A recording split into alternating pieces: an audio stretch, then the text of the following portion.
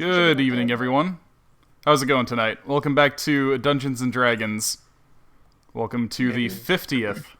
The 50th, holy crap, 5-0. Oh god. The 50th session of this campaign. This is the most sessions I've ever done in a campaign in my life ever. Yeah. You're special. This is going to be the start of... Oh, PP indeed. Thank you, Christine, for the resub. Yeah. This is going to be a special session. This is going to be the start of a whole new adventure. PP in chat, everyone. Hey, Sass. Yeah. Thanks for joining. Hola, Sass. That's what I forgot. Yep. Pop-up chat. Yep. Make sure you get pop-out chat so that you can't see my overlay and stuff. Yep. Guys, time to spy on the DM. I haven't gotten a haircut since we started playing this session. Since we started playing this campaign, my hair is so far in my eyes that I actually need to use my headphones like a headband, and it's still falling out into my eyes. I'm His trying hair is to down his ass. think of what to compare that to. I mean, my hair is all over my ass, but not the hair from my head. It's the hair from my back that's all over my ass. My ass is completely bald, though. I Oh. wear it like a cape. What? It's my cloak of protection. It's your butt protection. Yeah. Well, okay. Mm-hmm. It's like a little curtain. I used to have an afro, but I had to get a hair transplant. It's like a curtain, and your butt is like the window of a medieval peasant's house. And you part the curtain, throw the shit out. Maybe that was one of those times I shouldn't have talked. No, that's okay. That's okay. That's okay. That's perfectly all right. Okay, so to write up this adventure, Sarah, thank you for providing that medieval pumped up kicks. You're welcome. Because I listened to that shit on repeat for the past, 2 days. I should put it in chat when my hands are free, but I fucking love that music, because my dream is to make, a movie or a TV show set in, a medieval time, but all the music is, modern music. Yes. I want to fucking hijack... They're making a Wheel of Time TV series, and I want to fucking hijack it and just play modern music all over it. I've been, reading the books thinking, what song would I put in here? Additionally, there's I found an hour-long medieval party mix album that I used to get me through the past couple days of all-nighter crunching to get this stuff all together. You know what else is really good? It's the Witcher soundtrack. The game or the Yeah, the game. Okay. The game's got some really fucking good music, bro. I've only played The Witcher 1, and I haven't seen the television series. People seemed to talk about that for a little bit, and then they stopped. And I haven't read the books, but I know that he has a big mustache. Anyway. No question. What? Nothing. Regis has a big mustache. No, he's got mutton chops. Whatever. But yeah. So, without further ado, here we are back at the Funky Crunch's office. The place looks a little different because I accidentally hit clear all drawings. Oh dear. So the table's gone, and so to make up for it, I redecorated a bit. You shared your olives. I With see. Yeah. Oh, that's bizarre. Yep. Those are the Oliviers. Oh. Yeah. I hate it. Wow, I'm pissed. Why? It just makes me mad. What? The fact that Just like that they're Oliviers? Yeah. Well, I gave you a gift too. If you want to head over to your room. What? I didn't see this. I Hold see on, it. bitch. Hold on, bitch. Let me just make my way over. What is that? Oh, nice. Shit, I like it. Yeah, there you go. That's Beautiful. for you. Our friend Thank you. Adam and Adam and Adam and Adam. So what does Noel think about that? Oh, have you invited her into your room? I don't know. Should I now? Oh. I don't know. That's got implications. Oh, I see you've redrawn the table. Yes. Right. There we go. Kuramios music. I'm deleting all the chairs. Okay, now it feels like we're adventuring again. Oh, I gotta mute that shit again. You just turn it down. There's some songs that make for really good atmosphere. You just turn your browser volume down to like 10%. Okay, whatever. There's also a setting in Roll20 where you can adjust it there too. Yeah, I've got mine set so that stream can like just hear it in the background.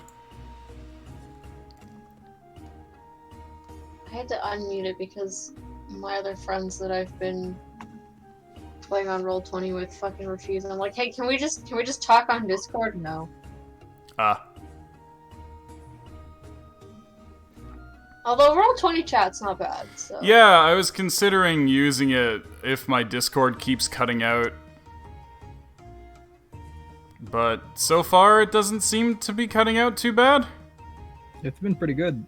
Yeah. So hopefully I fixed it with what I did during the Ocarina of Time random stream. Pee-pee. Alright, get chat up. My whole brain is trying its hardest. You're gonna start seeing smoke coming out of my ears this stream. For how long I've been awake. Anyway. Welcome back, everyone, to the Funky Crunches Company office here in the city of Kuremios in the world of Canem. On the last adventure, the party finished the task that was contracted by the scientist Sample to retrieve an archive of knowledge for him. This earned the party Sample's sponsorship as well as an open flow of information between the two.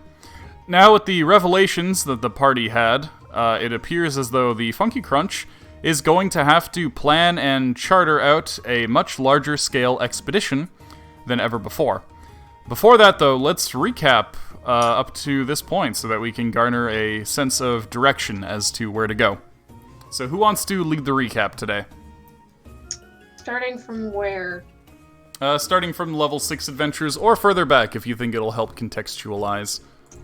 Well, I don't remember what level we did stuff, but we did make that pilgrimage to the not-so-lost library of Kenjo, and, we learned about... Wait, is that where we learned about the beasts? The frig are you doing, Urugi? Oh, no, I'm just checking if it looks fine. My little familiars. Anyway, right, okay, so, we learned about the beasts.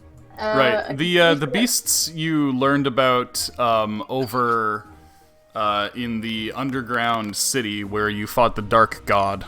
Right, okay, yes, correct. So we learned about that, and then after we fought the Dark God, and, I don't know, like, set the pirates on each other or whatever,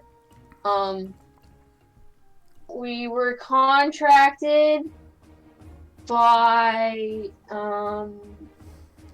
Sample, who is an ancient necromancer brain in a jar that we met by chance because we found his dying construct, Adam, in a field and tried to befriend him. And he said, why don't you work for me and I'll give you money and information. And we're like, yeah, you're a all-knowing demigod. That sounds like a good fucking deal. So we went to kill, stop the machinations of, another Sample, who was supposedly a copy of the sample that we're working for, but they're actually both copies of the original sample, who I can't remember if he's dead or not. Yeah. Yeah, he is. Hey, Frogo. And Hey, Froggle. while we were doing that, we learned that one of the beings, the god in the sky, is actually a fucking weapon. Space laser. Cogni. Cogni. Smellcaster honey. There you go. Anyway, I know it was the right way. I didn't want to say anything. Wait, where's electronics. You'll see it eventually. I got very distracted there. Yeah. Anyway, it's gonna destroy the world, and we have to stop it, but we don't know how. But we think this might have something to do with the other beast. I don't quite remember why though. The documents that you found in the underground city mentioned the four beasts all together. It was Cogni, the unblinking eye in the sky. Shepesh, the underwater panther who guards the city of Copper. Terioth, the all-consuming dragon who lives atop the jungle temple. And Orphan, who fell from the sky and created the Canaan Sea. Right. Can we just say that the unblinking eye actually does blink?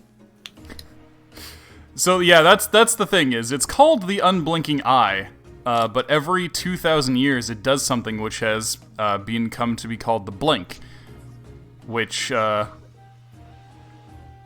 causes a cataclysmic event that basically restarts society in Canaan. Because it's all just a big social experiment.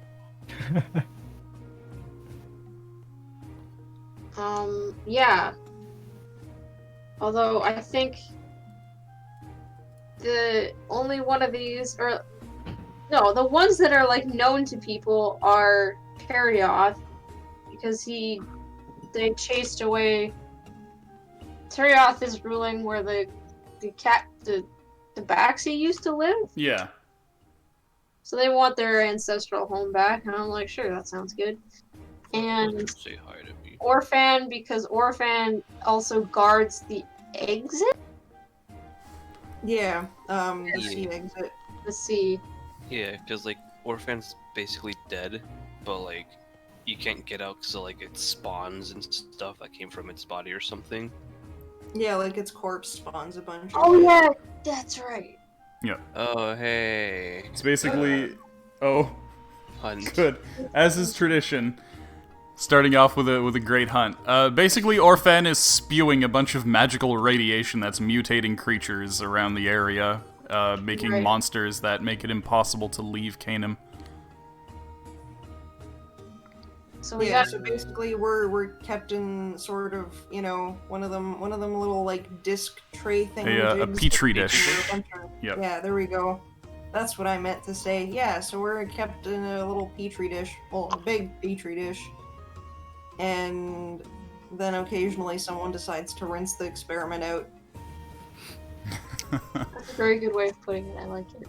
Yep, that's that seems to be the consensus that you guys and Sample have come up with, is that Canaan is just one giant experiment. Yeah. So now we're trying to figure out the truth of everything and potentially break out to experience more of the land. So we're gonna go full Pinky in the brain on them. Yeah. Excellent. Also, we gotta stop Cogni in the sky, because, like, its supposed next blink is, like, within the next, what was it, 10 to 100 years? Yeah, between the next 10 to 100 years. Yay. Which is a big range. Do you remember? Sorry, go on. Oh, I was gonna say we can't just sit here and hope for the best. Yeah. So do you remember what your biggest lead in terms of ways to defeat the beasts was? Punching it really hard. I mean, I know that Sample knew some shit, but I don't remember. He mentioned that, and this is actually something that you found in the underground city, but the Old Order of Opidus actually developed weapons to combat the beasts. Oh yeah, okay. Oh shit. That sounds like a quest. Yeah, so I guess we'll do forge shit. So I guess before we like strike out, do anything, we should check on the farm. Yeah, there is a bunch of business to go over, but actually before we do get into it, I need to remind you that you learned during your time with Sample that the ancient people known as the Karemians, that is Chirp's people, had ties and connections to the old Brotherhood of Opidus. Oh yeah, that's right. And actually, today you're going to be getting a really big update on Noelle's work with Chirp. Nice. So in that case, let's continue the rest of the administrative stuff, and then we'll decide where we want to go. We also have a lot of money, so maybe we should look into buying like magic items. I got maybe a dragon armor. the dragon armor. There's also a whole bunch of other stuff that's going to be available, so just make sure you find it all before deciding what to spend. Anyway, Turvin is going to quickly run over the business report for you guys. Oh boy. This is gross. Yep. Just backing up a bit, where did we get this guy again?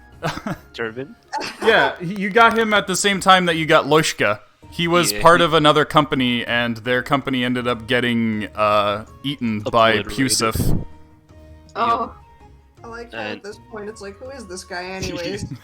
Yeah. He's basically the one that gave us the quest He to was- go and like yeah. find them. He was the the bookkeeper for Loishka's old company, and basically when you took all their assets, like this was their old office. Basically, since this guy was like the inheritor of everything, he was like, all right, since I'm gonna be working for you guys now, you might as well use all this stuff. We just moved in. Yeah, since all of his friends got turned into ghouls, except for Loishka. pretty Oh, much. Okay. Surprisingly, I haven't done much interactions with Turvin and Loishka. Nobody really gives a shit about Turvin. Turvin just exists so that you guys have somebody to go over business with you. True. Ghouls. But still, Anyway. Oh, my back. They go right. But yeah, so Turvin starts his whole spiel.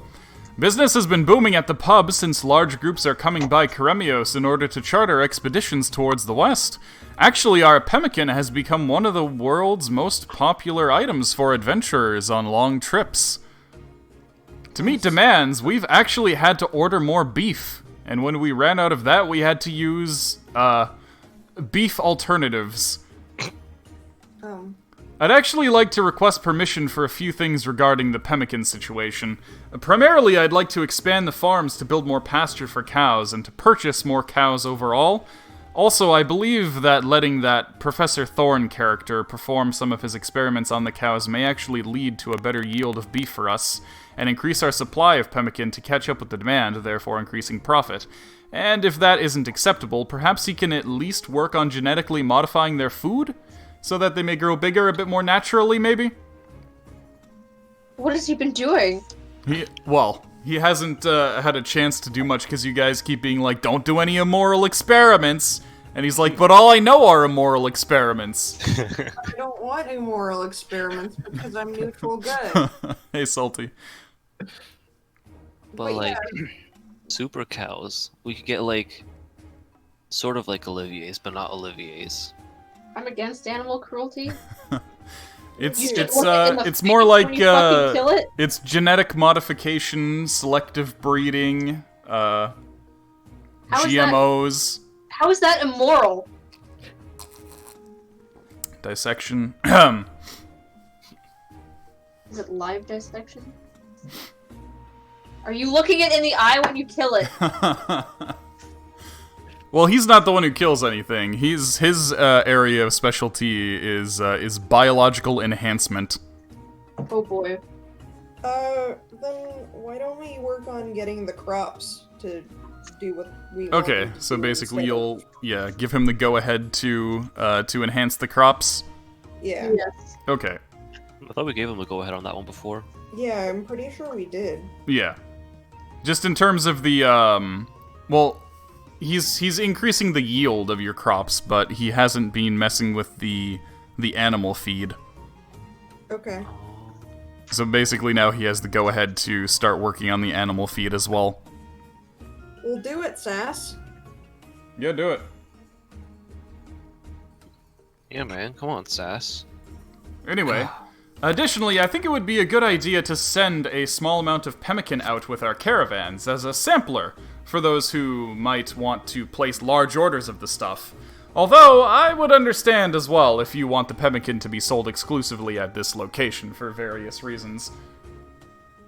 I think we should branch out. I think that'd be pretty good. I'm wondering if there are other alternatives to just the pemmican so that we don't need to rely so much on like one animal. Yep, you could definitely try to diversify the menu and whatnot. Chimicums. Yeah, because the pemmican is pretty good, but we still need other options, yes? Chimicums. Chimkins No. doesn't dry well. To make something like pemmican, you need like goat or beef or bison or deer, that kind of shit. Yeah. Actually, one good alternative would be salmon. Samicums. True. We Salmon need is to make pretty sure good. that our industry is sustainable. We actually haven't we haven't broken out into fisheries yet, but that may be something worth looking into, especially now that we have access to a boat. Although that boat is actually our only overseas caravan. Yeah. Is there anyone that we could potentially hire to fish for us? Or any distributors that we can speak to about feed? We could certainly hire fishermen. I mean, I'm sure Krimios is on the ocean, isn't it? Yep. I'm sure there's just fucking fishermen everywhere we can talk to. Yep. So just Probably give me like- the go ahead, and I'll set up a deal with some fisheries. Yeah, that would be good. Yeah. Okay. Do it. In that case, I'll take care of that between sessions. That sounds good. Any other pressing business that you want to discuss before I move on? I don't know. How are the staff doing over in the pub? Farm. The rub and tug and chug. Yeah. Morale is pretty high. There's a lot of new rumors and whatnot that have come in. Everybody's got a story to tell. People are making friends. Everybody's coming through the rub and tug and chug. It's known as one of the stops that you have to check out on your way out to the west if you're an explorer. Nice. Nice. But yeah, we can definitely check in with Llewellyn and the staff. But first, Noelle actually has something to say to you all. Ooh, hello. Yep, Noelle here. Everyone, I've made some real breakthroughs with Chirp. Over the last couple of months, I learned a lot about them and their people, and I've even been able to interpret some things about the bundles of knots that Chirp's people used as writing. Do you want to hear? Yeah. Well, to begin with, in my time with Chirp, communicating with them mentally using my telepathy, I've discovered something very peculiar. It would seem that Chirp is actually something of a telepath themselves. They haven't been able to practice their gift much, but it seems as though it's natural, like they were born with it. It's possible that all Karemians like Chirp are born with limited, short-range telepathic abilities. That may be one way they were able to communicate without using sound or writing, similar to the Knots. Though of course the range of Chirp's telepathy is rather short. In fact, I've only been able to communicate telepathic signals with Chirp while we have physical contact. And it's the oddest thing. The things that I heard from Chirp in my head, they sounded a lot like language. They've actually even adopted some common phrases from our language into their mental speech. Now, in terms of the knots, Chirp was only able to really read one of them. It seems as though Chirp doesn't understand a lot of the more sophisticated knot writing, which must have been made for adults. The knots that Chirp read to me seem to be a children's tale, and a lesson about Karemian society. It tells about how in hidden Karemian cities the population of Karemians is kept in equilibrium. The rule is that only 1,000 individuals can be awake at once. However, if one Karemian dies, or is otherwise killed, or exiled, then the leaders will choose to wake up a child from one of those pods, like the one that you found Chirp in, to replace the one that they lost. Also, though Karemians are never born naturally, the simile that the story uses is how birds come from eggs. Instead, there is a limited number of Karemians that will ever exist in those pods of theirs. Huh. Indeed. It's interesting. What does that make of those, what we can assume are warp Kremians then? Warp Kremlin? Yeah, The mutated ones. yeah, like the humanoid creatures we fought before. What you had discovered is that the Karemians were, for some reason... first of all, the Karemians are artificially designed organisms. They're manufactured life. They were designed without natural lifespans.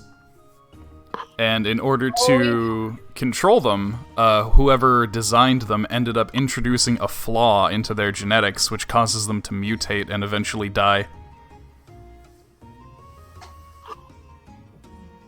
Wonder who made them. I thought it was, remember that diary we found? Kenjo's diary, or something like that? Yeah, you did find information in the library of Kenjo. The god that it mentions is actually Opidus, although it doesn't mention Opidus as the creator. Rather, it mentions Opidus as the provider of prosthetic limbs for the Karemians. Right.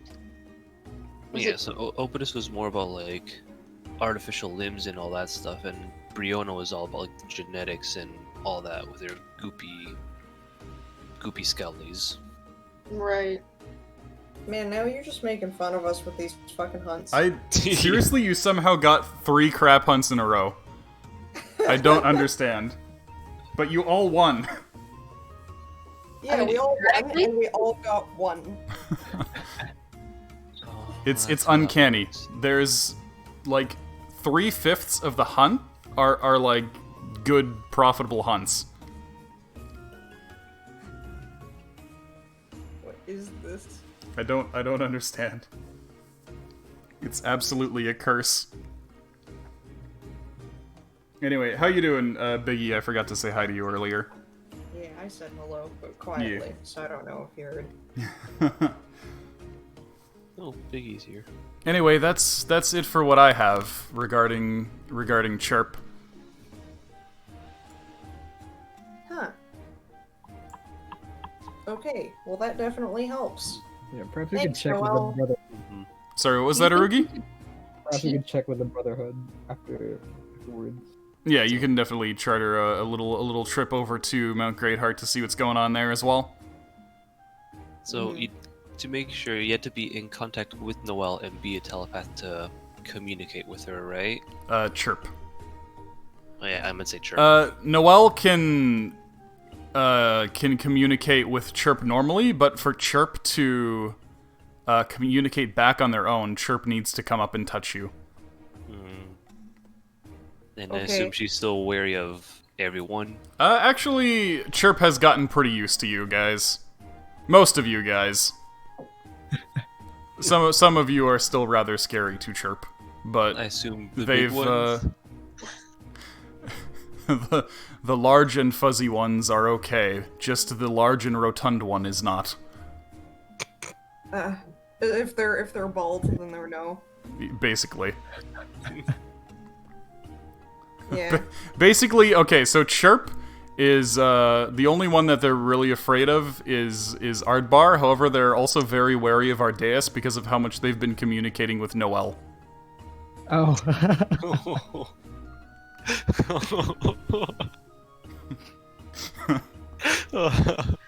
Yeah, sorry, Sass. You're bald. So Chirp doesn't like you. Aw. Oh. Okay. Wizard sits down on Chirp's head. Wizard is Wizard causes Chirp to unbalance. Oh, Chirp is very small. okay. Chirp sits beside him and puts his little paw on his shoulder. Their shoulder. Yeah. These pronouns are gonna be difficult. It's just they. Karemians Okay. do not have gender since they're not born, they're made. Yeah. But yeah. So, does that mean that I could technically speak through Wizard to Chirp? Yes, yes you can. Damn! So that means all of us can, because Wizard relays all our thoughts, right? Yeah, technically. In terms of using Wiz's actual telepathy, which is a bit different.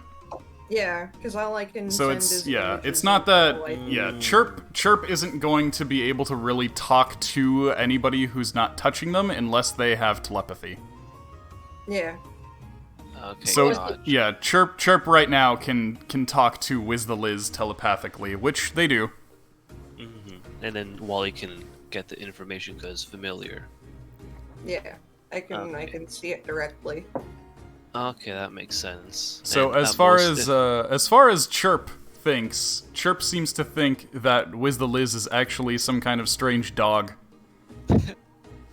Uh, Oh, okay, so I would like to somehow communicate to Chirp through Wizard that Wally can speak to Chirp. So maybe, like, is Wally telepathic, or are you trying to convey the idea of Wally speaking through Wiz? yeah, he can convey the idea of speaking through Wiz. You Chirp do, doesn't Chirp doesn't quite seem to get it, but they nod and smile. Yeah, Yeah, nice. But yeah, so does Chirp understand like human mannerisms? Like if I wave, does he understand that? Do they understand that I'm saying hello? Yeah. Okay. I don't know. I'm gonna ask Chirp how they are. Chirp notes that they're a little hungry. Ah, Hungry Are you and a little bit bored. oh. They Can I were ask him what he confused. Sorry, go on. Can I ask him what he likes to do? Oh, Uh, that's my dog. Oh, was that your dog? Yeah, it was my Jeez. dog. Oh. Is it like a screech?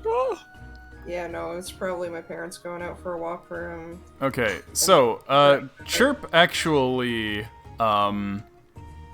says that one thing that they would like to do... Oh god, why is the zoom function like this? Oh shit, hold on, I think Oh, my food's here. Hold on. Sorry. Okay. Oh, here we go.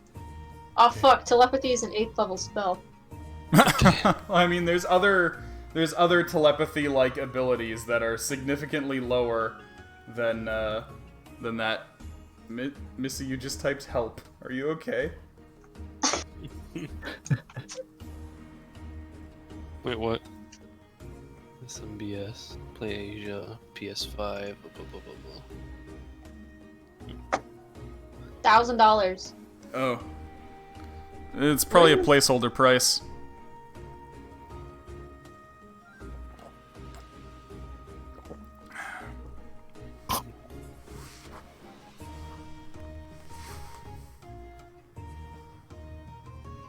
Yeah, I think that's all that is. I should find an animal that can speak telepathically, become friends with it. Oh man, Christine didn't join that hunt, and it's one that actually gave a decent yield. What does things like telepathy?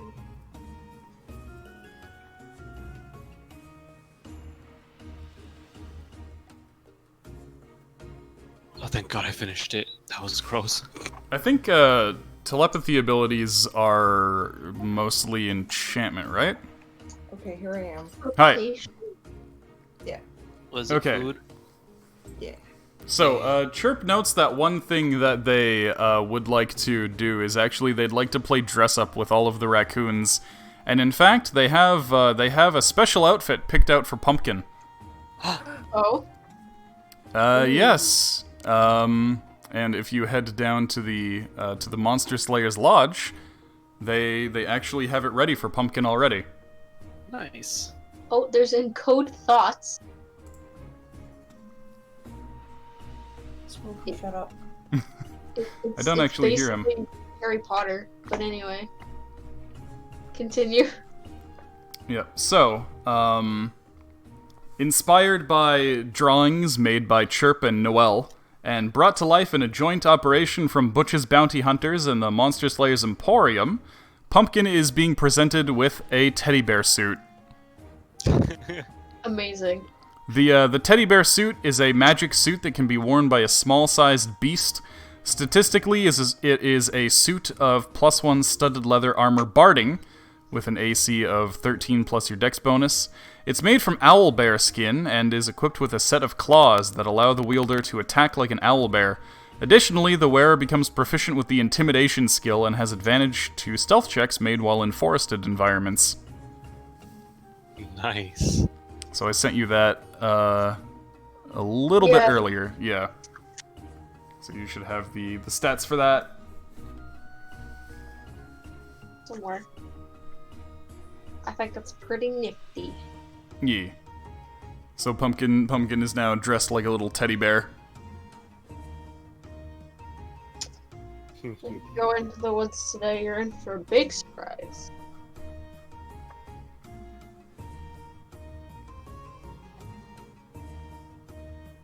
Okay, and I guess that's all for the business with Noelle and Chirp for the time being. I want to stay and play dress up with them. Okay, in that case, come up with a bunch of different outfits that you want the raccoons and Chirp to wear, Oh god. and we'll figure that out between sessions. Oh boy. Can we give the one on a bicycle a clown outfit? A what outfit? Clown. A clown outfit. I thought you said banana for some reason. We could dress up the other one, the one lying down on the bed, as a banana. Oh, okay. I don't know What what about toilet for The toilet one, that's already his costume. Oh. Want the bed? No, the toilet. Oh. He's dressed as a that's toilet. awful. That's actually an SMT demon cosplay. Oh, okay. Oh, I see.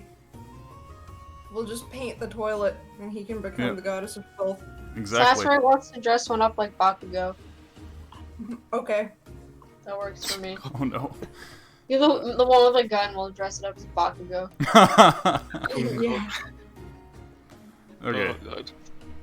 Anyway, do you guys want to head over to the Rub and Tug and Chug and see what's up? Yeah. Sure. Okay. Moving on over. Slide that shit sideways.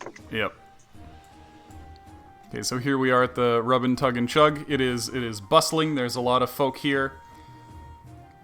Yay. A lot of interesting folk. Yes, indeed. I've actually got new pictures for some people. Greta has a new picture. A couple of the dwarfs have a new picture. Tim has a new picture. What's with the freaking parakeet? Parakeet? No, that's not a parakeet. That's a... It's cockatiel. Yeah, cockatiel. It's a cockatoo. Cockatoo. Cockatoo, close enough. I get them mixed up. Cockatoos are the tiny ones, cockatoos are the big. Yeah. So Llewellyn addresses the group. Ah, my hair! Ah, my eye! He doesn't say that. Shit, my hair just flopped out of my Ursat's headband and into my eyeball. Just directly. Yeah, you One can sec. get that. Which one's Llewellyn again? Sorry, one sec. Dancer, I think. Cockatoo do the headbang because they coo. What was that, Sarah? No, we have Sheila.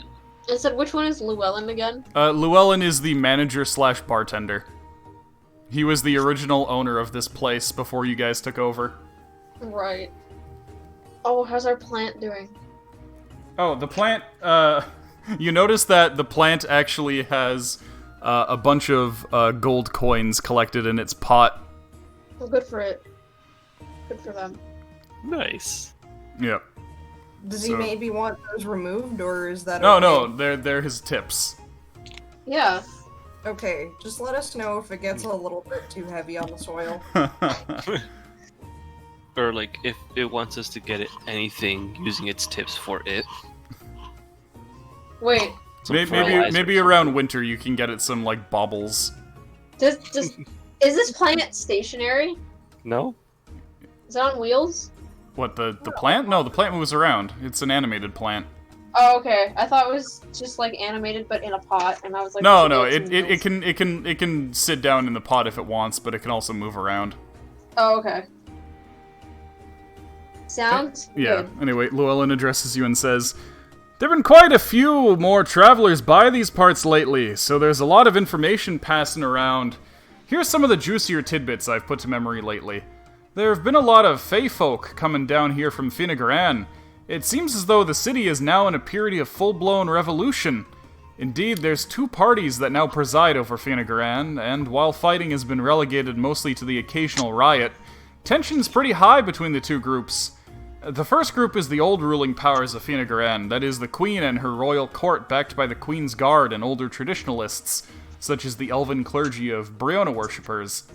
They're the ones who forbade access to the ruins around Canaan while actually using the technological and magical artifacts found in those ruins for their own purposes, if you remember.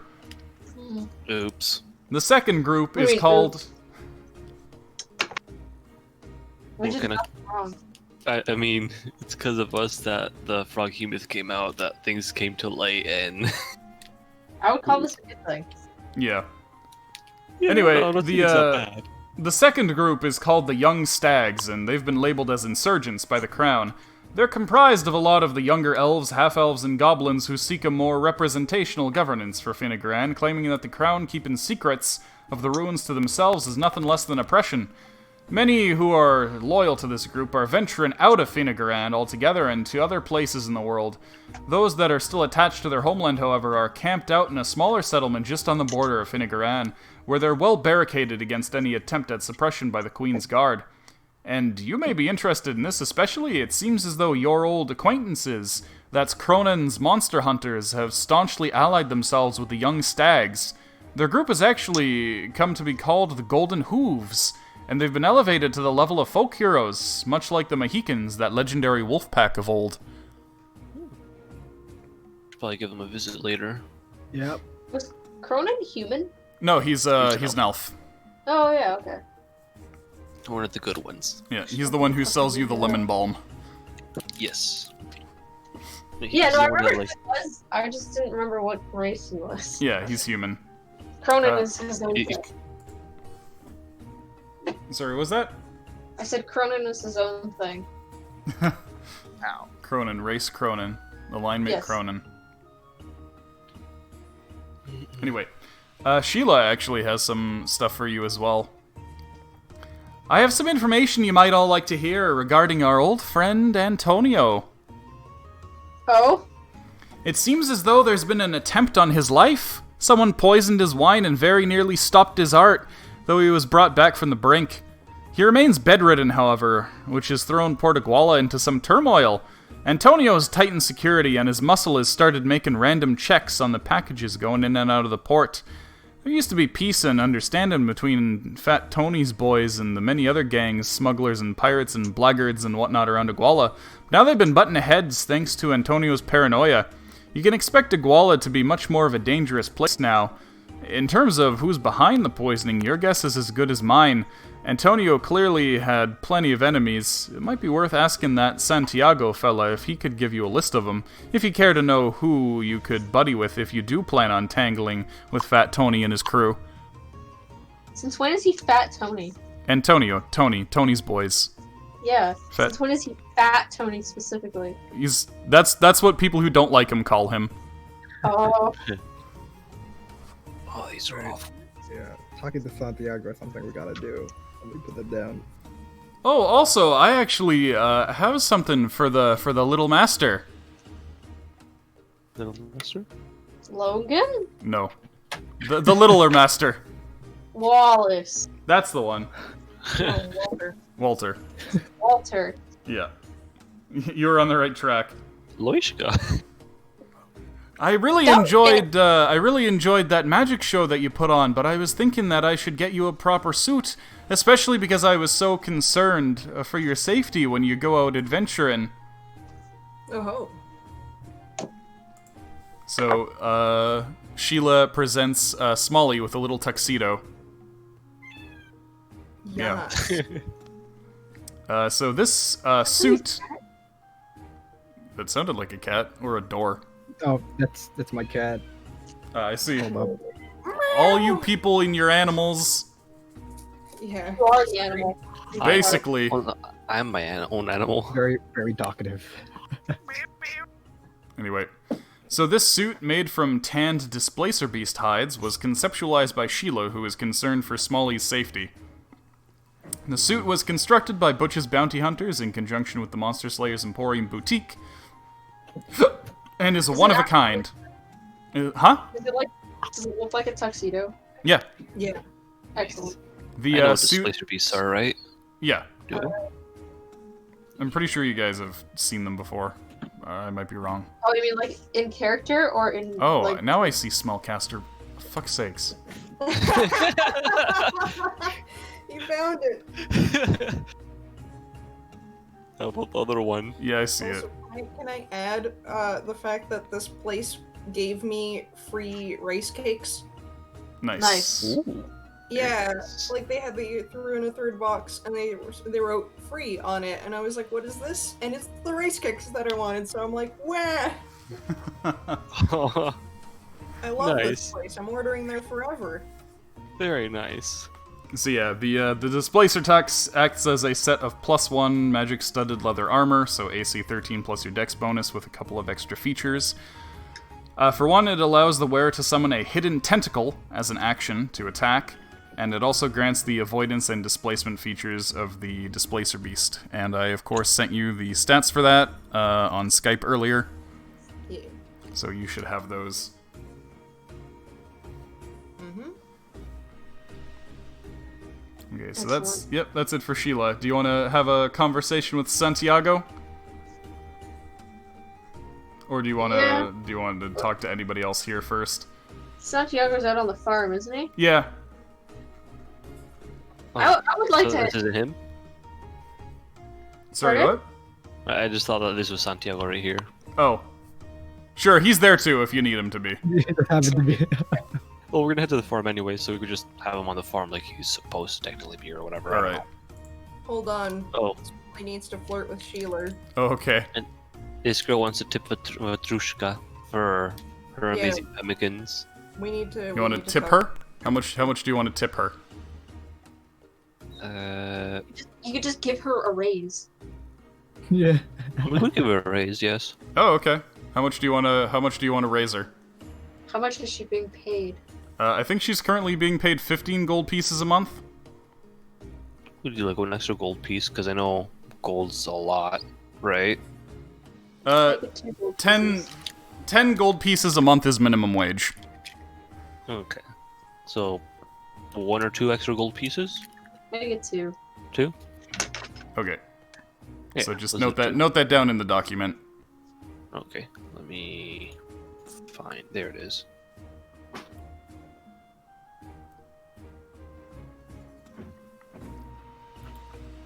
Da, thank you for this. You take this now for the road. She hands you a jar. The inside of the jar is red and cloudy, and you can't quite see what's inside. Is it pickled herring? No, it's whole intestine. It's actually intestine stuffed with intestine, stuffed with intestine, stuffed with intestine, stuffed with intestine. This goes on for a while. It's a sausage. Yeah. Sounds delicious. We'll fucking Is it ready to eat? I don't know how I feel about that. Did you guys watch the water? Did you like check out the water sausage Yes. video channel? Yep. You made a fucking birthday cake sausage and was like, it tastes like a funnel cake. Oh, Shit, I want to try that now. I mean, I'm speaking gonna of try sausage, one of those. I did write up a lot of sausage things. Hold up, be right back, fellas. Okay. Yeah, that's my new favorite fucking channel.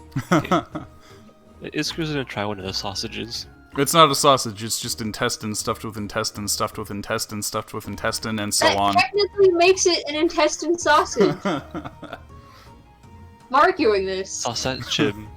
Okay, so you taste it. what are the health benefits of this? Lots of iron.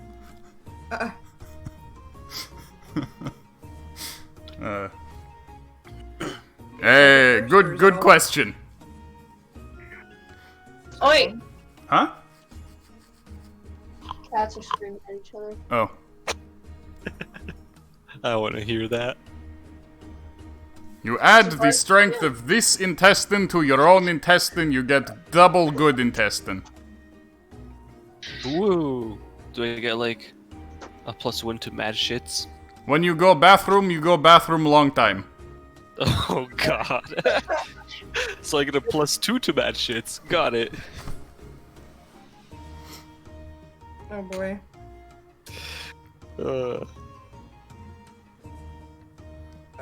Now, we call it the chocolate python. Oh no.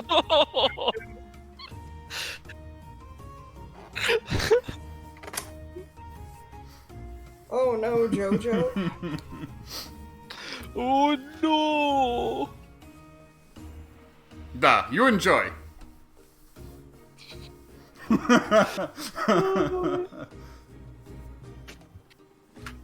Can we even like indoor plumbing and like bidets? You got a bucket. But like actual indoor plumbing and bidets?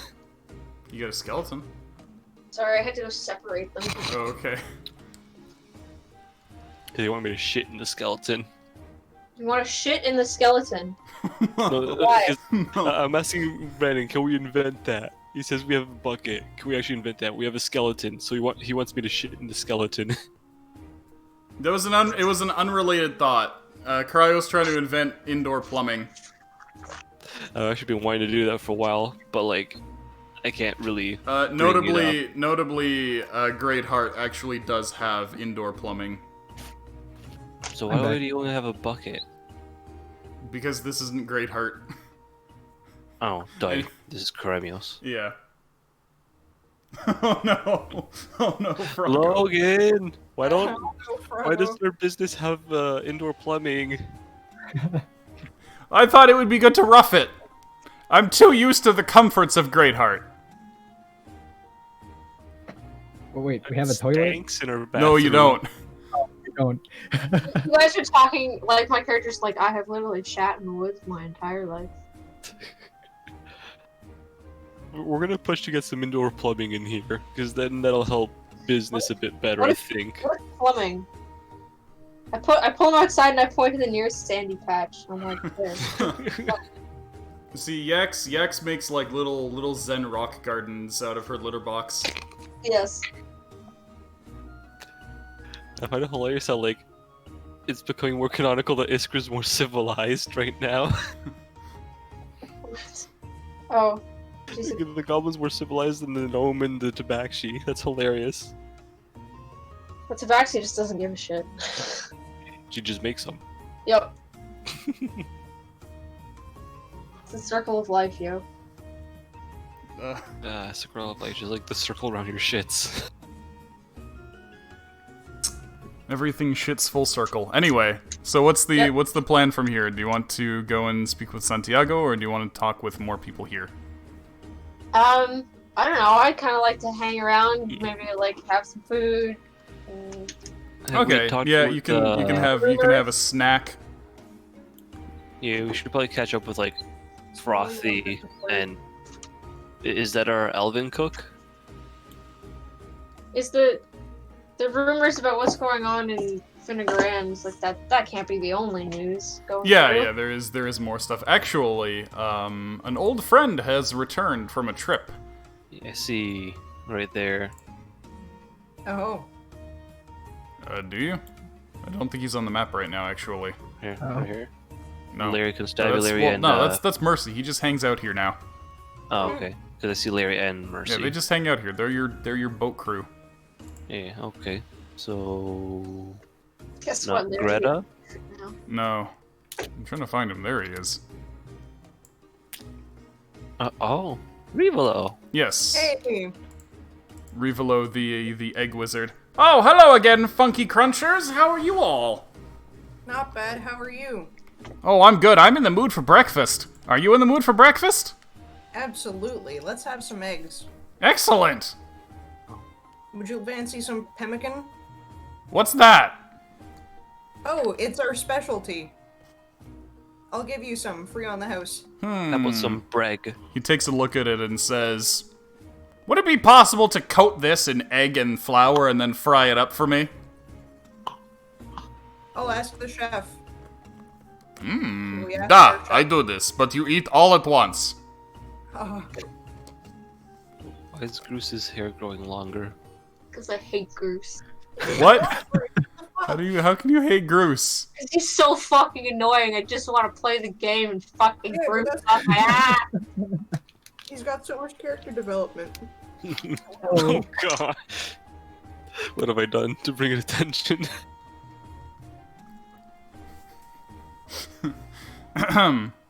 I actually have a couple of notices for you regarding the situation over in Erudities. It seems that Karemios isn't the only city that's seeing an adventuring boom. Actually, some caravanning groups from the Magical City have been traveling eastward into the Prolix Range in an attempt to find a legendary ruin known as the Observatory of Arman that is said to be located in the mountains there. The only problem is those mountains are known to be home to a particularly cunning blue dragon who patrols the area. Uh-oh. Wild mountains like that are also home to many flying monstrosities, such as rocks and peritons. Speaking of mountains, do you ever wonder about the mountains of Canaan? Sometimes I sit there in bed and think about them, yes.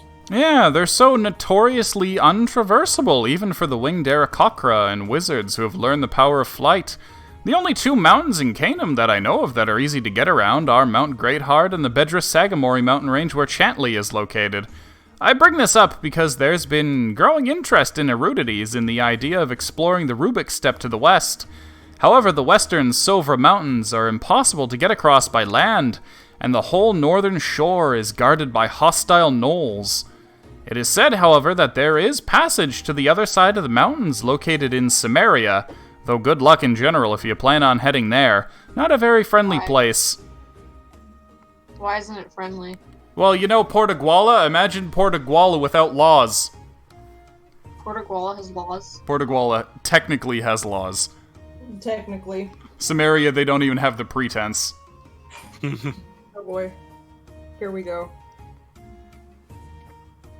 That being said, to solve the mountain problem, researchers in Erudities are using all of the magical knowledge extracted from the library of Kenjo in an attempt to develop, wait for it, Flight?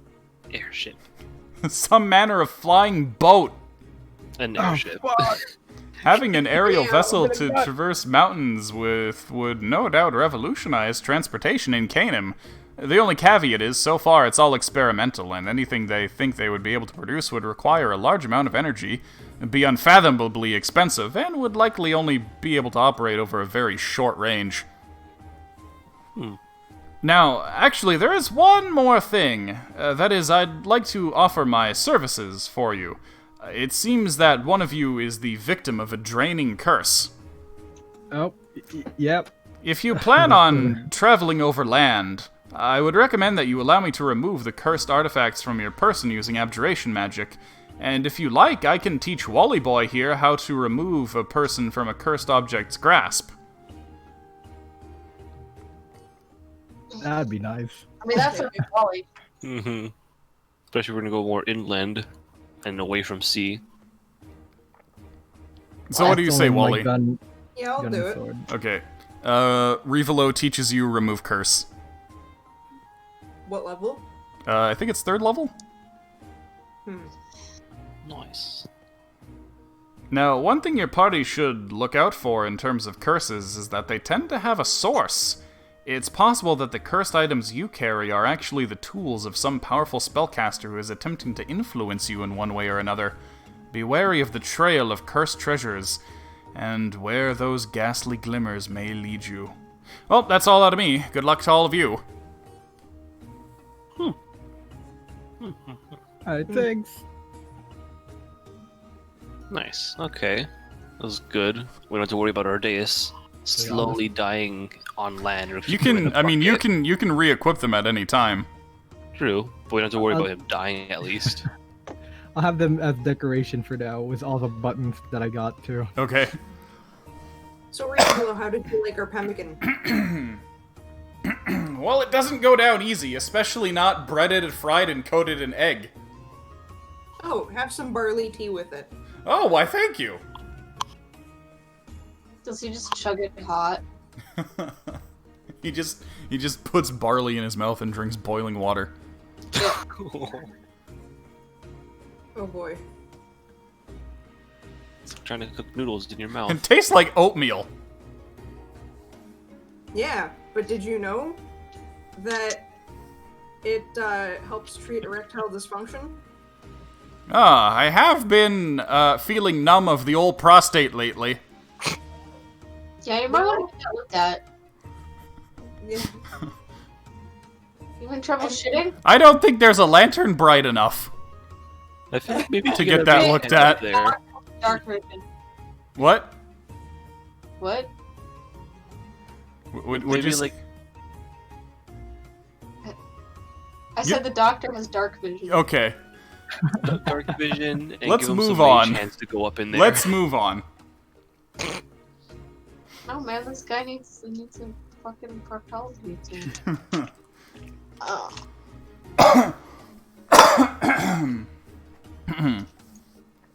Anyway, so yeah, is it Santiago time? Sure. Okay, so let's head over to the farm, I guess, and you can decide if you want to expand anything there. Well, I thought we were gonna get more like grazing land. Let's get some more grazing land. Okay, so do you want to purchase more plots of farmland? How many more plots do you want to purchase? How much does each cost? Let me check the document. I think it was a gold piece each per month for rent. Hold on. I have the document open somewhere. Caravan farm. Employees, running costs, land. 1 gold piece per acre of land for a month. Yeah, okay, so one gold piece per acre per month. Mm-hmm. I mean, don't grazing animals take up a lot of room? Depends on how many you have. Up to 10 large animals for one barn and grazing field. We have 1. That's it.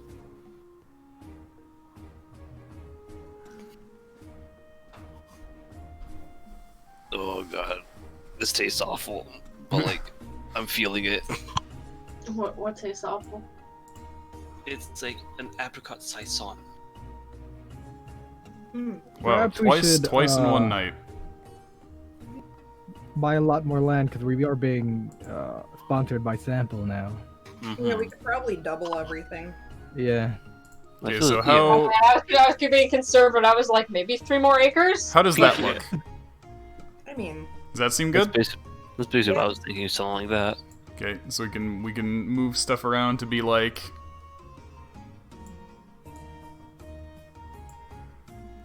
going from 9 to 18 isn't a big difference. Should we do like? We're probably need to like have more hands, of course. So like maybe an extra living facility too. Yeah, what are the facilities? again? keep in mind that each one of these is an acre, so you definitely don't need an acre for people to sleep in. Yeah. Move the never mind. living facilities, and we're planting more crops. For you're gonna need more for like more animal feed. Oh, Yeah. Move the living facilities over to the right, to the left. Sorry. Yeah, the facilities are storage, grain elevators, and slaughterhouse. Perhaps 4 more Edgars, even? How do we move those? It's... Don't worry about it. Move land or something. I don't know. It's honestly, where they are does not matter in the slightest. Just the amount. Okay. Crops, we have wheat, barley, rice, sorghum, and corn. Do you want any more kinds of crops that we don't have? Corn is the most efficient animal feed for small animals, and then just grasses are good for the large animals. Okay. They just need room. Yeah. So how many more large animal plots and small animal plots and crops do you want then in that case? So probably one of small and one of large animal. I would say 1 of small and 2 of large. I'd say 2 for both. 2 extra ones. So 3 total of each, or just 2 and of then each? 2 extra crops. That's what I would say. So 3 large, 3 small, and 2 extra Okay, crops, so basically what I had, what I was going for to begin with. then. Okay. So, quick question. Should we start, like, working on perhaps getting something like soy grown in here? Does that even exist anywhere? That is not a known crop in Canaan. Okay. No soy boys today. That's a shame.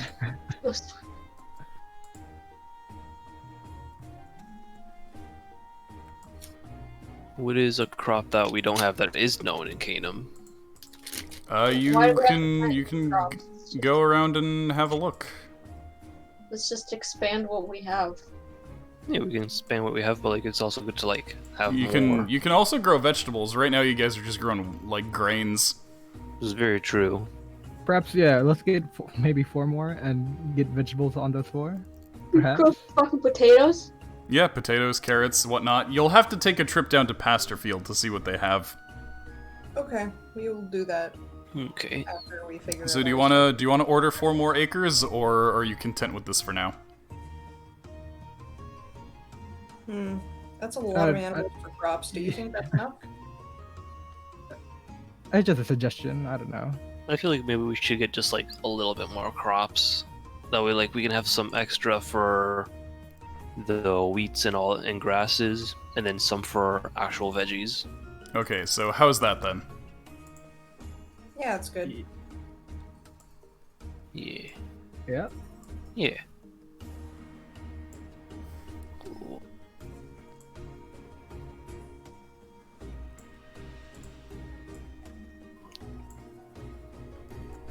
Okay.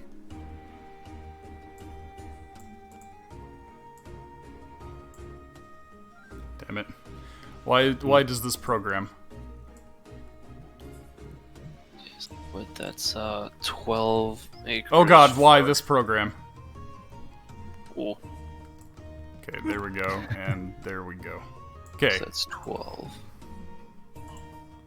ta-da! Yay. Ooh. Oh.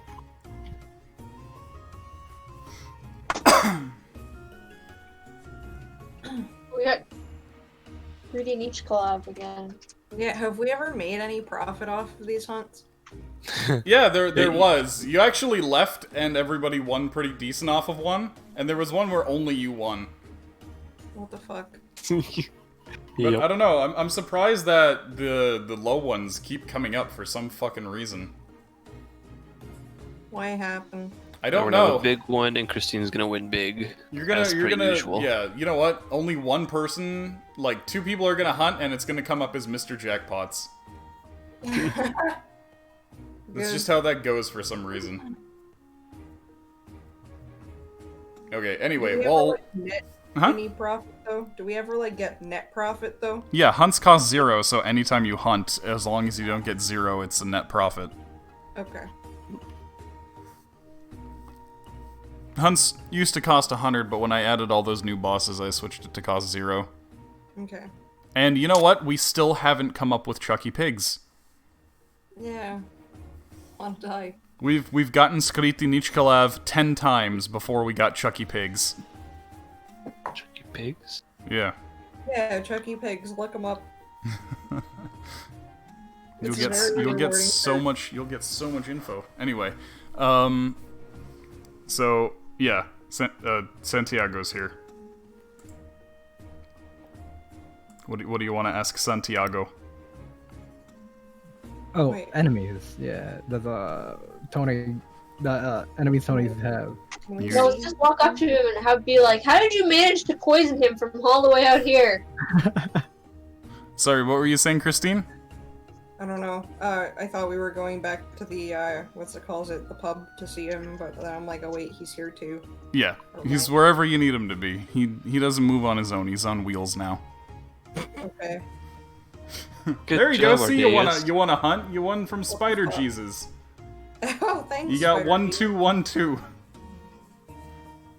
Anyway. Yes, Jesus. You want to know about Antonio's enemies? Well, there are plenty, more than I can probably remember off the top of my head. First of all, there was Eduardo, but poisoning isn't really his style. No, he's too vicious. He would prefer to deliver a dagger to Fat Tony's guts personally. Antonio has had plenty of conflicts with Benigno di Severio, the magnate of Iguala, that is the official merchant ruler of the city. You see, Di Severio is the law of Iguala, and his caballeros are supposed to maintain the city's order. But anybody with a brain knows that it is Antonio's gold that controls the port, and that Di Severio only maintains these positions so that Antonio may have a scapegoat to take the fall for him in any political matters. It's Benigno di Severio. Saverio. So D Severio? Yeah. Savrio? Saverio. Oh, Erio. And it's D as in D-I, next word. D Let me just... Yeah, You're never gonna... Right now, you're never gonna I get this am here. feeling the alcohol, and I am kind of regretting doing this again. Benigno di Severio.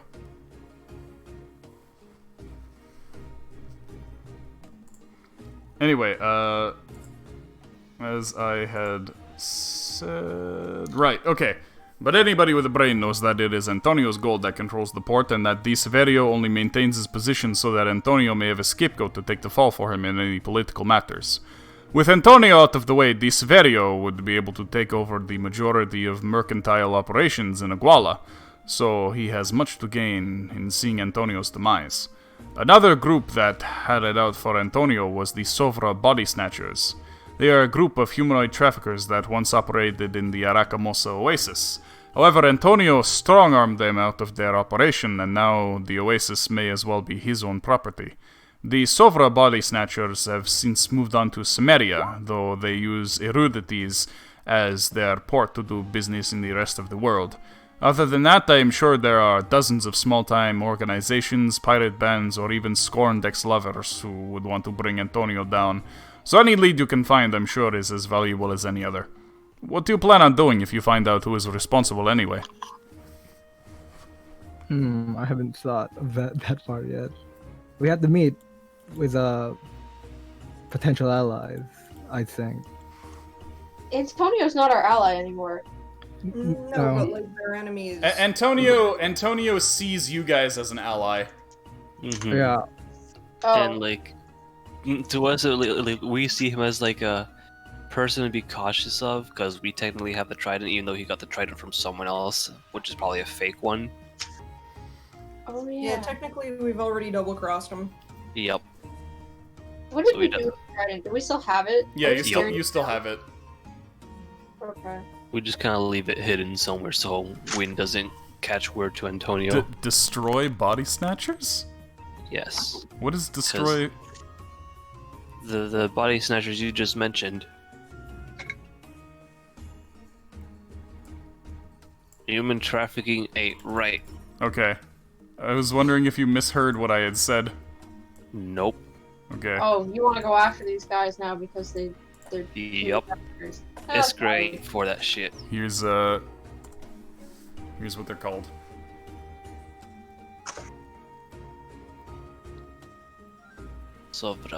Snatchers. Okay, anyway, let's scoot on back to Karemios real quick. And you guys actually hear some static coming out of the radio that Sample gave you. We have a radio? Yeah, Sample gave you a radio in the shape of a in the shape of a skull.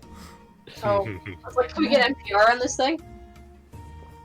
He set up the antenna on the foggy island for you guys, so that you can communicate with him at your base in Karemios.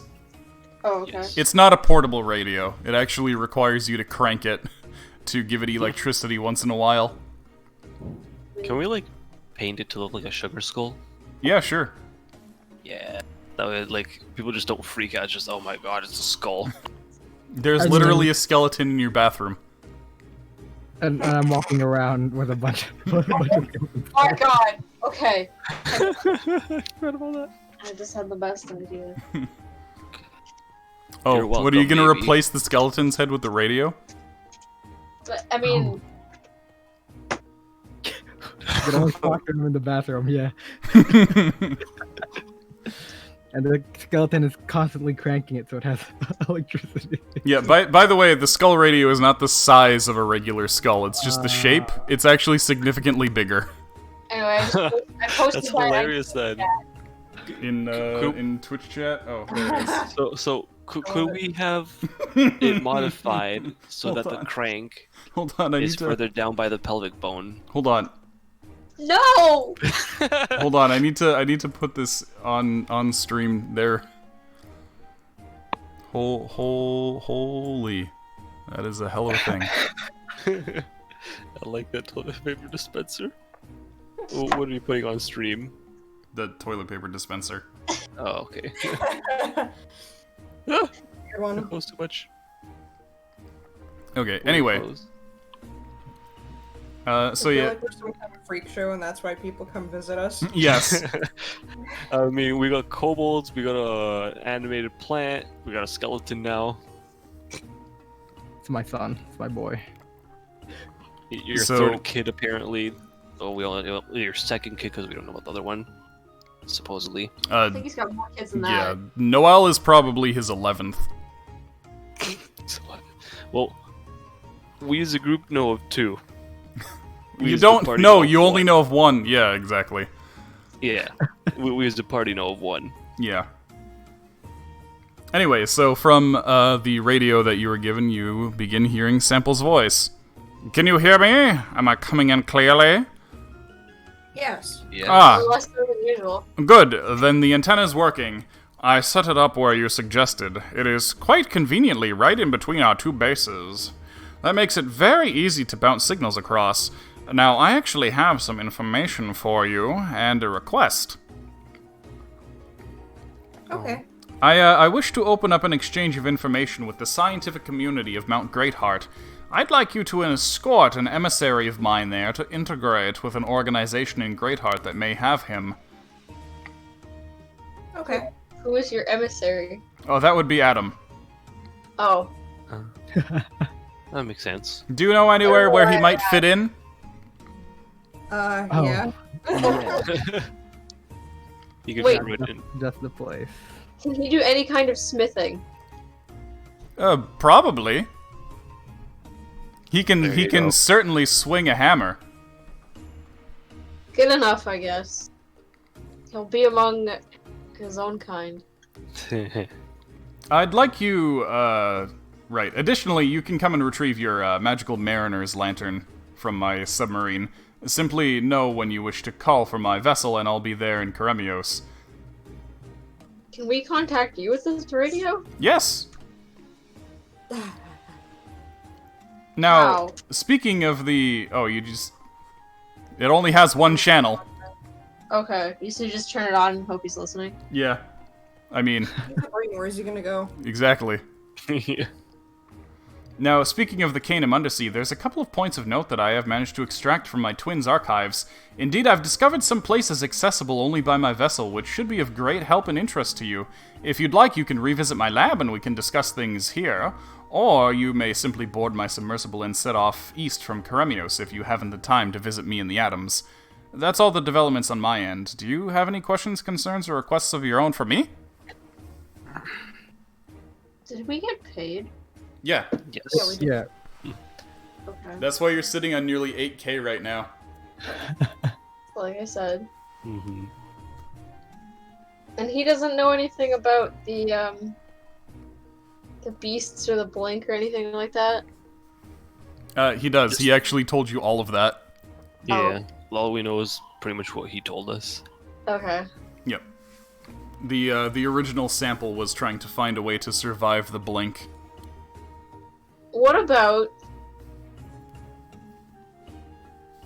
putting weapons on your boat thing? Well, yes, that is certainly something that I have been wanting to develop. However, heavy ordnance underwater has been a bit beyond my grasp.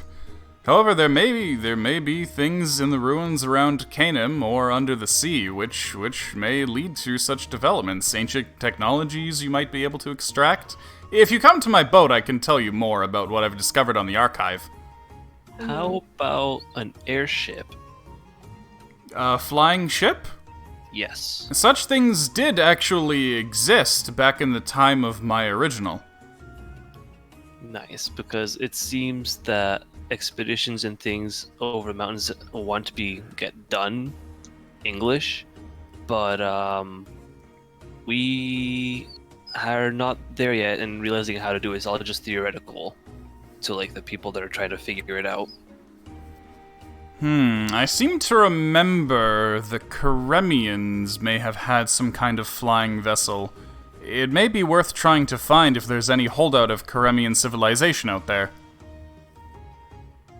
Okay, so maybe we can drip spin in the pod though, but maybe she'll have a slight idea. Maybe. Okay, good to know. I just want to put weapons on his boat thing so we can shoot the shit in the sea.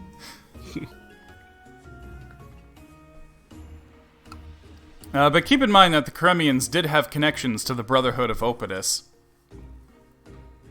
Yeah, If you I want- think that's our next stop. Yeah, if you want info on the Karemians, that would be a good place to start. But yes, let me know if you can meet with me. Where are you sending Adam? To the same spot where we met the first time.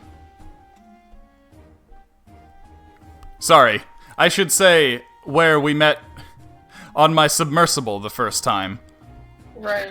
Not in the random field out by Castides. Got confused. I mean, it's someone else, valid, whatever. Yeah, let's go pick up Adam. So, Okay. because we're going to Great Heart afterwards anyway. Yeah, in that case, before you leave the city, there are a few things. You can step in to the auction house if you want to see what's for sale there, or if you want to sell anything yourself. Or you could Absolutely. check out the Explorer's Lodge if you want to see if there's any requests going around. Let's do both those things. Okay, so which Would do you that, want? like- Which do you want to do first? I want to go to the auction. Okay. Before we do those, like, what about Greta and Professor Thorne? Oh, Professor Thorne is. Oh my god. How did you get so long, Bruce? It took you a while to notice that. No, I thought you did it. Yeah, I did that. I was just alarmed. Sorry. Right, so Greta and her boys are actually going to be joining you if you guys go out on any adventures, since the scale of adventures you're going to be going on is larger, and you're gonna need them to carry back things that you find in the ruins. Alright. Okay, nice. So I gave you each the stats for each one of these guys, Yep. You did. and you should have those. So for large-scale encounters, you can optionally use one of your dwarf bodyguard pals. Sounds good. That's really all the news for them, and as always, you can sail around with Mercy if you want to sail above the sea. Basically, if you want a trip above the sea, you go with Mercy. If you want a trip below the sea, you go with Sample. If you want a trip over land, you go with Greta. Just if we want a trip over land, we go visit the turtles. What if I just want a trip? You missed the joke. Yeah. Cryo, what did you do? What did you do with the turtles? Turtles. Anyway, so the auction house. Is there anything that you want to try to sell, or do you want to keep your stuff for now and just see what's for sale? Do we have anything valuable to sell? I don't know. Yeah, I don't remember having anything to sell. Okay.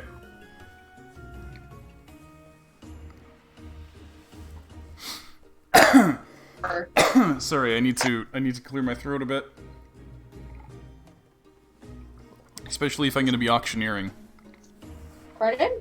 I've had a hair in my throat for the past 5 minutes. Oh. Maybe it's growing there. Alright. We never got any of the monstrosity bones, right? Because the layer collapsed. Yeah, I don't think so. Yeah, you didn't manage to extract much. Okay. Because I do not see what we would have gotten here. Because I know there was like in two Just different honestly, sections. anything in general that you may have, you can sell at the auction house. I have written down on my character sheet 18 short swords, 1 gun, 10 scimitars, and a longsword.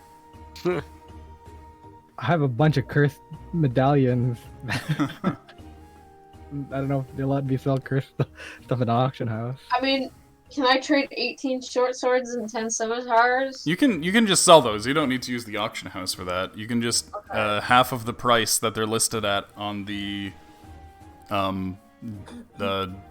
player's manual on I'll have to look that up. 5e tools, just half price for selling. But yeah, I wanted to see if there was like magical armor available. I'm just gonna remove all these monstrosity bones that we saw, because like the amount that there was and what they were, I doubt we managed to lift any of them. Yeah, plus monster bones would be something that you sell over at the Monster Slayer's lodge. True, but I don't think we even managed to catch them, so... But yeah, things that you sold before usually include like random valuable statues and stuff, jewelry, etc. Yeah, I don't know if we have that. I don't think so. That skeleton book was, what about that? Oh, that is a guide, for how to animate dead. It's something that, you'll need to spend time researching in order to figure out the ritual. Yeah, Although didn't Yax... Oh no, Yax smashed the candles. Yeah. Mm-hmm. Yeah, I wasn't allowed to bring them with me, but... So we have that book. Mm-hmm. I got the Wanda snares that I kept, but I'm keeping that. Same with smoke bombs. I'm keeping those.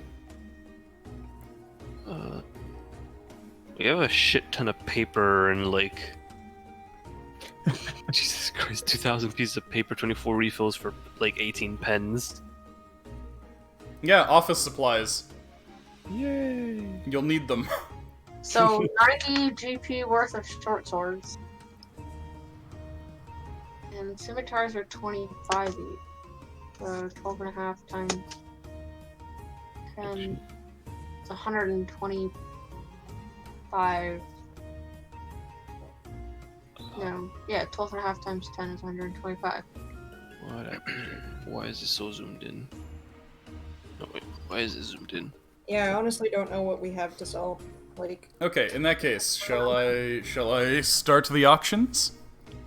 So you can add 215 gold to the pot if we sell all this fucking sword.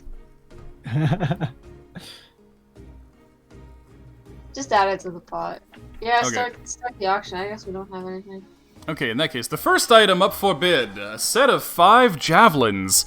These javelins were used by the Myrmidons of Dolan, servants of Fulgorin, who were the first soldiers of Castides. They were discovered in a sunken catacomb that was once above the Canaan Sea's level, and were retrieved by ruin delvers in New Pontes before being sold to a Castidian merchant who is now offering them to the adventurers of Keremios. The starting bid for these items will be 250 gold pieces for the set of 5 and this lovely carrying case. Oh my god. Are they magic? Yes, when the tip of these javelins pierce something, be it ground or flesh, it will emit bright light, and they'll never rust, melt, or otherwise break.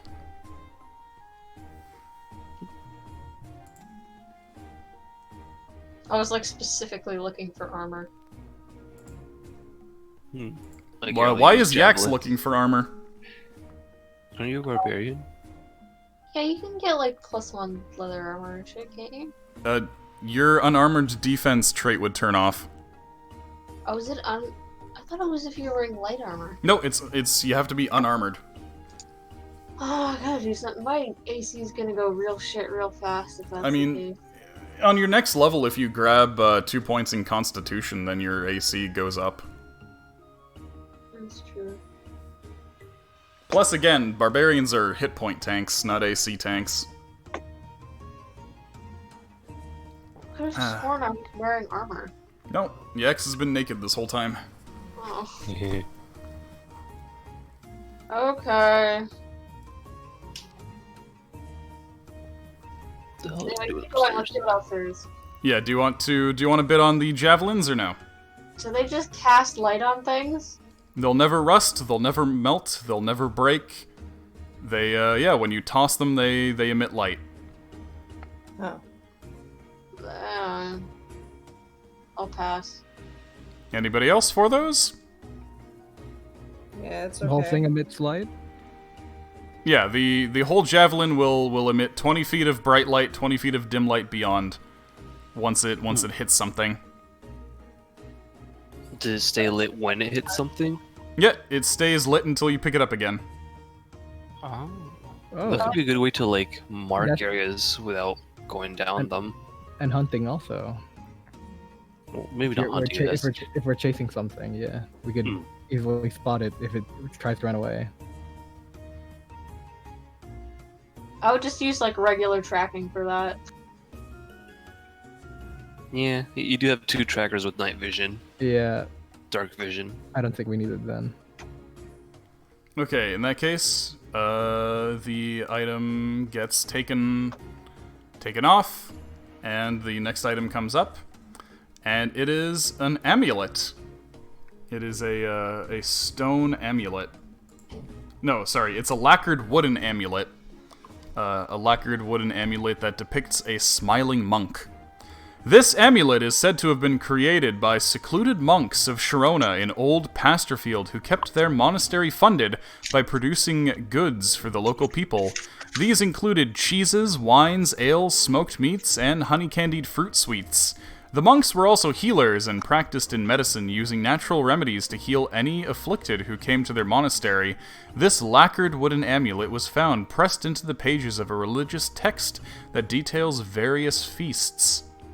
This amulet, called the Amulet of the Drunkard, has a special magical effect. When you wear this amulet once per day, you can drink a pint of alcohol and treat it as a potion of healing that heals, as well as a potion of greater healing, I believe. It's 44 plus 4 HP. Amazing. Oh boy. The bid starts at 100 gold pieces. Isker's kind of interested in that with like how much she got hit last time. Do you also feel the effects of the alcohol? Yes. Okay, let's go for it. Shut the fuck up. I think that's 2 people like. Alright, so Okay, do I have this 100? Yeah. Okay. I need gusto. 100. We got 100. Do we got 125? 125! 125! We got 125. Do I have 150? Do I see 150? Anybody for 150? 150? 150? Yeah, let's do 150. 150. Okay, 150. Do we have 175? 175? 200! Do we have 200? Do we have 210? 210. Do we have 210? What do we have? 210 going once. 210 going twice. Let's do it. 210. What did you say? Let's do it. 210. Okay, 210. We got 210. 210. Anybody else? 210. 210. We got 210. 250. Okay, we got 250. 250. Do I see 275? 300. Do I see anything like that? Going once for 250. 251. 251. 252. 253. 275. 275 going once. Do I hear 300? Do I hear 300? We got 275. 275 going once.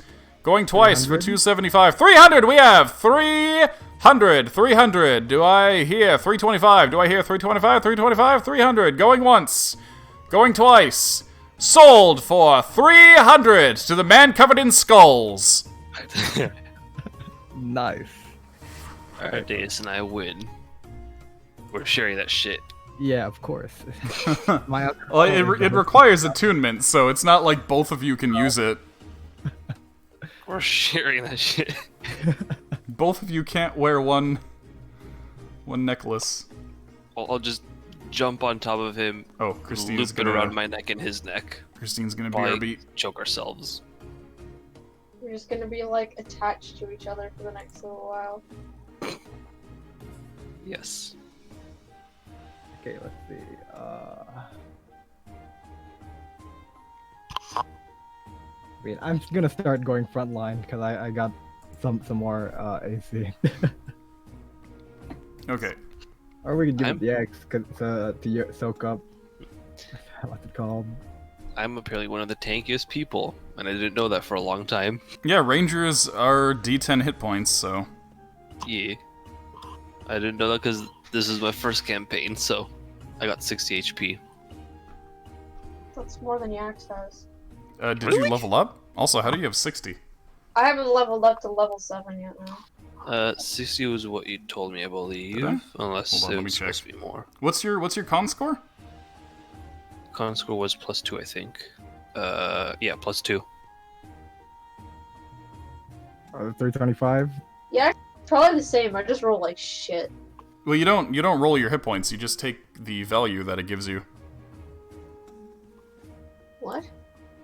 You take 7 hit points per level.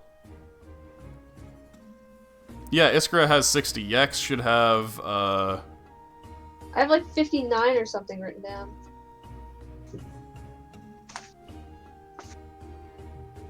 You have, +2, con, right? I should. Yeah, so Yax should have 68 Oh, at this level.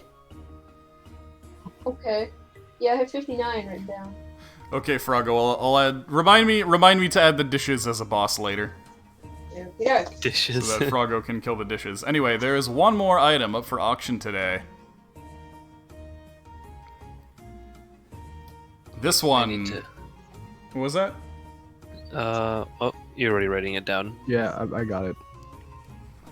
Right, so there's one more item up for auction today, and this one is not for the faint of heart. This cursed coin bears the face of a queen on one side and the grisly visage of a skull on the other.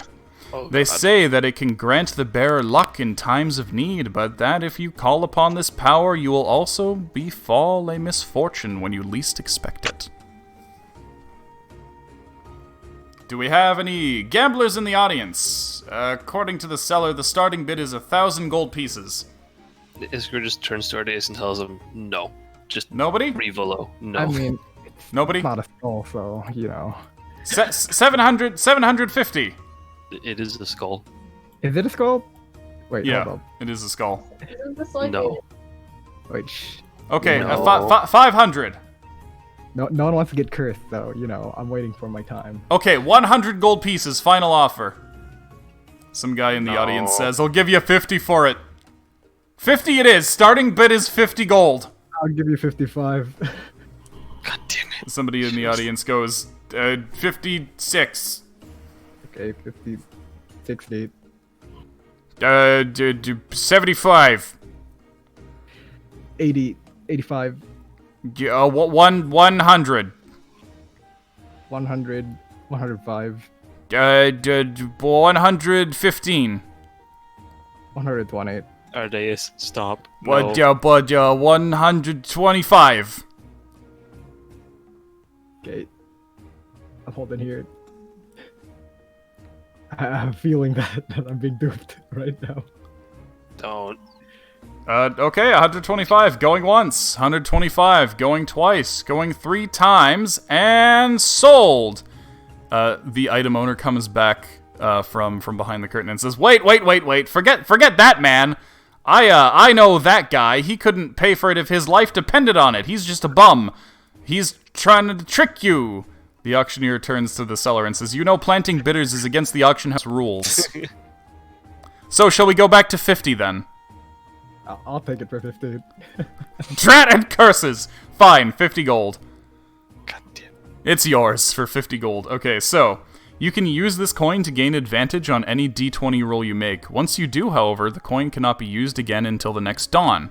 However, the coin may decide to randomly give you disadvantage on another d20 roll. If it does, however, you are able to use the advantage effect again. Ah, Ugh. pretty good.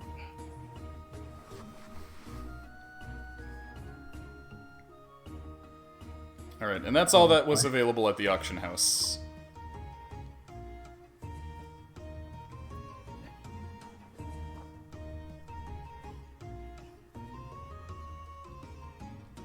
So yeah, you have gained the Amulet of the Drunkard and the Fickle Coin of Fate.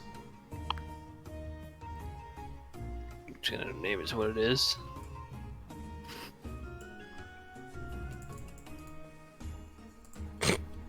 Boomer coin. Oh my god. So here's the Amulet of the Drunkard. Okay, I'm gonna go right down to magic. Hey, welcome back. So did you guys end up winning that first one? Yeah. We won the first one for the Amulet of Drunkard, and Ardeus got the Boomer coin, as he puts it. Oh. Yes, What's the boomer coin do? I pasted them both in the chat there. Oh, I see. In D&D chat. Mm-hmm. Oh boy. I wish I didn't mention it did have a skull. I really wish I didn't mention that. I mean, you got it for 50 gold. I mean, true. Is that part of your curse? Is you just have to buy everything with a skull on it? Absolutely. I have a hidden curse on me, yes. Okay, in that case, the last thing to do before leaving Karemios is to check in on the Explorer's Lodge to see if there's any requests there. Sounds good. Okay. Boobity boobity boobity boobity boop. Here's the Explorer's Lodge, and yes, there are actually 4 notices posted on the board. Oh. Let me show them to you. Here is... Yep, here's the first one. You can zoom in on that, and who wants to read this one? I can do it. Okay, go for it. The Great Westward Push, Klein's Kremios Explorers Lodge Frontier Division. To all expeditionary companies situated in Kremios, the time has come to further explore the lands of west of Kingdom. This includes the Bedra Wastelands and Kopol Jungle. A camp has been set up at base at Bedra Sagamoro Mountains range by Chantley, where adventurers are gathered to make their fortunes and discoveries. The Explorers Lodge is offering a reward for every ruin that is newly discovered, mapped, and reported. For assistance in navigating the western lands, seek out lodge representatives at the aforementioned base camp. Note, the ruins must be deemed of significance to merit a full reward. A temple is noteworthy, a single crumbled brick hut is not.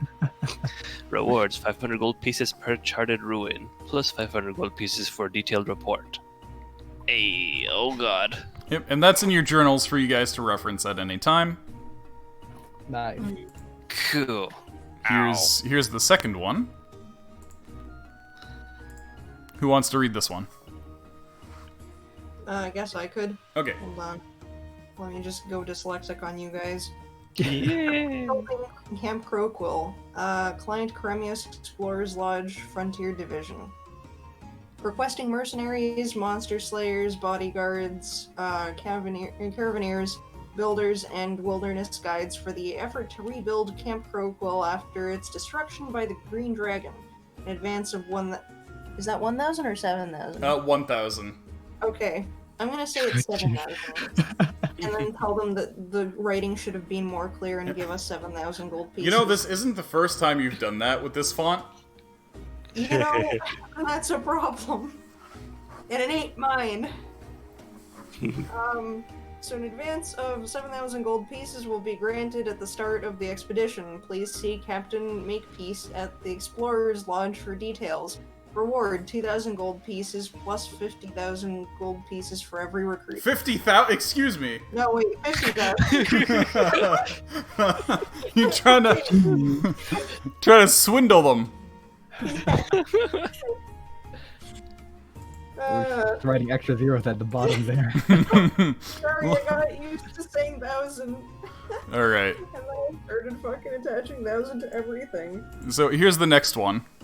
Plus 1,000, 50,000, gold 1,000, pieces 1,000, fur 1,000, every 1,000, recruit 1,000. Okay, so who wants to read this one? Okay, I'll read it. Passerfield's missing persons. Recently, there's been a string of incidents where people are going missing when on hunting or logging trips in the Sagamore Woods, north of Passerfield and to the west of Vinagran. Investigations into the matter have been fruitless this far. We have requested a group of investigators to find out what's causing these disappearances and either secure and return the missing persons, or at the very least dispatch whatever that it is taking them.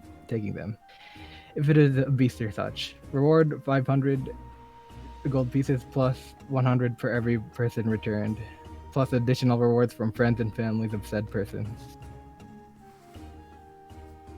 Oh, is that a rare Charlie?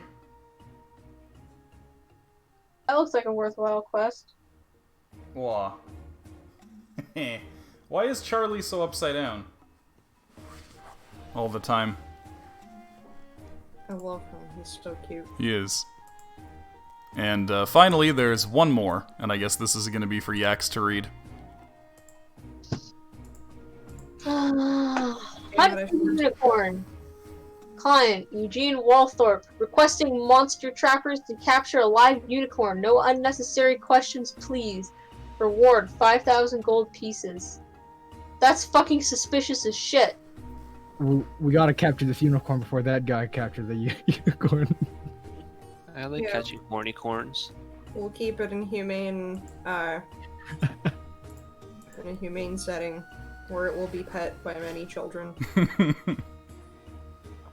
And we make lots of dosh.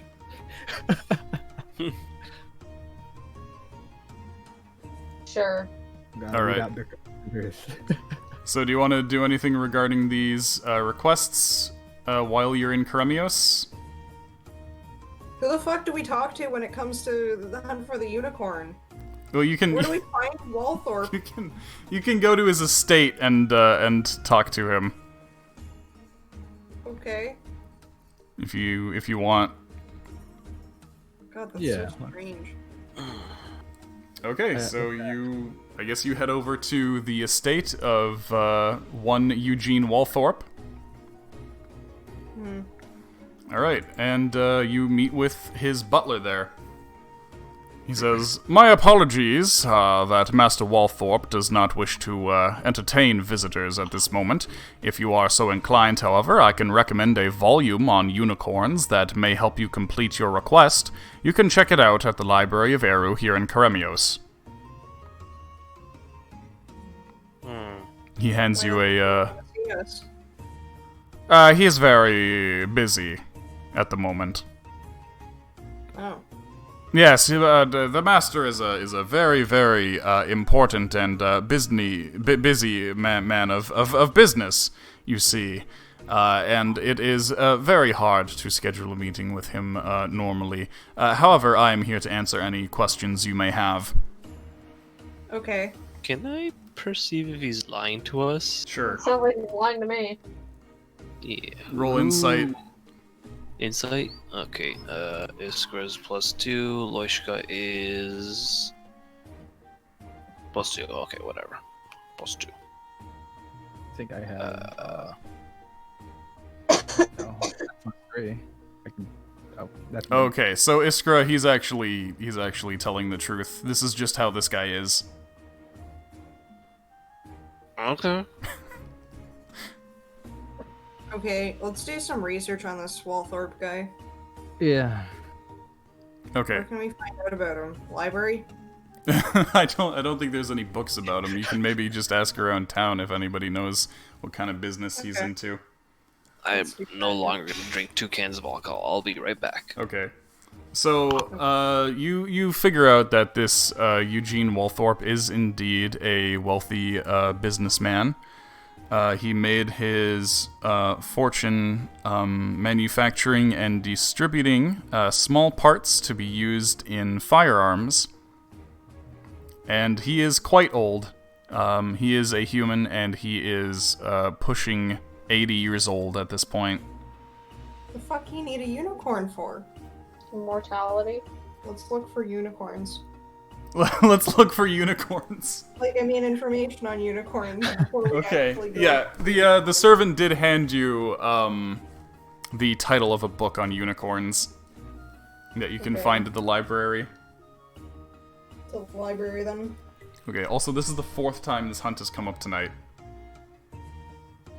I don't understand. Skriti Nichkalev. Oh god. Why? I don't know why it comes up so often compared to other hunts. Anyway, so, you check out the book on unicorns. From this book, you discover the following. Oh, no. You discover that the stream is about to go down. Great.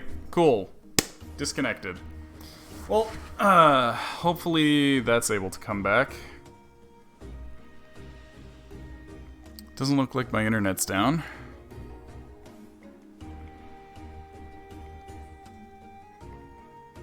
Okay, are we gonna reconnect?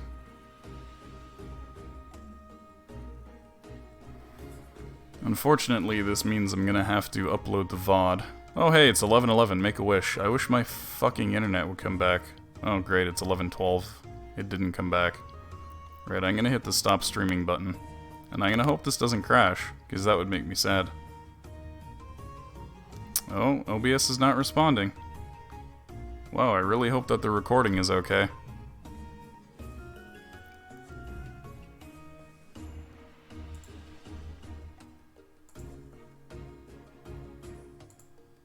Hello? Hello? I don't think they can hear me.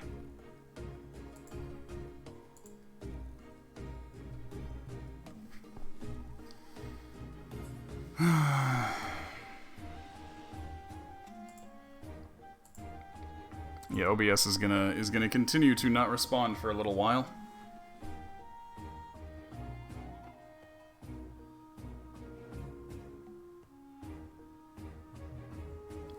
Wow, I can't believe this happened. Let's see if I can even access websites.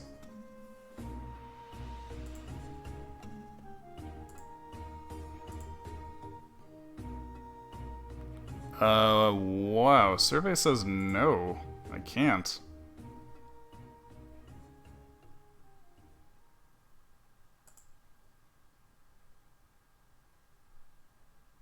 Yeah, everything's screwed.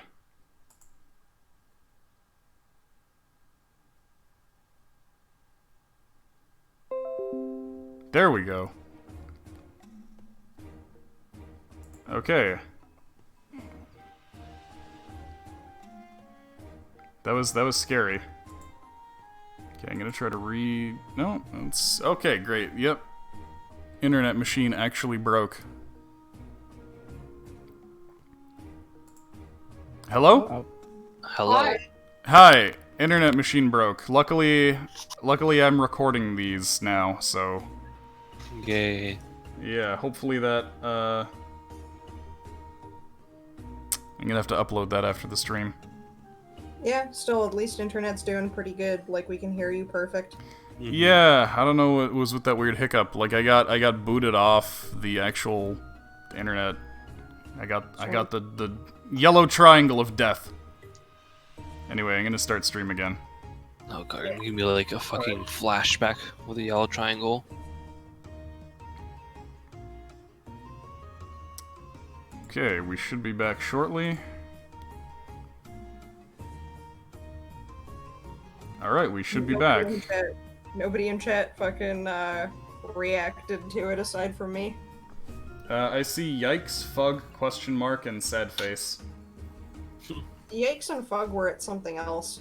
Oh, I Yeah, guess they for were a at hunt. Svitinichkalev. Darn. Well, yeah, we're back, everybody. Sorry about disconnecting. That was Doru. I think I need to... Oh, my bot doesn't even need to reconnect. My bot is just fine. Oh. By the looks of it. Wow, okay, sure, cool. These fish cakes look spicy. Nice. I don't know what to do about that, because I didn't want Eat 'em. spicy. Yeah, see, the bot's fine! God damn it, that means my internet didn't actually go down. What? It was just OBS and Discord being all fucked, Yay. I guess. Normally, if my internet goes down, the bot needs to reconnect, but it didn't in this case. Anyway, moving on. Your book on unicorns. Here's what you learn about unicorns. Unicorns are a rare breed of helpful beast that seems to pose no threat to humanity. They are secretive to the point where very few live specimens have ever been captured. Even those that were captured and left alive inevitably escaped. Oh. The locations of reported unicorn sightings have ranged from the deep Sagamore woods to the northern Ambrose Plains.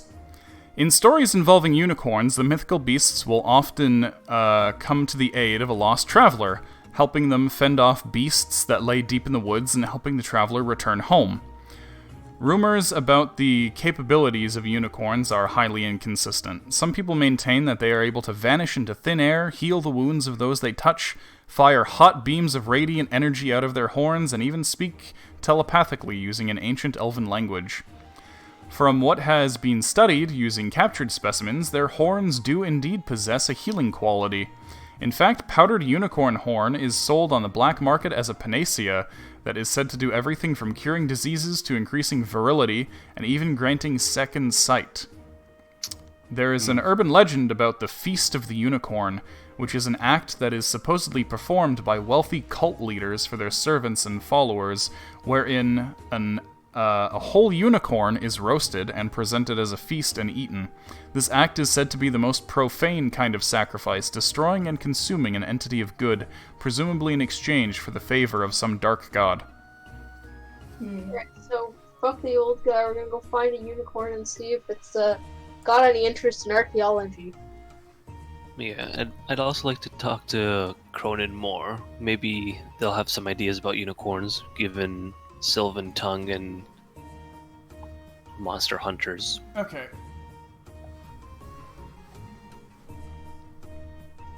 I don't think Cronin would be into like hunting unicorns. But... No, I doubt he would, but like they might have some knowledge or idea. True. Cronin is a capture and release type hunter. Yeah, that's why we want to know like what they would know, and already from everything heard and said, I am very suspect for the high amount of gold for this. No questions asked.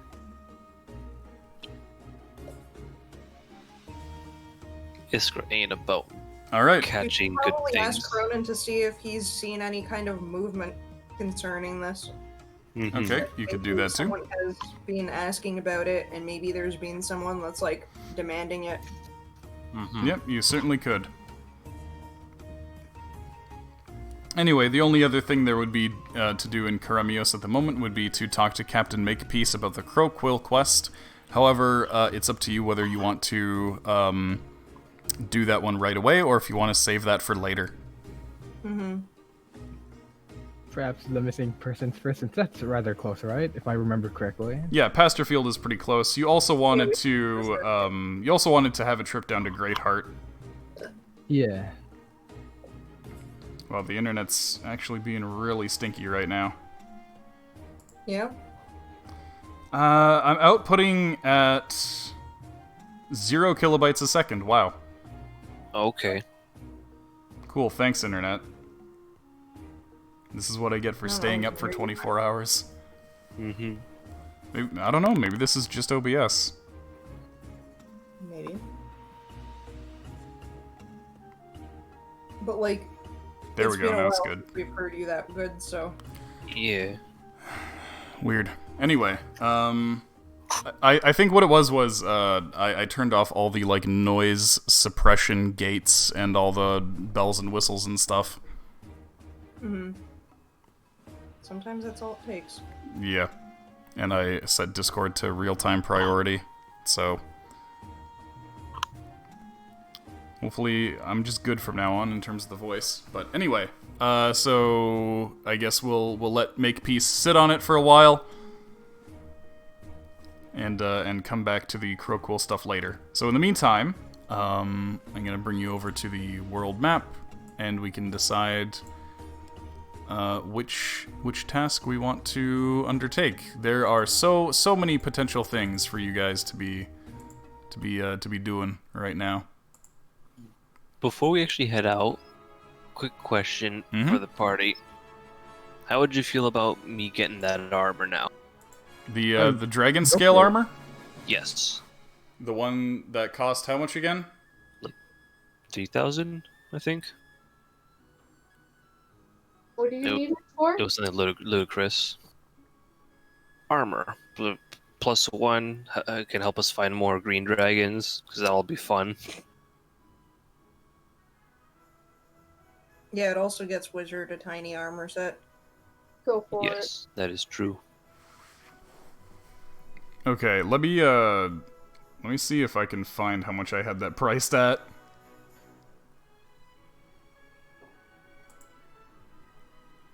That was during level 5? I think. Yeah, the wild backs. That mango milk tea was really proper. What? What do you mean proper? Like, it was good. Oh, okay. Yeah. Sorry. I was like, is that a good thing, or is that just like a strange way to describe it? I don't No, know. I'm saying it's proper good. Yeah, Oh, it was raised to be a proper young lad, and then was brutally murdered for its milk. Myrtled. Oh. Myrtled. Oh. Myrtled the mangoes for the milk. Yeah, Myrtle, like the bully from Lilo and Stitch. We massaged the nipples on the mango and got the milk. Oh, Bubba.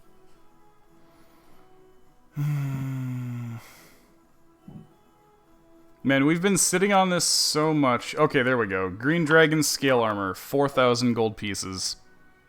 How many? 4,000. This is, however, negotiable. Okay. 2,000. Excuse me? 4,000. Yeah, we'll take it for that much. You want to try again without any food in your mouth? 2,000. No. 3,000. Roll a persuasion check. Hold on. Maybe I can have Walter do this. Yes. We're gonna just walk in and give him big old puppy dog eyes. Yes. Hold on. His persuasion is +3.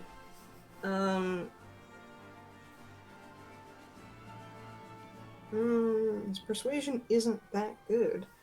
The highest I have is +1. How about Wallace? I have a +4 persuasion. -1.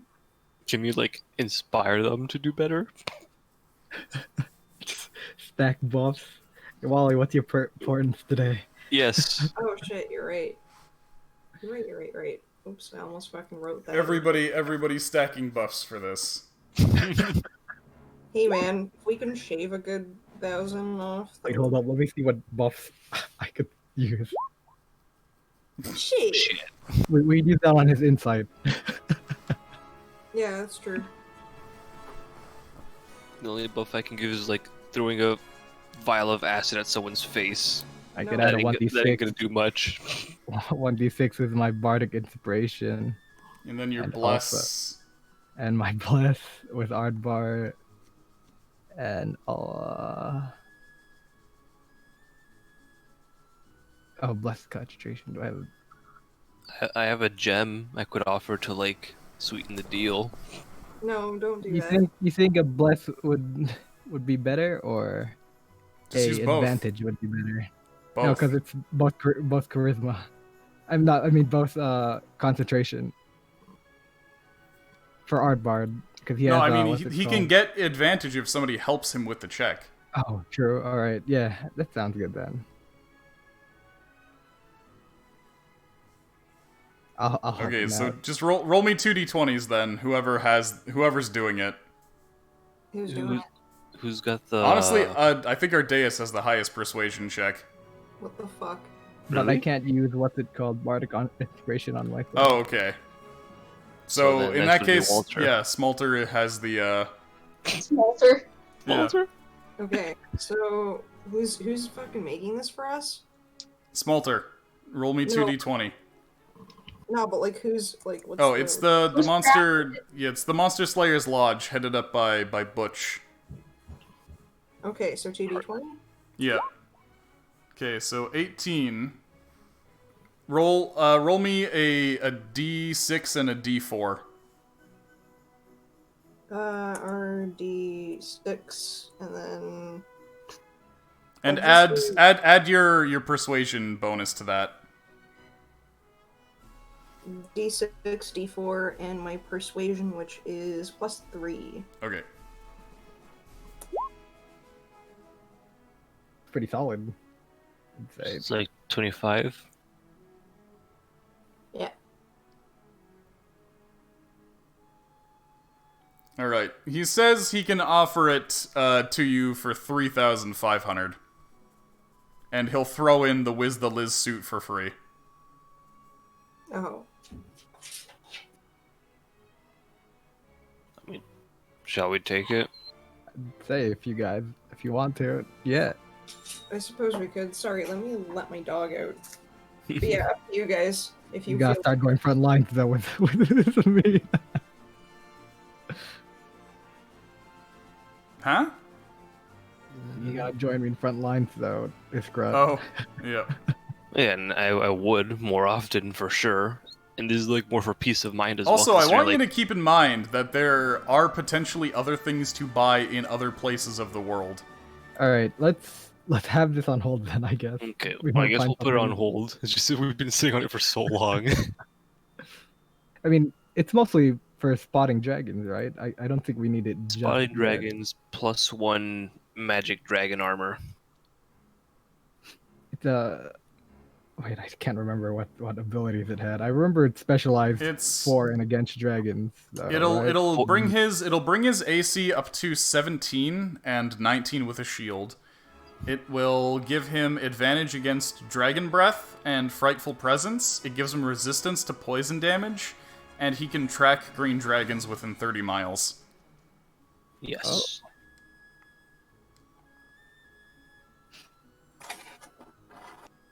It sounds really Honestly, good. Let's consider what else we could buy right now first. By the way, To look like 30 miles is effectively 1 square around you. oh, Each of So, these, like, each of these squares is supposed to be about 50 kilometers. okay, so like 1 square on the world map. Gotcha. Yeah. So just the little, like, 3x3 area. It'll tell you if there's a green dragon in that. Okay.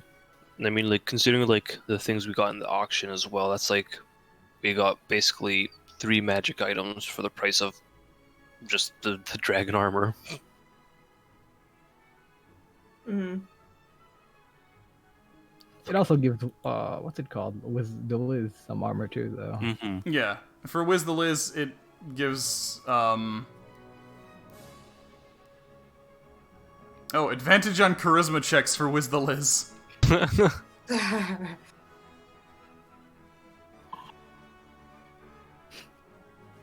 We just have to make sure he doesn't disappear, like far away or like over the ocean or something. Yeah. Well, that's fine because I got my own scout now. We could use for more dangerous scouting. I'm curious, if Wizdelis were to go poof while wearing it, would the thing just fall down or go poof oh, with him? also, hi, Terry. Oh, Terry. No, it's when Hi. when Wiz poofs out, the armor doesn't poof with him, so you need to go and pick it up. And then you gotta put it on him again. Yes. Okay. Figure As that would long be as the he case. doesn't fly anywhere dangerous, it should be fine. Anyway, yeah, I'd recommend seeing what else is available for you first. Yeah, let's do that first. Okay, So we'll look around first and get it. all right. So what is the destination right now? Did you wanna call Sample over? Sure. Yeah, Right. we're gonna drop his boy over after all. Okay. So in that case, you oh, no wonder. Add the level 5 stuff opened. Okay. So you call Sample over. It takes him a little bit to show up with his submarine, which you go and find near the shoals where he picked you up last time. He surfaces, and the skeleton pops out of the little manhole, as well as Adam. He says, "I'd like you to bring Adam here to the Brothers of Opidus and present this seal to them." Oh. And he presents to you a large, flabby sea animal. Ah, No, actually, it's an ancient symbol of Opidus, a pair of crossed tools. They, huh? Nothing. It's a monkey wrench and a soldering iron. They're tools that haven't yet been redeveloped in this day and age. It acts as proof that you're aware of the ancient secrets of Opidus. Show them this and tell them of me, and that Adam here will be our go-between. Alright. Adam says, "I'm excited to learn the ways of the Brothers of Opidus, from what my father has taught me of them. Hopefully they will help me bring out my fullest potential of this still imperfect body."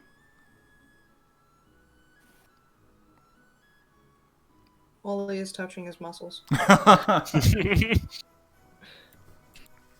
Excellent. Oh god, I just saw where Sample's lair is and I forgot about that. Yes, indeed. Sample's lab. Oh. Yeah. Anyway. Okay, so where to? Can we get a zoom in on those? Alright.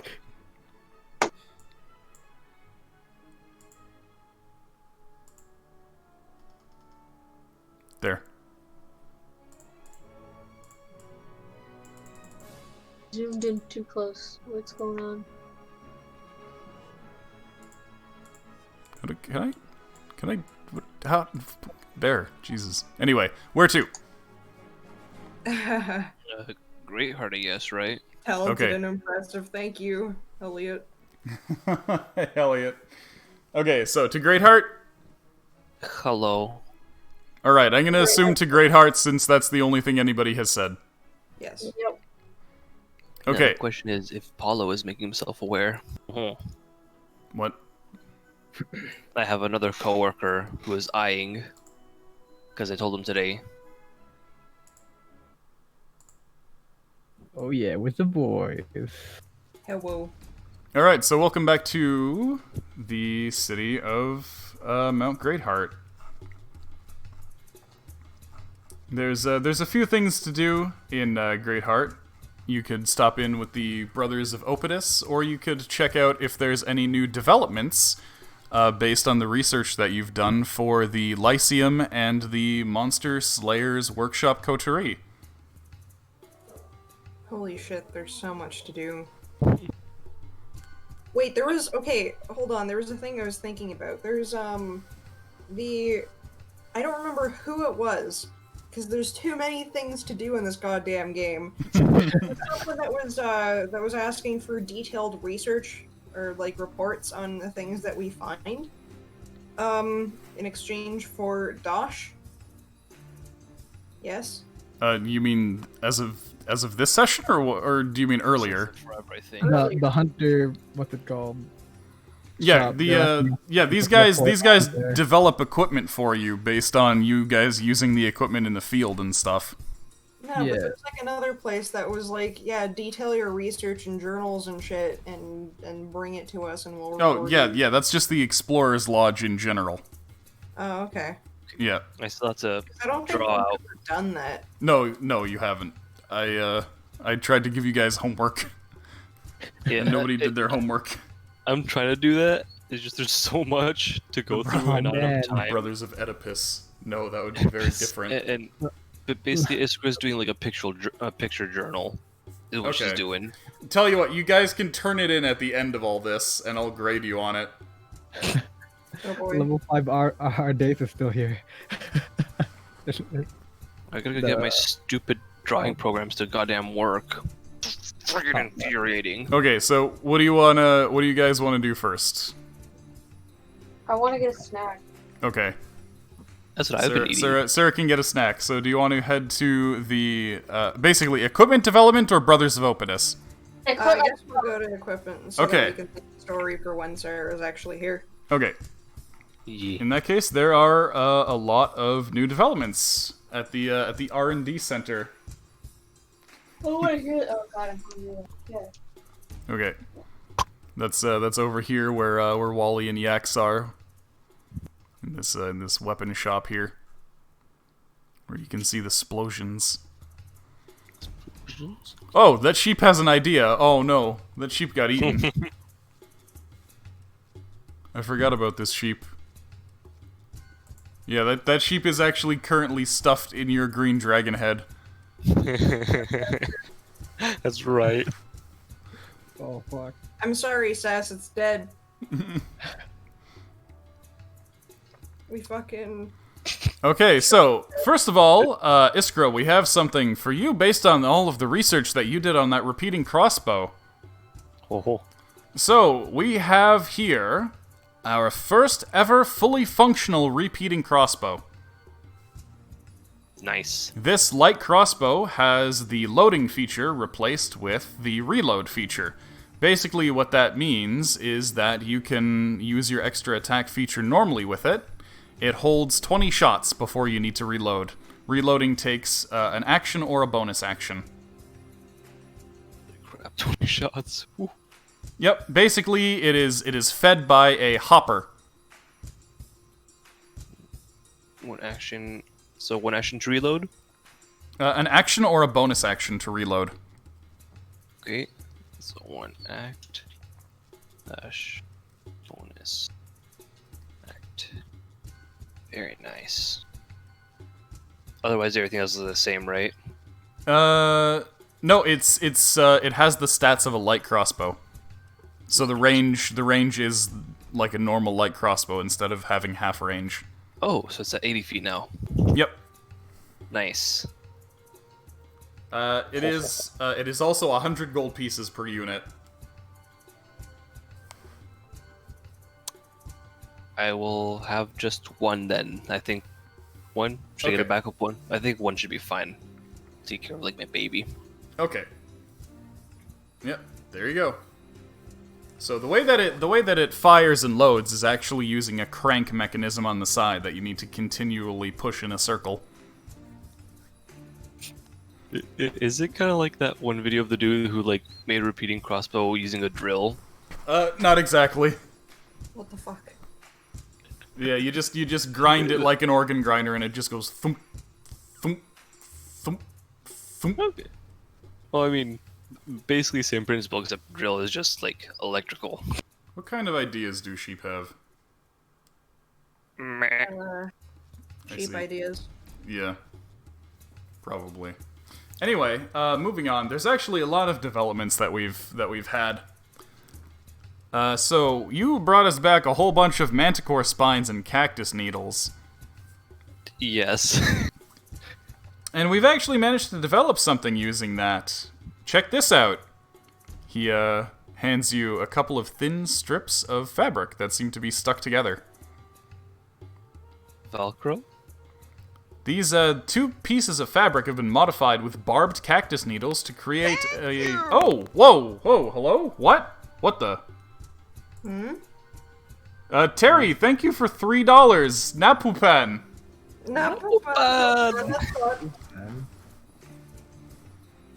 Make sure you didn't accidentally subscribe to Streamlabs Pro, because they're jerks and they try to sign you up automatically. Yeah, it's okay. You can easily refund that. Napupan, total thought. Napupan. Without refunding the donation, which is pretty good. Anyway, yeah, it's Velcro. You helped them invent Velcro. We just can't call it Velcro because that's copyrighted, so they're called needle strips. Nips. Heck. Got it. Nips for short. Yeah. Hey, Ardeas, where my nips at? Have you seen my nips? Wally, have you seen my nips? Make like really shitty ads for them. Great. Wally refuses to answer that question. He doesn't want to be sued. Anyway, so we've actually also managed to weaponize these, believe it or not. Nice. Weaponized nips. We have something here called a needle carpet. It's a 15-foot by 15-foot carpet covered in spikes that can be laid down as an action. The 3x3 square zone that the carpet covers becomes difficult terrain. A creature who enters any space of the carpet takes d4 piercing damage from the spikes and has their speed reduced by half until they recover any hit points. The carpet is camouflage, requiring a DC 15 perception check to spot. It's 50 gold pieces per unit. Bro, what the fuck? So it's basically the spell. What was the spell? Freaking. It's more similar to a carpet of caltrops. Carpet of caltrops, but it's like spike growth, but caltrop carpet. If I were to put spike growth on that caltrop carpet, the spike growth would probably destroy the caltrop carpet. would it actually? Yeah. They make the armor without nipples on it. Is that What? Oh no, we basically they invented Velcro from all like the spines and needles I gave them, but we can't call it Velcro because that's copyrighted. So it's needle strips. It's nips. gross? Gross. Yeah, and it comes in carpet variety for if you want to lay down a spiky trap. Neat. I like it. Carpet nips? Carpet nips. Yeah, carpet nips. Nix agrees with me. She thinks it's gross. Amazing. Anyway, Nips. yeah, so moving on, there's something that we developed using the magnet that you gave us. Now, we still haven't been able to replicate that magnet because we haven't been able to figure out how to get so much electromagnetivity in there. But we have been able to reduce the size of our magnets, and we've created this magnetic multi-tool. Oh. This is it's a wristwatch, which has all of the following functions included in one device. It's a clock, a compass, a magnifying glass, a mirror, and an electric candle. I have already forgotten them. Clock, compass, magnifying glass, mirror, electric candle. It's a lot of things. Kind of like a sextant, but more. I thought you were about to say sex toy, and I was like, "What the fuck are you jerking off?" It can tell the time. You can point which way is north. You can see things close up. You can use it as a light, and you can use it as a mirror.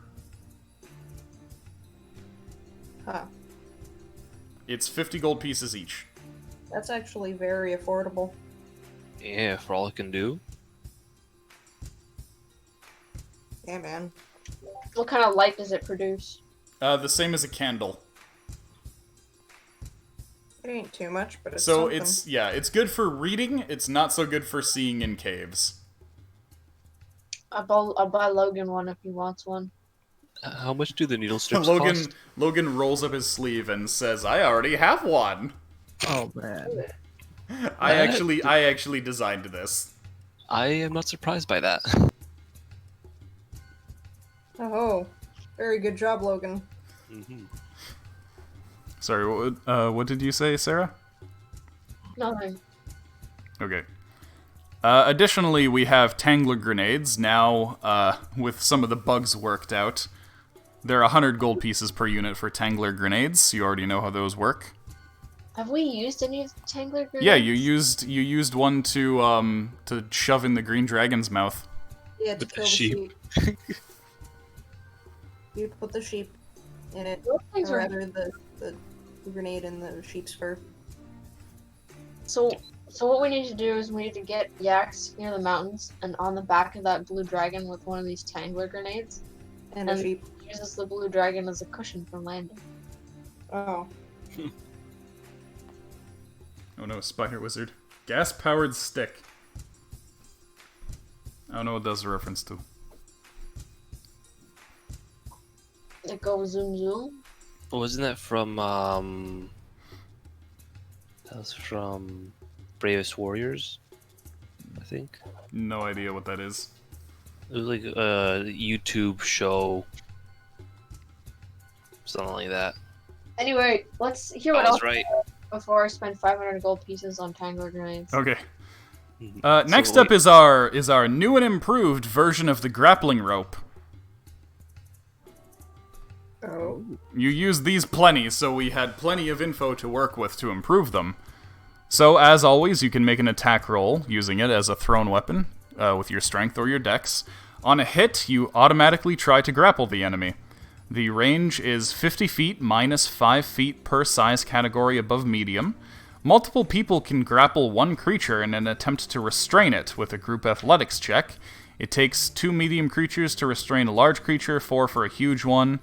A gargantuan creature, unfortunately, cannot be restrained in this way. However, we reinforce the ropes a lot. They're now made with steel threads. Ooh. So they have 10 HP, 15 AC, immunity to psychic and poison damage, and resistance to slashing, bludgeoning, and piercing from non-magical attacks. They are 25 gold pieces each. I want one. Oh, that's also affordable. Yeah, I'll get one too. I feel Or our, two for Aardbart and myself. our beef boy should definitely get it for sure. Yeah, Actually, Olivier will grab one. Anyway, A total of 4. so next up is your strikeable matches. These were made using the mushroom powder. So the mushroom powder doesn't quite explode like we thought it would. However, it does ignite very, very easily. Mm-hmm. Oh. So because of that, we've been able to not use it as an explosive, but use it as a trigger for explosives. So these strikeable matches can be lit as an action. They provide light similar to a candle, and they burn for a minute. But the reason that they are important is because they are able to light other flammable objects very easily. And they're used, the same technology is used in some of the inventions coming up. So the strikeable matches are 5 gold pieces for a box of 20. So Mhm. Bad. I found a note here that says May 4th loot that includes the wand of snares. Yes, I have the wand of snares. You have the wand of snares? Okay. Yes. There's a bunch of rope that came with it too. So, Iskra, I have something that I think you'll especially like. Here, take a look at this. Why don't you toss this over at the sandpit? He hands you something that's about the size of an acorn. It looks like a little packet of gunpowder. Oh. Uh-oh. If it's what I think it is, then we'll gleefully do it. Let's do it. So you huck it over there, and it goes pop. Cool. This is a cherry bomb. You can throw it up to 30 feet, and then each creature within 5 feet of the point it hits, so basically you choose a 2x2 square, must make a DC 10 dexterity save or take D8 bludgeoning damage on a success and half as much on a failure. Every 10 cherry bombs that you use as part of one detonation adds D8 damage up to a maximum of 50 bombs for 5 D8 bludgeoning damage. Now these are 1 gold piece per bomb. Oh fuck. I love it. Yes. Oh god. Could you use them on a sling or anything like that? Yep, you can use it on a sling to increase the range to whatever the weapon is, basically. Or even the shepherd sling. That basically is just, you get a stick, you put a sling on it, you have a shepherd sling. A staff to be more precise. Yep, so the normal range is 30 feet, but if you use one of your sling weapons, then it just adapts to whatever the range the sling weapon is. Yes. Iskra just stares at Wally, gives him like this big ass grin. I mean, you might as well go for it. At least it's not, like, horrible and flammable and shit. Oh, speaking of horrible and flammable, this next object we have is called the Dragon Cannon. He plonks a large metal contraption on the table. Oh no. So, by using an action, you can prime this weapon. You need a strikeable match to do that, actually. You can see on the end here, it has a slot for the match once it's lit. Now, for 1 minute after the weapon is primed, you can use an action to force every creature in a 5-foot by 30-foot line ahead of you to make a DC 15 dex save or take 3d6 fire damage, or half as much on a success. Now, this thing uses oil flasks, the same as lanterns, as ammunition. 1 oil flask provides 10 shots, and it requires an action to replace the flask. This weapon is two-handed and can only be fired once per round. It's 500 gold pieces per unit. Oh boy. So it's like sort of like a flamethrower in a sense. It is literally a flamethrower. It sprays fire using an oil flask and a strikeable match. Damn. Sounds pretty good. It's pretty expensive. Iskra wants it. It is very expensive fire. It's very expensive. Iskra wants it. Alright, let's keep it on the shopping list just in case. Okay. I mean, I kind of want it too, but I'd also rather buy 550 worth of Tangler grenades. Yeah, me too. Okay, so additionally, using the mushroom technology, we have here a do-it-yourself fire trap. Oh. Yep, using a tripwire, you can rig an opening or object, such as a door or a chest, or a space between 2 fixed points, such as a doorway, or between 2 trees, with a trap that causes a fiery explosion. When you set the trap, you designate a 15 by 15 foot cube to be the blast area. This area must be within 30 feet of the tripwire trigger. When the trap triggers, any creature in the area must make a DC 15 dex save or take 6d6 fire damage, taking half as much on a success. A creature can spot the tripwire if they succeed on a DC 15 perception check to find it out. Each one of these kits is 75 gold pieces, good for 1 blast. I know where this would come in handy, but that would be metagaming. 15. You said it's 15 feet cubed, right? 15 feet cube? Yeah, So 15 like by 3 by 15, so it's 3 by 3. Yeah. 66 fire damage, half as much on a save. Fire trap. It's like a tripwire, right? Yep, it's a tripwire that can be set to a door, a chest, a doorway between two trees, etc. Okay. Between two fingers. Between two fingers. Technically, yes, but you probably don't wanna set it there. You know. You'll be very spicy, oh baby. It'll just be like, Ardeus, hold this. Throw a rock. Just, hey, look, Ardeus, another cursed item. Where? Okay, and that actually brings us to our last set of items here, which is the pontoon wagon. This is going to be essential if you plan on moving out into the wetlands. This is a wagon that can be sailed like a rowboat thanks to attached floats.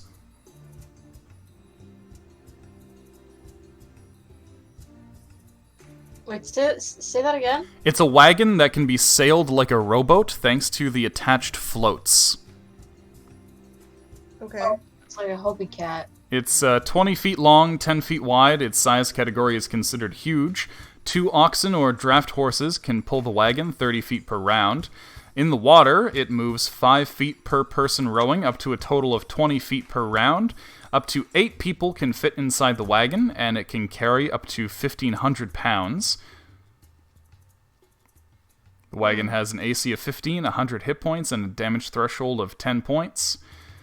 You've got wheels on it. Your wheels got 25 hit points each. Do you think that might be useful for,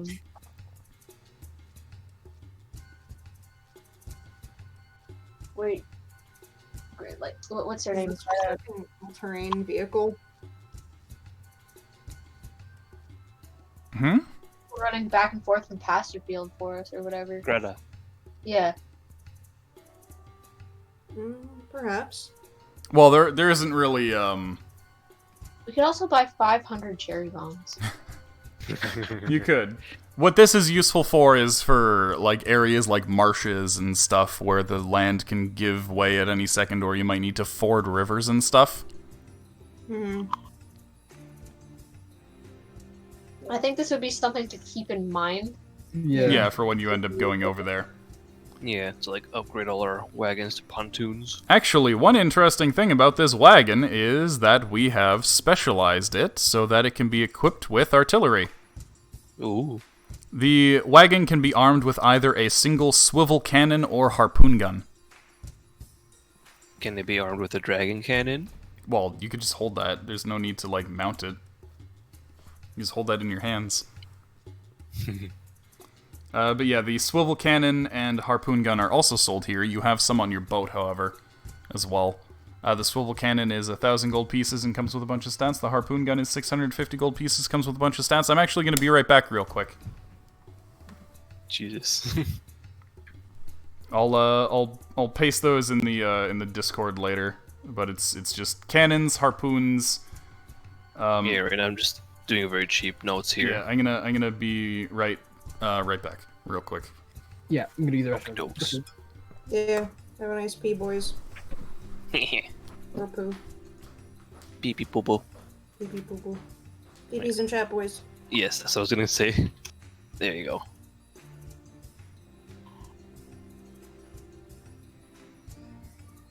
Terry, get back here and pee pee in chat, you slut. Yeah, Terry.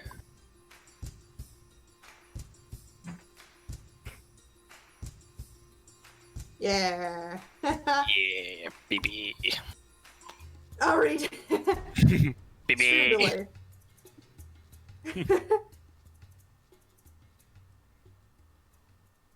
PP for the student. That's PPP. It's like Bobo.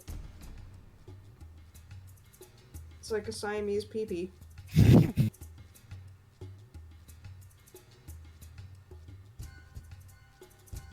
This girl's getting showered with things this time. This is very nice. Yeah. Cherry bombs. You got like all the matches like fully developed. You got like all the needles and manticore and spines actually came to be something useful. Yeah. The dragon because- cannon. Because I'm getting confused with the plot. I'm thinking of doing that journal. Alright, I'm back. Hello. I'm thinking of doing that journal up so that we can hand that in, make some money, and so that I can get the plot straight in my brain. Because I'm so fucking lost.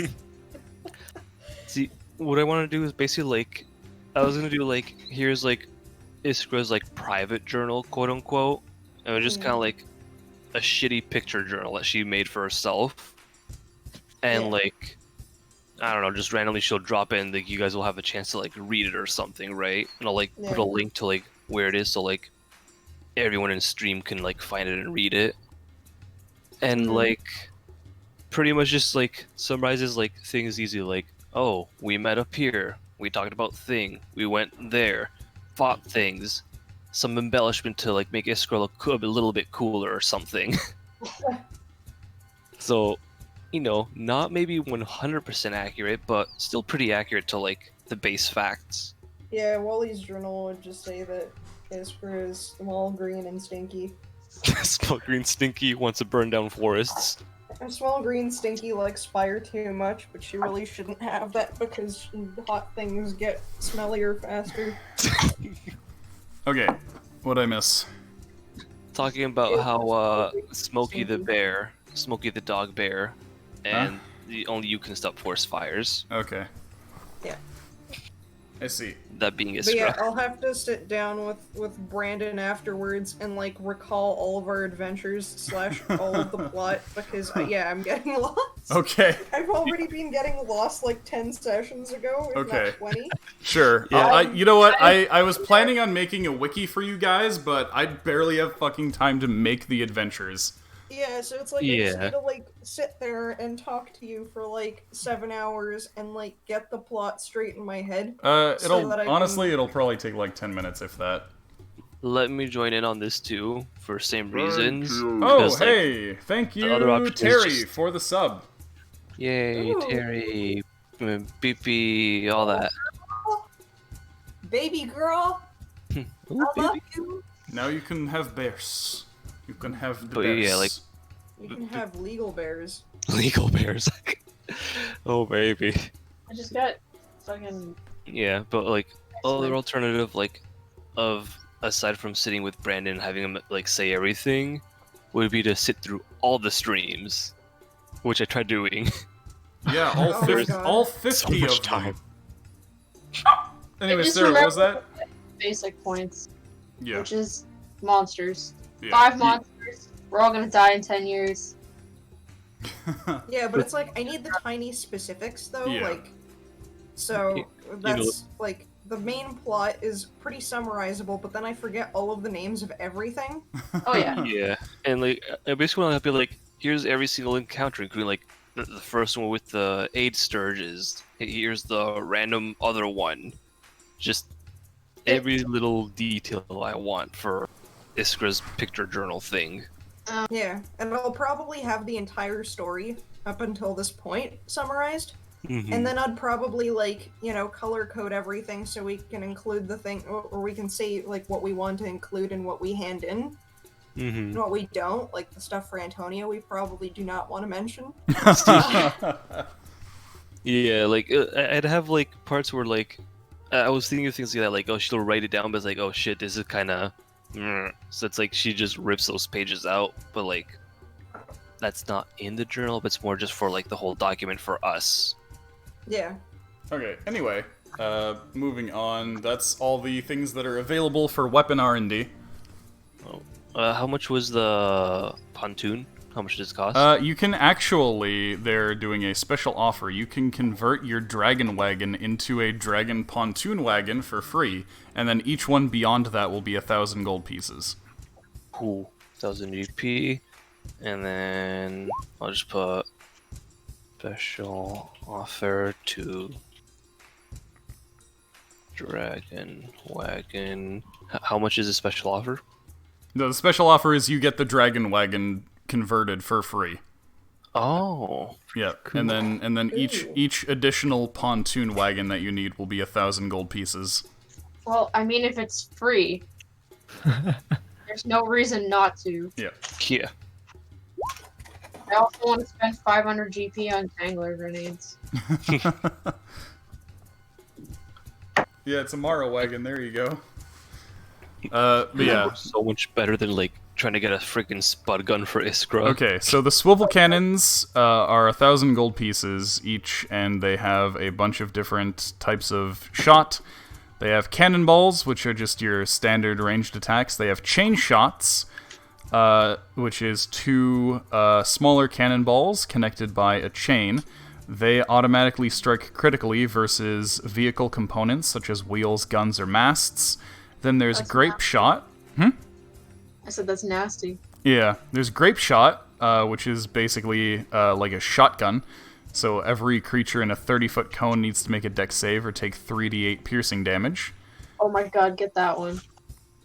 Then there's explosive shells. Each creature within a 15-foot radius of a spot within 120 feet that you can target must make a dex save or take fire damage and bludgeoning damage. A total of 66. Like grape shot, because then we can aim it at a dragon's wings. Well, it's a 30-foot cone, so you'd have to be really close. That's fine. Yeah, grape shot. Grape shot's a shotgun. You got an explosive shell, which is an explosive, of course. Then you got your cannonball and your anti-material. And then the harpoon gun, which is 650 gold pieces, has a tether effect. That's also good. And I'll paste all that stuff into the Discord for you guys because it's all very technical. But yeah, I'll do that in a bit. So moving on to the Brothers of Opidus. Yeah. Okay. I'm gonna you were gonna post it. my Tangler grenades. Okay.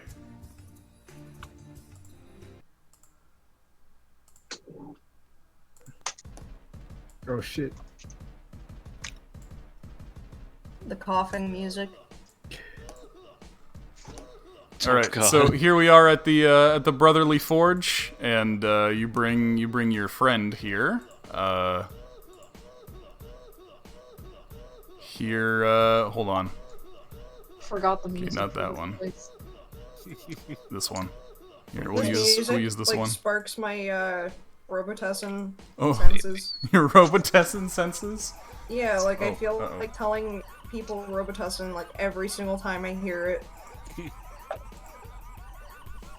I see. You know what I mean? Yeah, Just sounds like somebody being repeatedly kicked in the nards. it's from the Lisa soundtrack, so yes. Yep.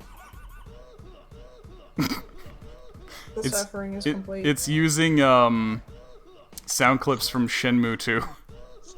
Yeah, from the Dulin. thing. Or whatever. Just, Yeah. ooh. Yeah. So why are you a pepper right now? Because it was there. All right, fair enough. Anyway, so how do you introduce this whole situation to the brothers? Well, I mean, Brad, Well, Seal. obviously we're gonna flex our way inside. All right, yes, good. I love how old school Ardeus is in there already. As per tradition, yeah, flexing it there, and then I'll show him the what's it called, the seal the seal. Yeah, tell him about makes the noises. That's the music. That's what it is. Yes. Yeah. That's just what it sounds like in here. Oh, okay. it's a bunch of dudes pumping iron. Yeah, the beat is just them like forging things. All right, And then so the ooh is yeah. them fucking Yep. grunting. slapping their flesh together like hammers onto anvils is how they put it. I see. Anyway, so I'll just say you give them the whole spiel. Could it be the legendary sample that tales tell of was truly real? Not only that, but he still lives today and still has the power to create artificial life like this fine specimen here.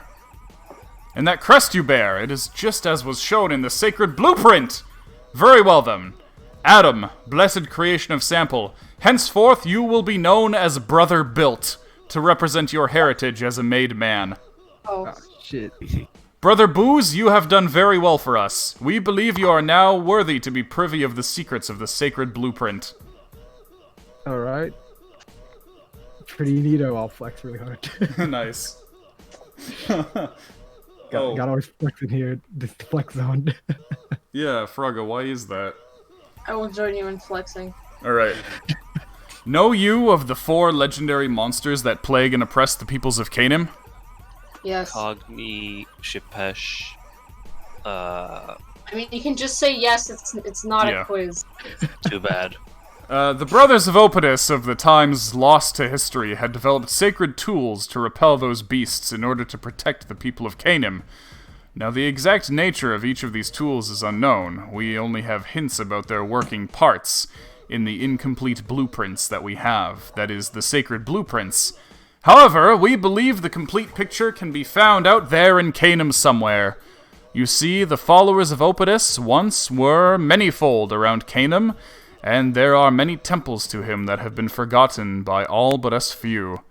Now, the brothers of Opidus before us actually devised a way to locate the weapons they made should they ever become lost, and that is by using secondary artifacts, each attuned to one of these sacred tools. We believe that you found one already. Oh? The disc? The Narwhal's disc, that's correct. Well, we think we may know where another is located. Oh, man, I was wondering about that. There was once a temple of Opidus in far Samaria. If anywhere is a good place to start looking for more similar artifacts, it would be there. It is possible, if you find the Temple of Opidus there, or any like it, you can also help us find more complete versions of our own sacred blueprints, which would help us teach you more about the 4 legendary monsters and the sacred tools used to defeat them, and the ways of the brothers of Opidus of antiquity. I like this plan. Yeah. So the 4 legendary monsters, the ones that you mentioned, Shipesh, etc., have similarly attuned artifacts that allow them to be traced. I believe you've found those already as well. Yes. The other discs? Yes. This could suggest many things, but the main one is that the ancient brothers of Opidus used that same technology. So there is a connection there between the weapons of Opidus and those ancient beasts. As to what that connection is, your guess is as good as ours right now. At the very least, it opens up the idea that those 4 monsters are not naturally occurring and were in fact manufactured and placed in Canem by some external force. I mean, I thought we knew that already. Yeah. No, but I was wondering that. I was like, okay, we've got the 4 beasts things, but what the fuck's with this narwhal? Yeah, when you looked into the narwhal disc, it showed what you presume was the narwhal's horn. Oh. Yeah. There was like that fun acid trip we had, thanks to Pumpkin. It was a mushroom trip, rather. Adam speaks up here and says, "Oh, regarding the narwhal's horn, I believe my father wanted to speak to you again on your way out from Greatheart. He has more information regarding that." Well, we've got a radio. I was actually supposed to give you that info earlier, but I forgot because I really had to pee. Okay. Well, we can contact him on the radio, thankfully. Yeah. Anyway, anything else you want to ask the Brothers of Opidus about? What do you know about Temples of Opidus, and what sort of security precautions might they have taken? Yeah, we know that the Order of Opidus has been long since scattered, so we haven't exactly had contact or found any of these temples. We only know of their existence through the sacred blueprints, but you can expect them to be similar to the ruins that you found around Greatheart, where if they have defenses, most of them are likely to be constructs. Good to know. Anything else? No, I peed before Froggo, it's okay. In the bottle. Yeah, anything else you want to ask these guys? If feel like there's something we're forgetting to ask right now. Yeah. Digging at my brain. How much do they know about the prosthetics? Yeah, prosthetic. What about prosthetics? How much do they know about that stuff? I mean, they fixed Logan's spine. That's true, which is probably the most advanced thing they've done. Wait, I mean, if they can we get Santiago some legs? Probably, Also- but then he might run away. True, which we don't want. Oh my god, that's horrible to say. Yeah, we're gonna keep his legs hostage. Jesus fucking Christ. So, are they the ones that gave Loishka her leg gun? Yes. Oh, Also, yes, Loishka has a Oh, leg yeah, gun. right. I forgot to say. never uses it. No, she has it as of this level. Mm-hmm. Loishka can now be picked up by a larger creature and fired like a gun. Oh. It's a good thing she's a fucking small creature too. Yes. Yeah, if she uses it Like, herself, people can pick her up and use her as a. if she uses it herself, she needs like something to stabilize, or she'll just fall down because Okay, so what if we just draped her across Ardmeal? Like a fucking camel gun. Yes. Shit. Beautiful. I think the way I wrote it, it's specifically that a creature that is able to fire a gun has to fire her. I mean, that would make sense. So, Yeah. Good. Yeah, so speaking of prosthetics, is there anything else that you need to ask them about? You make me a telepath? What? No. Not our area of expertise. But speaking of telepaths, what is it that you have to ask them about? Oh, right. Chirp. Oh yeah, right. Why would they know about Chirp? Because... the Opidus. Yep. Opidus, coffins. Well, no, etc. it's that the Karemians had connections to the Brotherhood of Opidus. Oh yeah. And we still need to find the existence of Yeah. other Karemians. We are vaguely aware of the people known as the Karemians. According to ancient uncovered records, they may have been allies or even members of the Brothers of Opidus from times long gone. They were once a highly prominent people of the Sagamori region. Indeed, it is possible that they inhabited Mount Greatheart here before anyone else. However, for some reason they were supplanted, and a diaspora occurred, and the Karemians were spread far and wide. The largest group of them traveled to the west, though no trace of them has been found in the Bedra wetlands. This means they either migrated south to the Copal jungle or north to the Bastron wastes, though that is less likely. Alternately, they met their end in Bedra, though that doesn't seem wholly plausible, as the Karemians were known to be survivors. It is certain that if they are out there somewhere, they hold a great many secrets as to the world, the weapons, and the technology of old, which will no doubt be invaluable on your mission. In fact, due to the connection that the Karemians had with the Brothers of Opidus, it's possible they may also hold more of the sacred blueprints, maybe even some of the discs, maybe even some of the weapons themselves.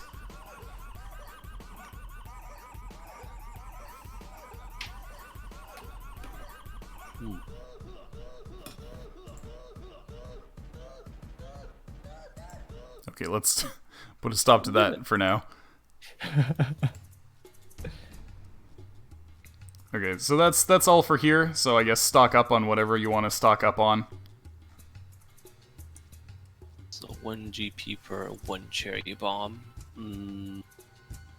I don't remember the nitty gritty of things.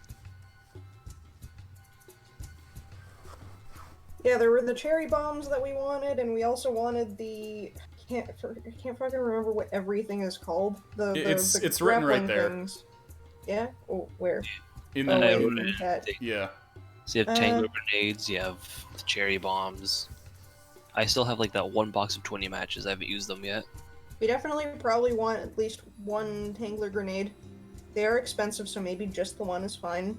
Because we At can least just for choke now. them out. Well, Sarah wanted to grab 5. 5?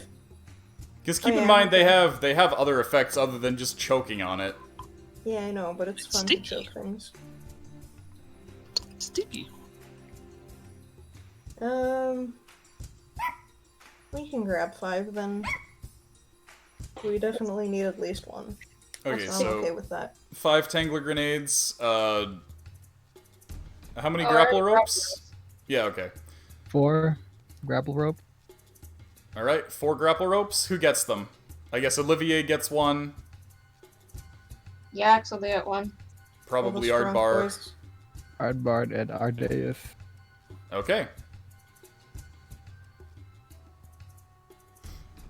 So there's your 4 ropes. And anything else that you want to get right now? Be it needle strips or carpets or traps or bombs. How much are the needle strips? I mean, needle strips are just whenever you buy gear, instead of buttons, you can have needle strips. Oh shit. Just kind of like a freebie option. Like, in a sense. yeah. It basically is Velcro. So just whatever you want to have it on. If you buy that stuff, you can choose to have it with needle strips instead of buttons or clasps or whatever. Nice. Oh my god, can you imagine fucking having fur and wearing that shit? Velcro Yeah, cat. it's just like, fuck, no. Entire control. bear gets stuck. Is Velcatro. Groans in frustration. Oh my god. Anyway, why don't we grab a couple of, I think fucking landmines? I feel The, like the one fire traps. Yeah. Just that was like 75 for one trap for one blast. You don't think it's a good idea? I mean, it could be very useful, especially like if we try to like lure something towards us or whatever. I think they'll come in handy. Okay. Yeah, I think at least one. Mm-hmm. I'm Now, gonna advocate for 2 of them. Maybe you should have got absorb elements with all this fire stuff. Just absorb fire. Yeah. Just stand in the middle of the fire, absorb the fire. Just like, oh hey, well I was gonna go and do a friggin' fireball. Let me just jump right in the middle of that. Well, absorb elements gives you resistance, not immunity. no, Yeah. yeah, I know that, but like resistance, then now you can just slap someone with fire. Just fire. It's fire. Okay, so yeah, just decide how many of each you want to buy. I think we just got like 50 cherry bombs for now too. Okay. Good. I feel like that's safe, right? Yep. Yeah, that's a good amount. So, 4 grappling hooks, 50 cherry bombs, which is I'm gonna be right back again. Yeah. Okie Have a nice dokes. poo. I'll update the total price. Are we getting the landmines? Yeah, we're gonna get one of those. Can I get 2? 2? I don't You guys want like to 2? hoard the one of them because we have it, you know what I mean? No, I get you. Just like. Excuse me. Yeah, 2 is fine. 2? Okay, so that's 75. That's 150. Mm. 150. How much shit are we wasting on this? A lot. A lot. That's, Yeah. Flame sure wire. I'd like to have at least like 3k of padding left. Here, let me do some quick math. Some quick maths. Calculator, go. So we have 7647.29. Let's take away 325, 375. Let's take away 100, 200. 375, take away 200. Yeah. Yeah, 200. So right now we're at 7,072.29. Wait, that we're spending? Yeah. That we have total, yeah. Oh. Wait, no, that we're spending or that we have, That we have left after spending. Okay, I was like, we did not spend 7,000 fucking gold, what the hell? Yeah. Did we already include the purchases before for like the Ardmor and Yeah, Mistress Flail? I didn't do it. It's flail, but I did the Ardner. Okay, so I'll add the flail in there then. So then that's 70, 62, 29 with all that. I'll just kind of do a little dingy. 70. 62, 29. There you go. That's kind of what it is temporarily right now.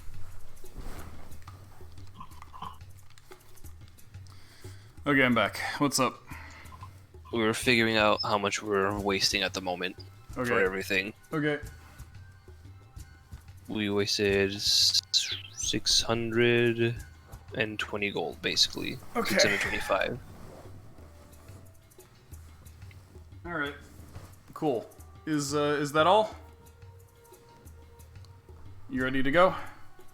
Do you guys want to get a flamethrower? We probably No. could buy a pontoon wagon. Why not, Wally? Because what if the fucking wind blows it back and sets our an entire $1,000 wagon on fire? Just don't use it in the wagon. But Yeah. pretty sure it doesn't work like that either. I asked the people, does it work like that?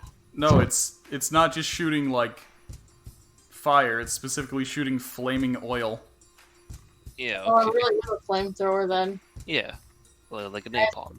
Be Well, prepared. napalm's worse. Like, be prepared for all the fucking napalm jokes. That's yep. That's the idea.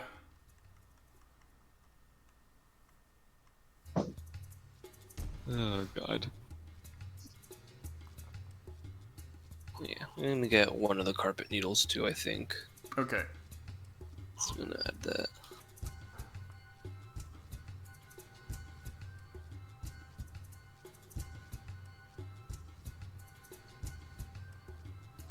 Oh, so I didn't mention the DIY fire trap takes 1 minute to set. Not too bad. Yeah, so you can't set it as an action the way you can with the needle carpet, because the needle carpet is just you set it like a tablecloth. The fire trap actually takes a bit of mechanical skill, so it takes a minute. That's fair.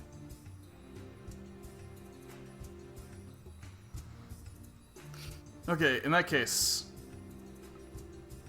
you guys done in Greatheart? Yeah, I think so. Yeah. Yeah, we talked about chirping the Karemians. We introduced Adam to Brotherly Forge. Looked at stuff, bought stuff, fire stuff. Okay, in that case, gonna quickly talk to Sample again. Ring, ring, ring, ring, ring. Psst. Here you go. Yeah, just Turn that ring thing on up. and we're like, oh, fucker, pick up the phone. Yeah, ring up Sample again so that I can say the things that I forgot to say earlier. Right, there we go. So, right. So, how went your effort in insinuating Adam into the Brothers of Opidus? Did they accept him? Right away. Yep. Oh, excellent. I should have predicted this. They knew of you, they knew of him. He is now brother built. Oh, appropriate. So, what are your plans so far for where you want to scout for ruins and whatnot next?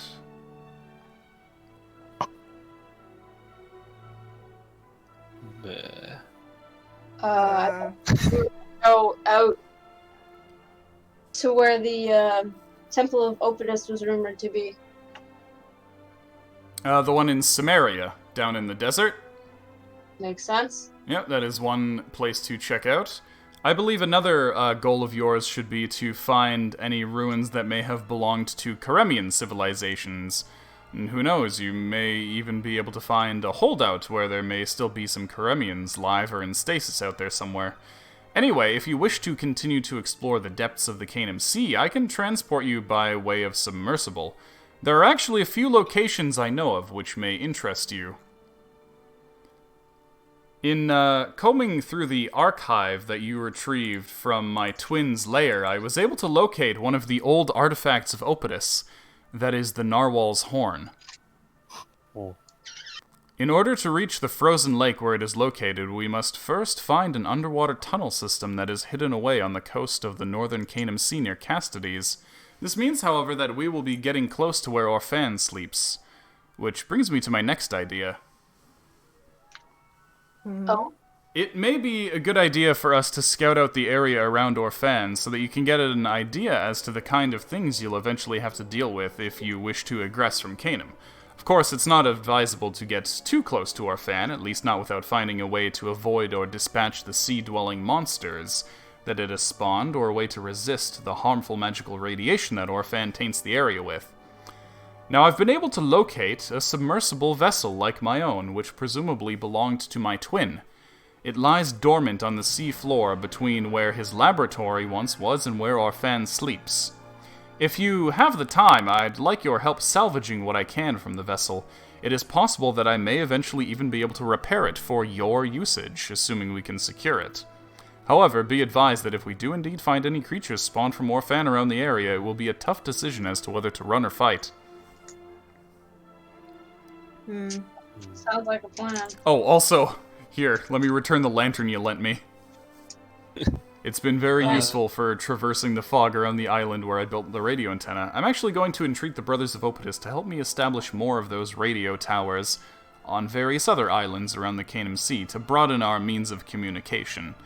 If you ever need to summon my vessel when you're staying in a city other than Karemios, I'll have to find a good place to set up an antenna, and make sure that you have another radio to set up there. We could, maybe ask the turtles if they'd be willing to, leave one. Yeah, that's certainly an option. Probably won't be too keen on that, but maybe. Leave one what?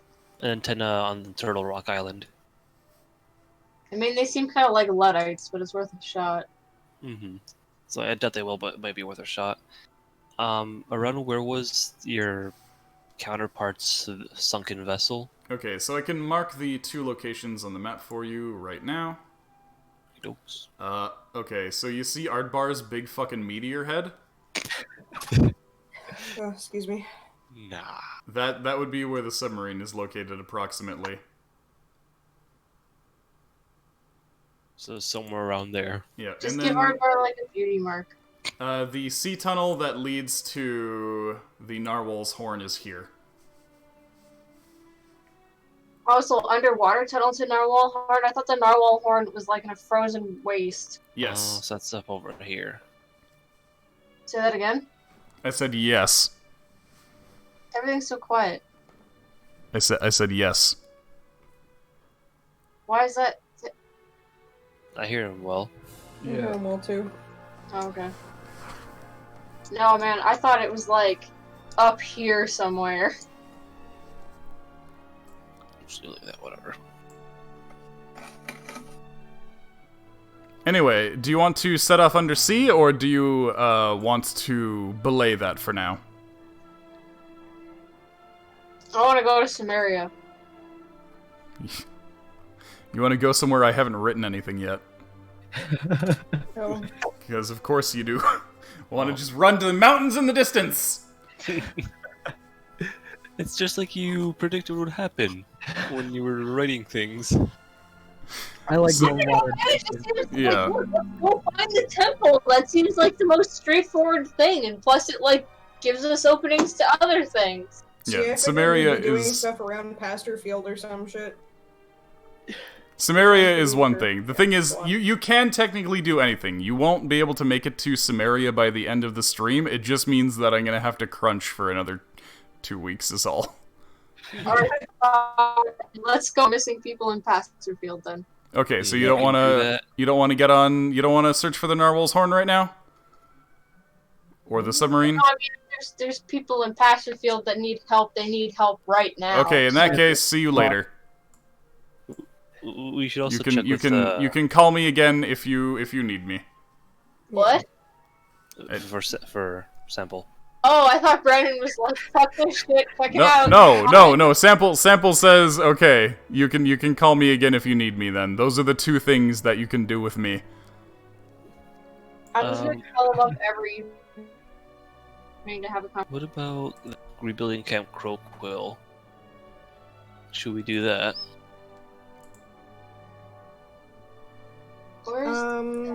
I feel Let's like go find the missing persons first, I think. That's Yeah. We'll do missing persons and then maybe rebuild Camp Croquill.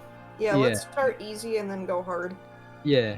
Oh baby. Sounds good. You wanna go get your armor first, though? I think that'd be good. I of course want to get it, but does the party want to sink 3,500? Not yet. There Doesn't you sound go. too bad to spend that much while we still have 7k, 7-6. We don't have 7k. We have 7k. Not after we spent all that money. Yeah, we do. Yeah? Yeah, I just did the You math. had nearly 8k. Yes. Oh shit. We had 7k 647. We basically just spent like the 647. Okay. Okay. So in Wow, that case, alright. where is our destination? Where's our immediate destination? Oh, I guess if you wanted, sorry, I was gonna say if you did board Sample Submarine, another location that you have access to is New Pontes. If you ever want to check out there. True, we could go underwater into Yeah, the Pontes the underwater section of New Pontes. Let's go check out It's- New Pontes. We have. I feel like we should save that though. Like if we're gonna do all the water stuff, do it all together instead of just true. one water and then go back and forth. Okay, in that case, charter your destination. So Pasterfield. Okay, so you're just gonna make a beeline for Pasterfield? You don't want to get your armor first? You guys are good with getting the armor now or later? That was fine. Yeah. Now it is. There we go. 3 people. Okay, so you cut your funds in half and get yourself a set of dragon scale armor, as well as a matching set for Wiz the Liz. Mm-hmm.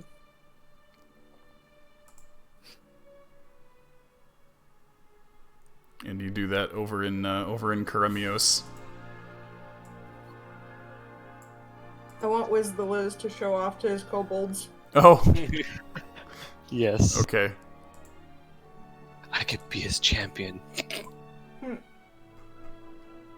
So here's all the kobolds are waiting expectantly for oh that one's got Wiz on his head.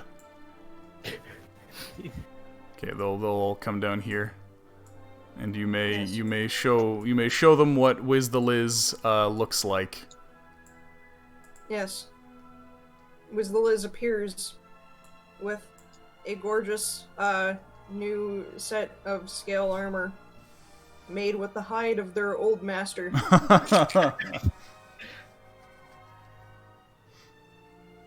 Behold, the Dragon King.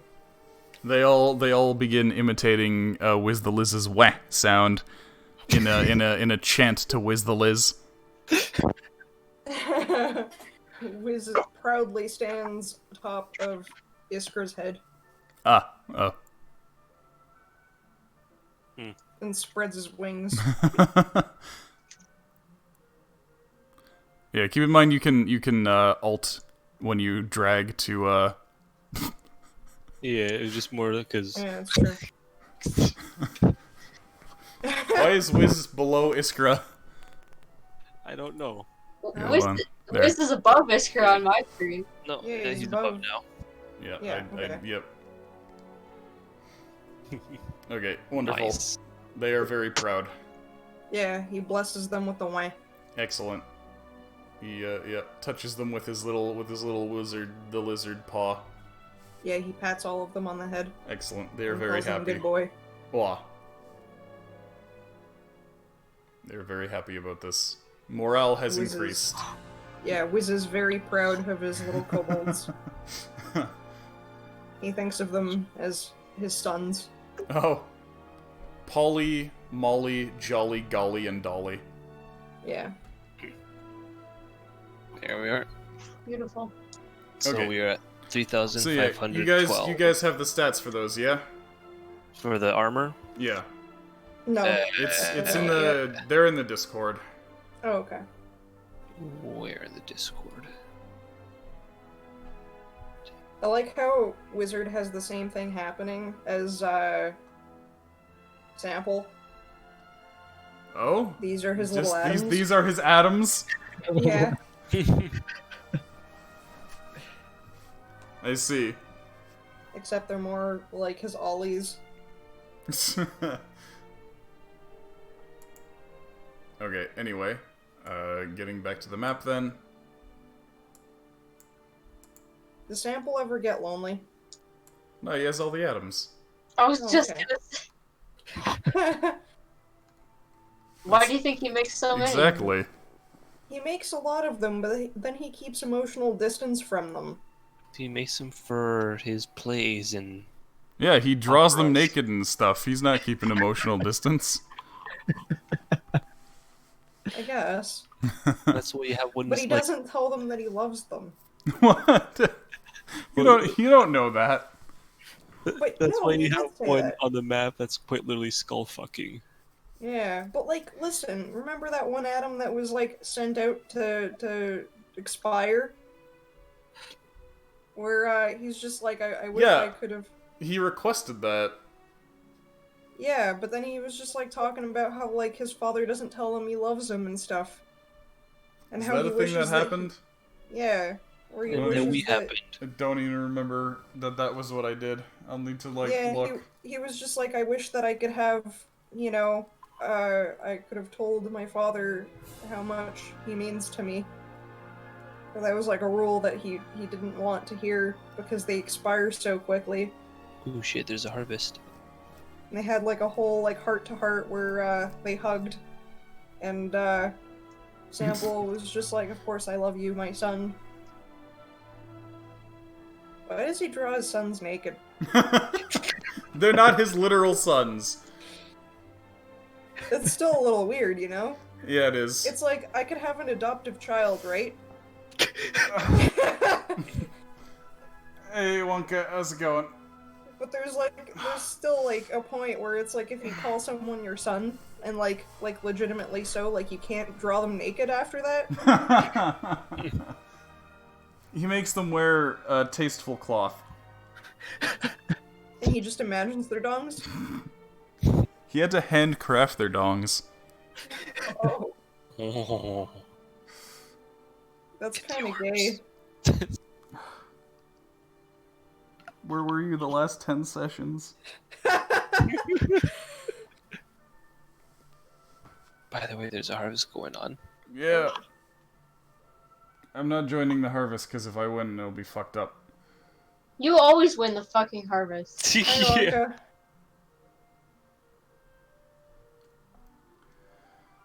Okay, anyway, yes, to Pasture Field then?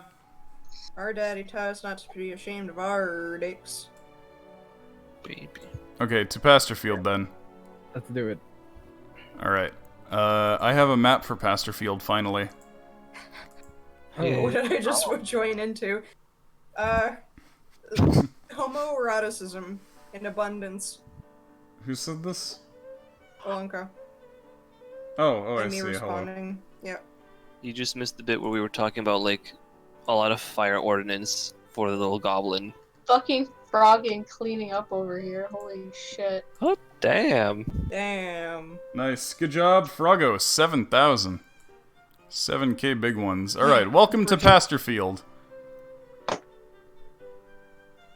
Yay, we get to see what it looks like. Yes, okay, so,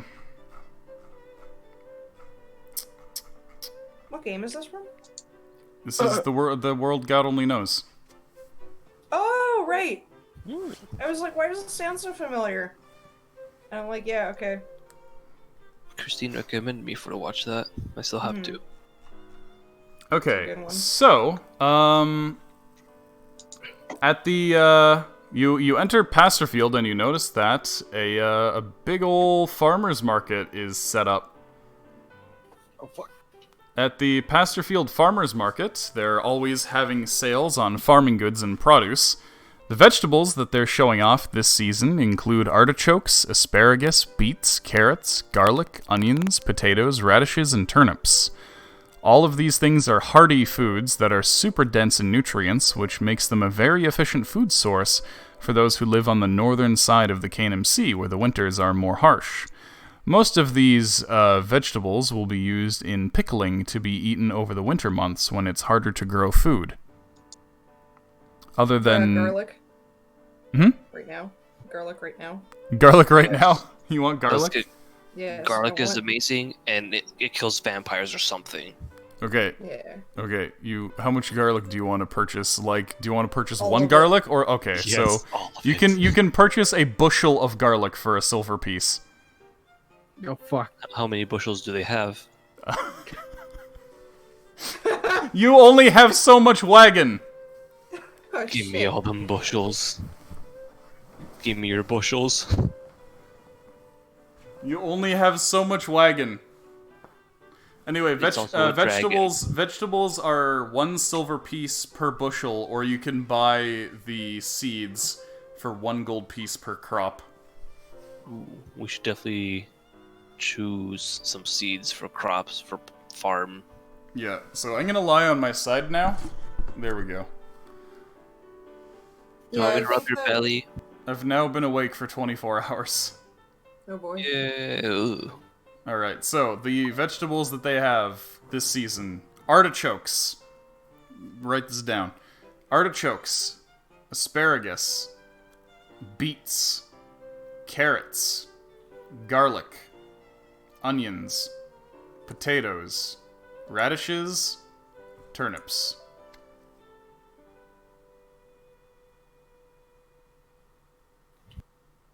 See that you were both typing.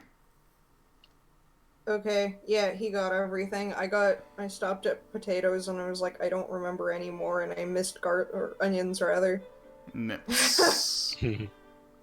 Anyway, other than vegetables, there's also a large assortment of fresh breads made from a variety of grains. The bakers are especially proud of their super healthy sprouted grain breads made from But wheat. most importantly, do they have garlic bread? I You can mean, make garlic could- bread. yeah. But do they You have get some bread? garlic, you get some bread. What? But garlic bread. But do they have bread? What the fuck is breg? The other day, I made some breaded chicken, and I had leftover breadcrumbs and egg wash. So I Is put this them something together. you invented? Yes. It How was am I supposed to extremely- know what it is then? Exactly. That's why we I curiously will ask. show off my new invention, breg. Bread. You're gonna get pregnant anyway. Yay! Thanks for talking about breg in the middle of my sentence. Worth it. So, other than Yep. vegetables, there's a large assortment of fresh breads made from a variety of grains. The bakers Make are... a variety of dregs. Yes, you're gonna get all Gregornet. Anyway, the bakers are... there's a bun in the oven! The bakers are especially proud of their super healthy sprouted grain breads made from wheat that has been allowed to sprout before baking. And their sour black breads, which are made from coarsely ground rye dough that has been left to ferment. And their honey braids, which are twisted into fun shapes before baking, brushed with honey, and are especially popular with children. Breads are 3 coppers a loaf. So basically you've got like sourdough pumpernickel, you've got like honey twists, and you've got your sprouted grain bread.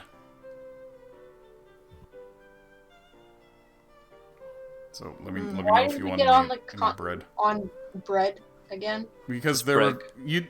as soon as you show up in Pasterfield, food happens. Oh, okay. That's just how Pasterfield is. Anyway, Pasterfield is also known for their cheeses, which they roll out by the wheel. This year, at the center of the show is a kind of cheese that is locally called hearth cheese.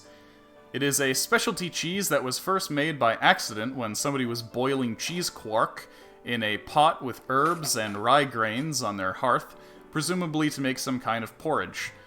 However, most of the mixture stuck to their pot, and the owner was too lazy to clean it, so they simply left it in the pot until the cheese was overrun by flour mites.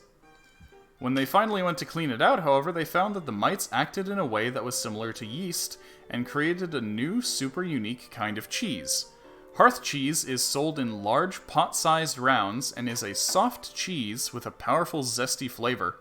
Curiously, the flour mites that are used to make this cheese are left inside the cheese and are meant to be eaten alongside the cheese. Is this fucking Kasumarsu? It is based vaguely on a real-life German cheese. So wait, so there are live mites in there? Yes. Can this be used similarly to the bag of mice? No, because mites have less than 1 hit point each. You need to count up a bunch of mites to get 1 hit point. Okay. Oh. Look, it's worth asking. How Yeah. many mites does it Because take to get 1 hit point? at that, thousands. But, like, by that logic, all the bacteria on your skin would eat up a sleep spell. I mean, mites are bigger than bacteria. Not 1 HP bigger, though. Okay. Anyway, Yeah, this it's cheese... Kasumarsu. This cheese is notable for having a very high protein content compared to the amount of fat, so it is highly favored by athletes. It's 5 silver pieces per wheel. Damn, you need to stock up. Why? Because it's good cheese. It's How about their Kasumarsu. booth, though? It's maggot cheese. That's disgusting. Well, it's not maggots, it's mites, but Tomato. you It's okay, notice... I'm sure someone's willing. You notice the mites a lot less. Anyway. And of course, there's the local drinks. Pasterfield is known for having sweeter wines compared to those made in Castides or Erudities. There are especially sweet dessert wines made by a company known as the Blackwood Family Gourmet Company. More than their wines, however, Pasterfield is known for their ales and grain liqueurs. The most popular beers in Pasterfield are amber and red ales, which are prized for their distinct malty and caramel flavors. Whiskies are also popular year-round, though the real Pasterfield specialty is something that is crafted after the whiskey has already been bottled. The oak casks that the whiskey is aged in are repurposed to store a mash of sugar beets and cherries, flavored with cherry tree bark, mugwort roots, and various other local grasses, herbs, and spices during distilling. The resulting drink, which the locals call sweet amarel, is bright red, strikingly flavorful, and makes a popular mixer for all sorts of cocktails. Dessert wine and sweet amarel are 2 gold pieces a bottle, and red ale is 2 copper pieces a mug or a silver piece per keg.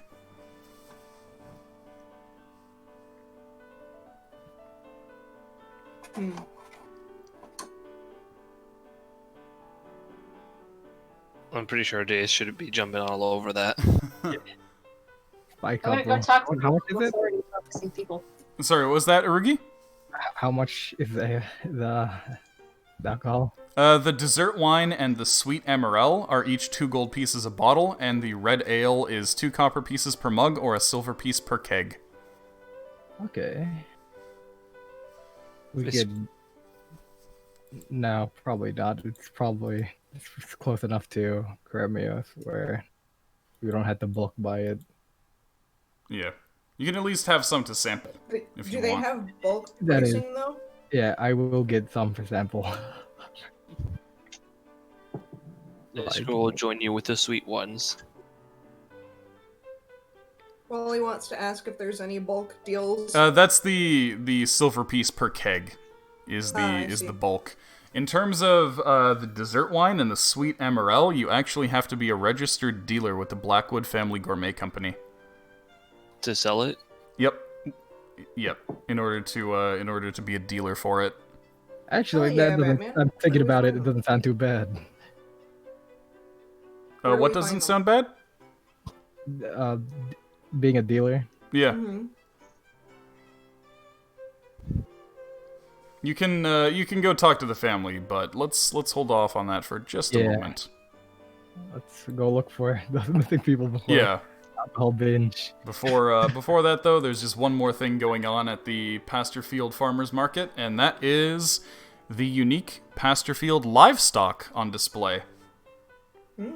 Pasterfield is known for one breed of swine in particular that stands out. Known as woolly pigs, these pigs are hybrids of domestic pigs and wild boars, which have, over several generations, developed their unique characteristics. As the name implies, these pigs grow a thick and curly woolen coat, similar to sheep. In fact, at a distance, you could mistake these guys for sheep until you get close enough and see their snoots. Sheep. They peeps. Compared to sheep's wool, this pig wool is more coarse and is hydrophobic. So rather than being used for clothing, it is often made into tools like scrubbing brushes, fishing ties, and insulation. Woolly pigs are also valued for their ability to sniff out and dig up earthen delicacies such as truffles. Breeders in Pasterfield often put on shows and competitions to determine which farm's woolly pigs are superior. They even hold rodeos, pig rodeos, where these lively pigs are wrangled as a spectacle for the crowds. Piglets are a gold piece, and fully grown pigs are 5 gold pieces each. Sheep wool is hydrophobic. The pig wool is significantly more hydrophobic than the sheep wool. Sheep wool will absorb water if you make it into clothes. This stuff, the water will just slide off it. Like a duck. Like an otter. Like a duck. What's the grow time of the piglets? That's a good question. Let me Google this. Maybe we should get like a sow and her piglets. How long does pig full grow? Yeah, we can have them in the petting zoo. How long does pig grow? Holy crap. Mm-hmm. A factory-farmed pig can reach 250 pounds in 6 months. Oh, fuck. Okay, let's grab a bunch of piglets then, I guess. Yeah, if we get Thorn to like modify the feed and all that. Yeah, we probably could make some raincoats. Get some poglets.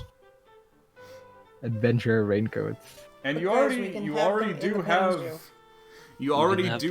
both. one pig.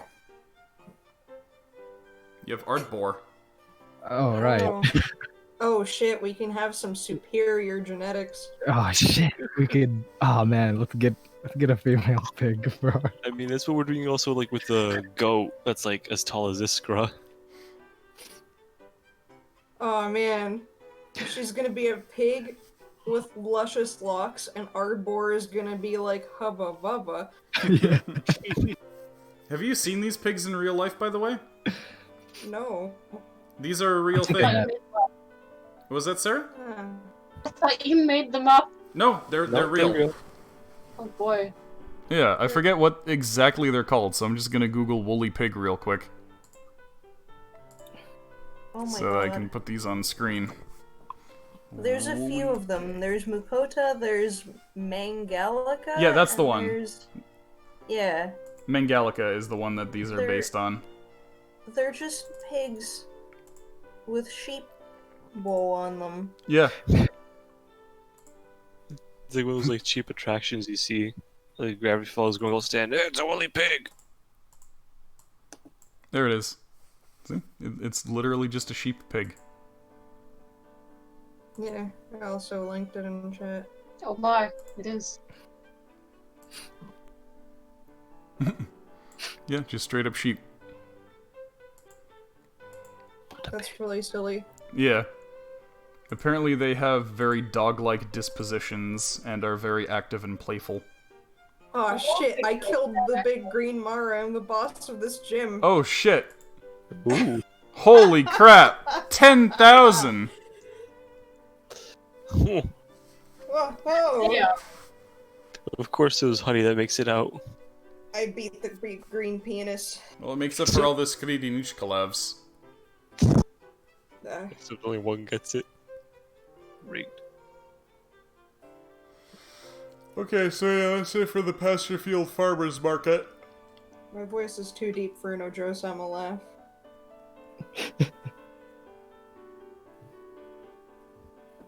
I killed your Discord. You can't blame that on me. The only thing I beat was the big green penis, and you saw that happen. The greenest. Yeah, I beat it off good. You don't remember me, Christine? Huh? What? One time I made like a comment talking about Mara, and it turned out to be like really poorly worded, so it came out like really bad. I don't remember the exact wording, but usually Cucumber anything. wheelchair. There you go. Oh boy. Anyway. There you go.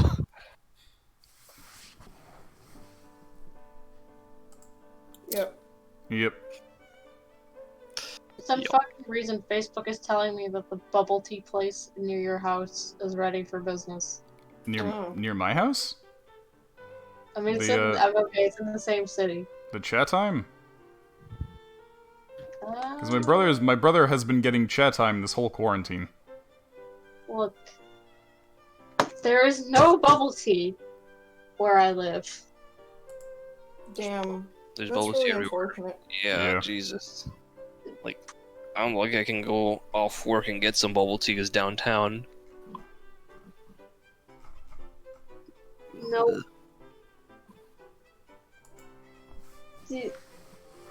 Like it, yeah, I don't know. The town I live in is really bad for that kind of thing. Okay.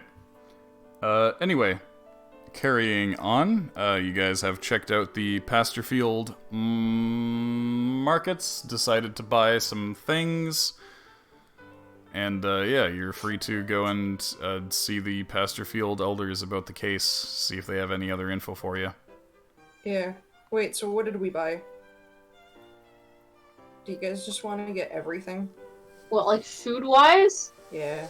Let's Why get a couple piglets. Yeah, Other like food. we'll probably get seeds for everything. Yes? Yeah. Okay. Potatoes are like amazing for like all kinds of food. Same with garlic and onions and carrots. We need like vinegar for pickling, yes? Yeah. Vinegar and salt? Yep, which is made from grapes. Okay. We have those, yeah? Yep. Didn't we have that super expired wine which turned to like foul vinegar? No, Yeah, you we're had not... the rancid black vinegar. Ew. That's poison. Do not. I already tried tasting it. That's not food. Are you sure, Deus? He threw up his insides. I'm pretty sure. Okay. Like a sea cucumber. But yeah, With we're your definitely gonna have to juice. think of a bunch of ways to use the new foods. I can probably think of a bunch of things, like little side dishes, like pickled radishes and turnips. Maybe include them as like free little tiny side dishes like them Korean people do. What about And ginger? people can like... No, there's no ginger in here. Not here, but elsewhere. Maybe. But yeah, and then people can like, I don't know, maybe that'll give people a bit more of like a, ooh, I want to go here because they have free side dishes. It'll Nice. be like a little attraction in a way. We can also let people feed them to our animals. Old food to animals. Well, maybe not the pickled stuff, but we could probably like distribute carrots to them for a cost so that people can like feed them carrots. Okay, that yes. Yeah. And like turnips and radishes, I'm sure that they'll do that fine. And then for the piggos, we could probably have some of the piggos in the petting zoo portion of our establishment. In the rub Yep. section of our establishment. Yep. Woolly So that'll be a pigs. thing. And people can pet hairy pigs. That'll be great. And then the pigs can sit on the goose. What? What? Yeah, and tame it, I guess, when it's Oh. being a dick. And he won't be able to pinch them because they'll have all this hair to get in the way. It'll be great. Oh, I see. They can't actually offend each other. And yeah, I guess we'll take the wine. We need to speak to that distributor. Yep. And do all of that shit and become official distributors of their wine, because we need the biggest variety that there is on the planet. And that's the only way that we'll be able to get that. I really love so the dual good. concern. What? The dual concern of we need to run the best restaurant in the world, and we need to save the world. So we can run the best restaurant in the world. Yeah, absolutely. Yeah, we can't have a restaurant, the best restaurant in the world, without a world. Yeah, there you go. Exactly. Yeah. Another thing that I was also considering is perhaps having, like, little occasional stations. Like little food stalls, I suppose, around Karemios occasionally, like around markets and stuff, to get additional income and also additional advertising and traffic. That sounds good. Because if people go around and are able to, like, try all of our tasties, then they'll be more inclined to come by our area, especially because we have the finest establishment and it's pretty popular, so... Except we don't have indoor plumbing, Logan. That's okay. We'll manage. But yeah, Thank you, so... Froggo. Yeah, thanks, Froggo. Yeah. But yeah, so that way we can sort of spread the word and make some money doing it, and also employ some more people so we can get even more amazing, I guess, people on board, and you know, have people talk about us as good employers and the best entrepreneurs of Karemios. It'll be great. Okay, cool. It's a whole publicity stunt. This is how I fucking think about business.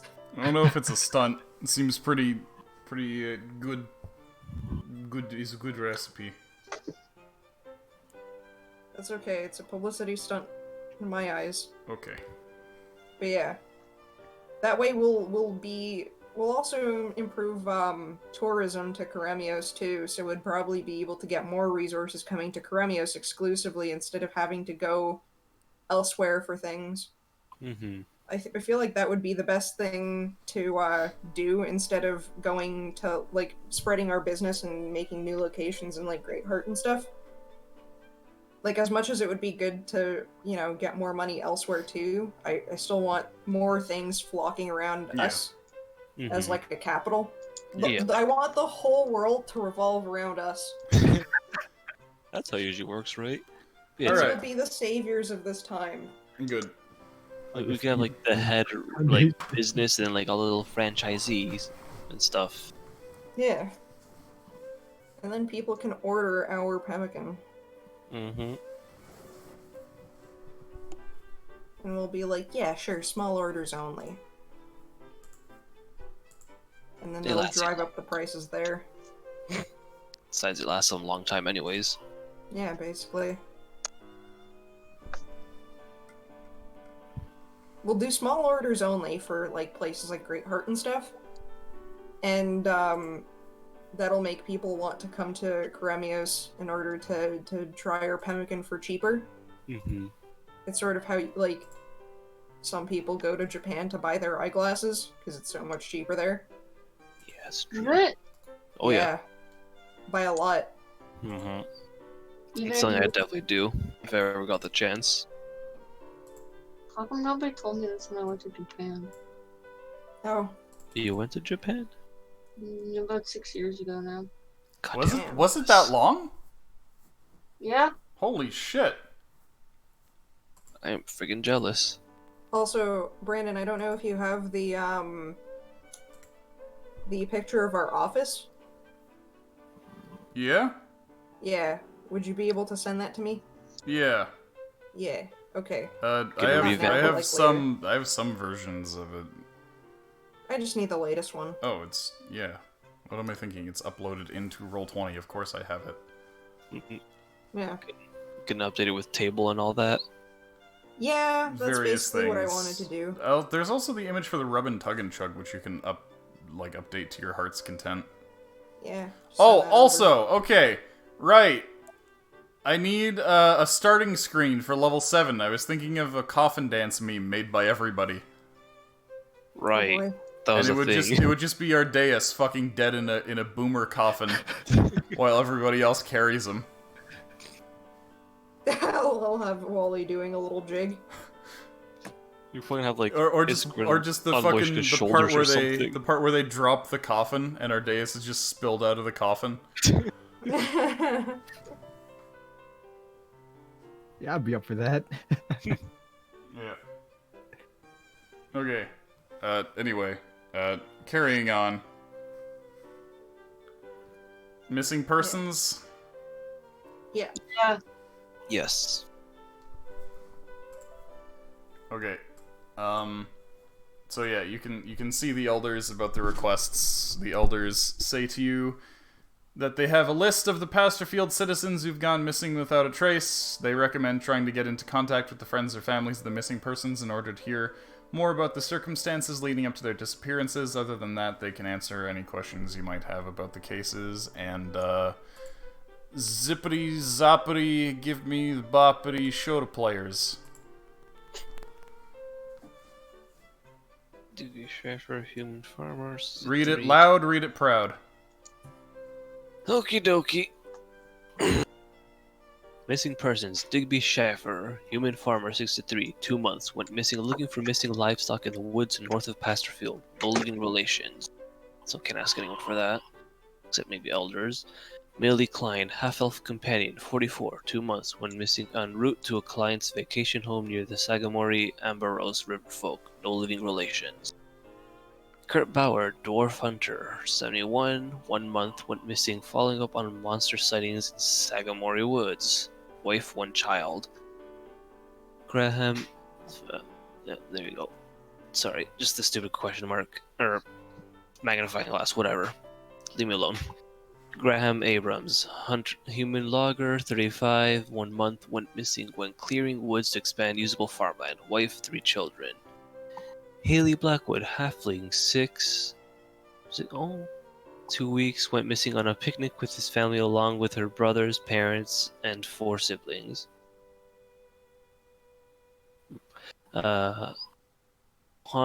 Hansbury Blackwood Jr., halfling, 6... Hornsby. Hornsby. Horny. No, he's 6, don't... That's your fault. That's your fault. Hornsby Blackwood Jr., halfling, 6, 2 weeks, went missing on a picnic with his family along with his sister, parents, 4 siblings.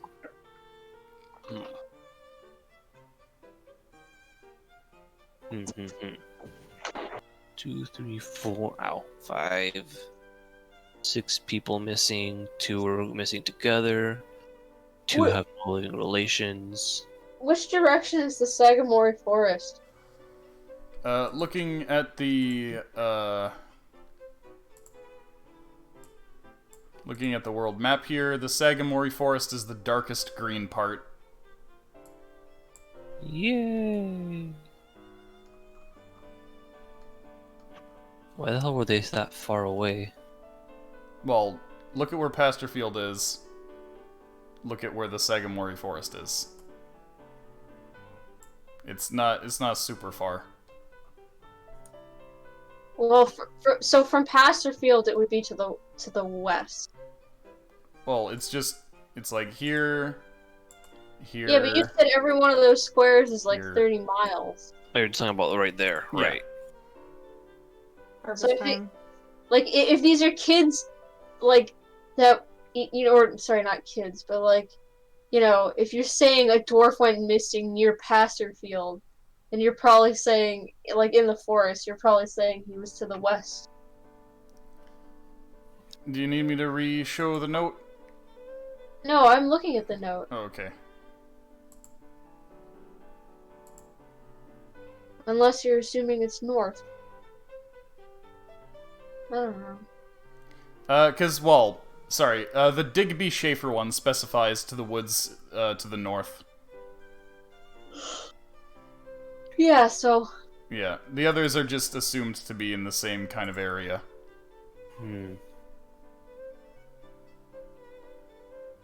Should we try talking to the grumpy Treant? Grumpy Treant? I don't think Yeah. treants. Treant. I don't think they're in the business of kidnapping people. I mean, it might have passed by or something. Just more for the fact of like, big talking tree dude might know something of the area. It might just be cool. It might just be fun. You might have a good time. I think he hates you. For the most part, Us? we tried to take sap from him. Oh. I mean, we could always come in and apologize. We did say sorry right then and there, and something I plan on doing later when I can is get plant growth and be like, we're still really sorry. Have some plant growth. Hey, here, want some treats?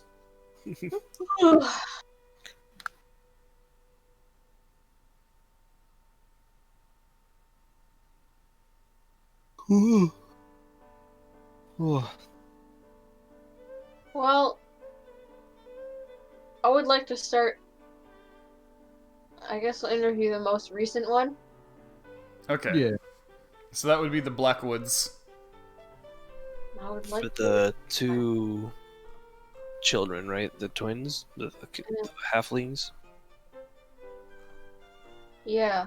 Yep. Okay, so these are actually the ones who own that winery. Oh, Oh. Yep, the Blackwood Dessert Company. yeah. So yes, you go and speak to Mrs. Blackwood. She says to you, "We were on vacation out on the edge of the wood. Normally that's not an advisable thing, but our family's a bit different. We're a bit more affluent than other families around Pasterfield thanks to our dessert business. Our Blackwood cakes are quite popular here and abroad, as are our line of dessert wines. So we have a vacation home up north, where Mr. Blackwood likes to go on hunting expeditions for big game. We have quite a few servants who live on the compound, including some bodyguards and hunting companions hired from Karemios, so we usually feel quite safe on our little woodland picnics. This was our first vacation where we brought along our two youngest, little Haley and Hornsby Jr.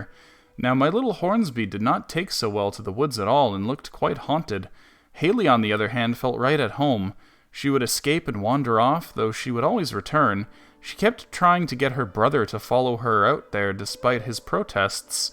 Well, eventually, they both got away from us. We sent out a hunting party immediately to go find them.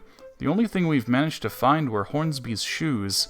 I've no idea why he took them off." What did Haley tell Hornsby to get him to come with her? Like, what was he afraid of in particular? Well, big scary woods with beasts within. Haley, on the other hand, was always fearless. She wanted to play deeper in the woods. Children in their pretend games, pretending they were exploring some fantasy kingdom, perhaps. That was it. They just fucked off into the woods and you didn't see them again. Who did you send after them? The hunting party that normally accompanies my husband when he goes hunting big game. They spread out all along the forest and searched everywhere, but like I said, the only thing that we managed to find was Hornsby's shoes. Can we talk to them? Maybe they can show us where they found the shoes. And can we have a look at the shoes too? Like, see if we find anything, any magic? Wally, do you see any magic on the shoes? You don't see any magic on the shoes. Okay. You don't see any damage on the shoes either. It really seems like he took his shoes off rather than anything else. Could it possibly be the work of any kind of like fey creature or something like that? Yeah, forests. I mean, it sounds totally possible. I mean, there are rumors of all sorts of magical creatures out in the woods. Even witches. Do I know anything? Yeah, you know a very specific witch who lives right there, in fact. Oh. I muted myself by accident. Oh. You're right. I was trying to avoid mentioning her. Wow, I'm dumb. Okay. I guess we can look for Granny Greenhook and Broder and be like, hey, And before it's the demon. Demon? You know, the demon that started coming after us. That was Pusif. You And murdered his ass. Yeah, his Morenoloth. His Morenoloth, yeah, you moited him. Yeah, you're right. He went pop, and Noel was like, "Holy shit!" Yeah, right. Because I remember that like one of their teammates was a demon disguised. Yes. That was Pusif. Pusif himself was disguised. Okay. And he had like a Morenoloth just kind of hidden, and we managed to like sort of see it. The there. Morenoloth was his boaterist. Yeah. Paddled the boat for We might as well him. stop by and ask about Granny Greenhook. Yeah. She probably misses us. We should Yeah, bring her it's something. been a while since you saw her and her gangrenous ghouls, who are Loishka's old teammates. Yeah, Lucia's probably just gonna want to hang outside the forest. Yeah, traumatized. Iskra will probably do the same, because I don't think Granny Greenhook likes Iskra too much. Why do you say that?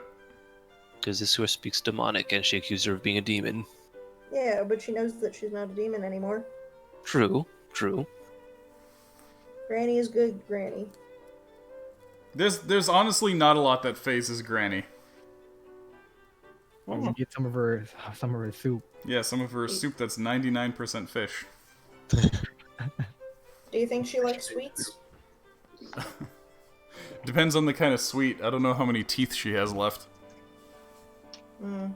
Does she like garlic? Definitely. Everyone likes garlic. Absolutely. Okay, let's get her a bushel. Okay. Whole bushel of garlic. Here you go, Granny. Hey man, you never know.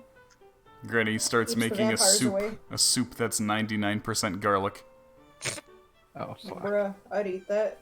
Me too, honestly. Yeah. Especially now, because my stomach's been fucking hurting me half of the stream. Oh boy. Anyway. But yeah, okay, let's get a bushel and start marching up Oh, north. you just... okay. Just immediately run over to Granny. Hey man, I miss Granny. Okay. I'd like to, I don't know, was there anyone to... I guess we should speak to all of them? Generally a good idea when investigating. Yeah. Okay. We're just gonna walk around with this bushel of garlic on our backs. I'm gonna wear one like a necklace. So we spoke to Blackwoods. So we have the Abrams, Bauer, Klein. Oh, Klein and Schaefer don't have relatives or relations. Yeah, you could always, head over to a pub to see if anybody knew them. True. Or ask the elders what they know about them too. Yeah. Do you want to do that, or do you want to talk to the Abrams? It's really just a matter of what you want to do first. Yeah. It's all about the order, really. I'm nodding. Sorry. Yeah, Terry, they do. Just not for nights when I have people on call. Ah, you got it.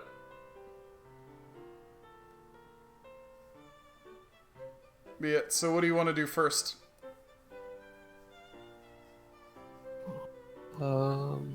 Let's speak to Mrs. Abrams. Okay.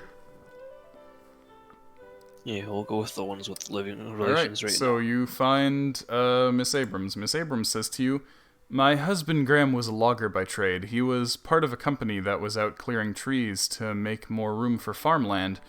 He was out with several of his logging friends from the company.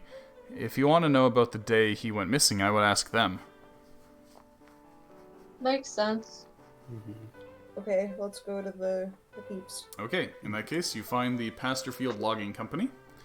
"Ah, Graham Abrams, eh? He was a peculiar tale, that one. You see, our group, which was made up of about 20 men, was set to be clear in the woods at the edge of Pasterfield to allow for the construction of some new farms. The task was supposed to take about 3 months between clearing the trees, moving the stumps, and flattening the land. But But the job is on hold now that folks are going missing up there. It's all become a real event, hasn't it? Graham was good with an axe, though he was a bit of an odd one. He was really emotional, and you could never tell what kind of mood he was going to be in on a given day. And whenever he felled a tree, he would always be in a different state after. Sometimes he would fell a tree with great satisfaction, calling the tree an absolute bastard and relishing the task of stripping the branches off it after.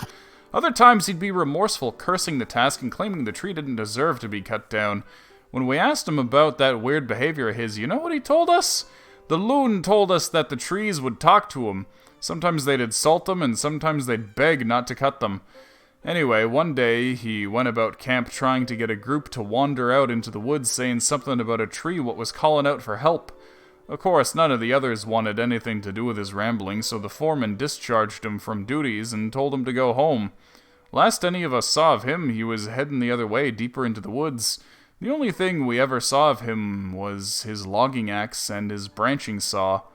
Oh, and we did find both of his boots not far off from where we found his tools. Looked like an animal chewed on one of them, like a wolf maybe? That's probably a coincidence. Yeah, 2 cases of shoes being left. Can you think of any reason why he would want to leave his life in Pasterfield behind? I don't necessarily think that's what he was going for. I think he just maybe had a screw loose or two. When he ran off, he said he heard a tree that needed help. That doesn't sound like normal behavior to me. And trees don't usually have behavior. I mean, So, the man's behavior, not the trees. and if we're talking about tree behavior, the things I can think of are like treants and maybe like some magic spell like speak with plants or something. Well, none of the rest of us heard. About, like, Fae. None of the rest of us heard any tree voices, so if anything, I'd say it was an issue with him rather than the trees. But I don't really know about all that mystic mumbo-jumbo. It really does sound like some kind of Fae creatures or something, you know, playing tricks on him. Because they were, like, haunting him at some points, and then other times it would be like, hey, don't cut us down. So, perhaps... If you want to hear stories about that, you should maybe try with some of the more superstitious locals. Well, where might be find some of them? Always at the pub. Yeah. Sorry, what was that, Sarah? Can you show us where we found the boots? I can generally mark it on your map, but it would be a bit of a hassle to go out there right this moment. I'm fading out here. Sorry. Should probably go to bed. That's okay. Alright, I'm gonna make teeny tiny little X's where they found the boots. Okay, so...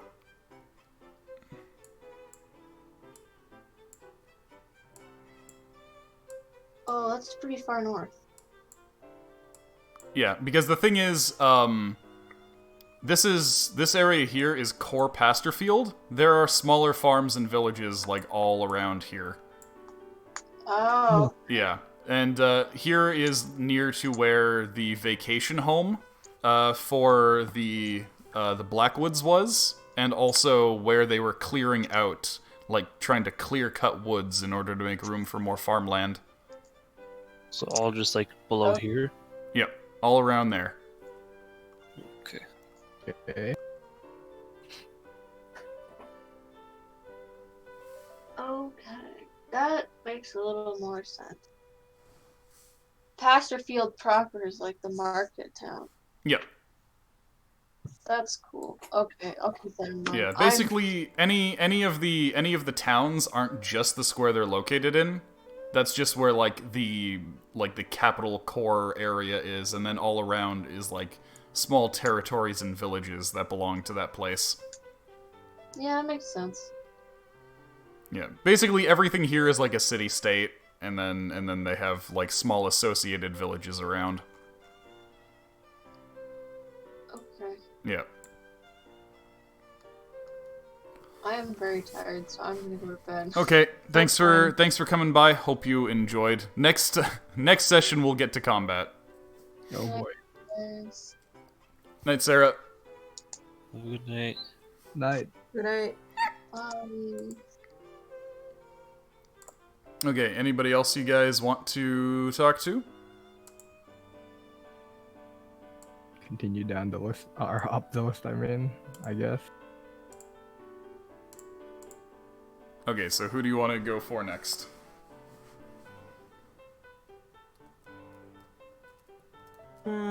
Just next most recent one. So I'm guessing Kurt. the Boer people? Yeah. Kurt Boer. Kurt Bauer, okay.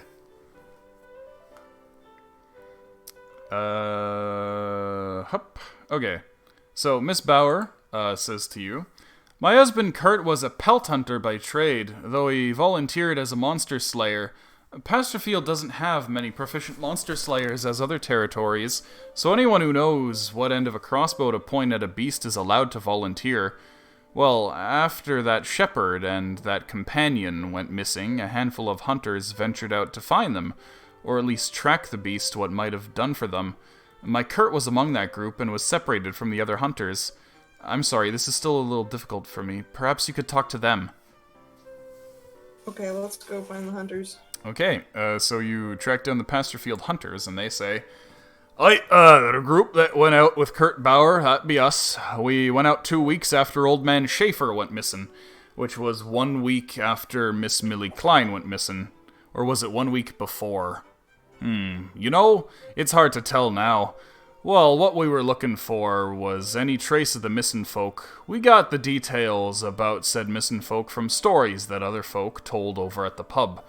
There was a group of 6 of us what got together for this excursion, each of us game hunters. We all knew the woods well enough, so we was confident that we'd at least be safe out there on our search.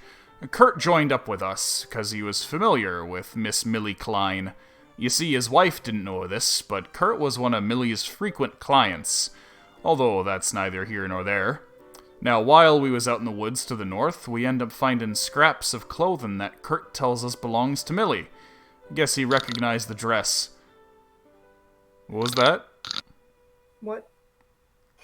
Do I need to beat someone's ass?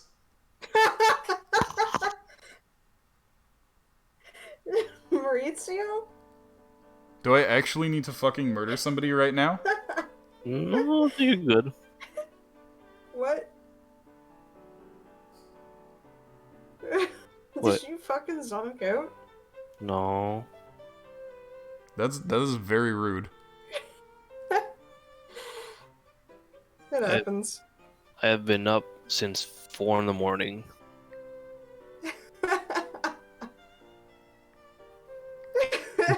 Fuck out? Maybe. If you need to go to bed, go to bed. Nah, it's just 30 more minutes and I'll pass right out. It's just because I had my head back. Oh. I just had it back and then just gone. Terry's crying.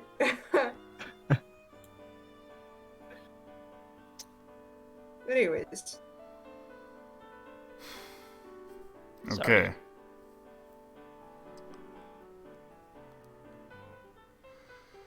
Where was I? You didn't hear any of that. No.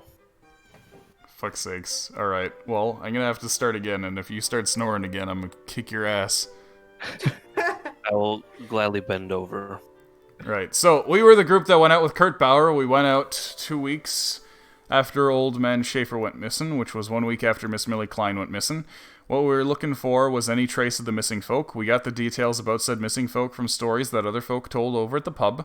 There was a group of 6 of us what got together for this excursion, each of us game hunters. We all knew the woods well enough, so we was confident that we'd at least be safe out there on our search. Kurt joined up with us because he was familiar with Miss Millie Klein. You see, his wife didn't know this, but Kurt was one of Millie's frequent clients. Although that's neither here nor there. Now, while we was out there in the woods to the north, we end up finding scraps of clothing that Kurt tells us belongs to Millie. Guess he recognized the dress. Kurt gets more and more agitated after that and says that he swears he can hear Millie's voice. Now, we caution him not to go away too far from the group, but one day Kurt says he saw her down by the river and heads off there on his own. Now, we never saw him again after that, though we did find his boots, his crossbow, and his carving knife in a bundle on the shore of the river.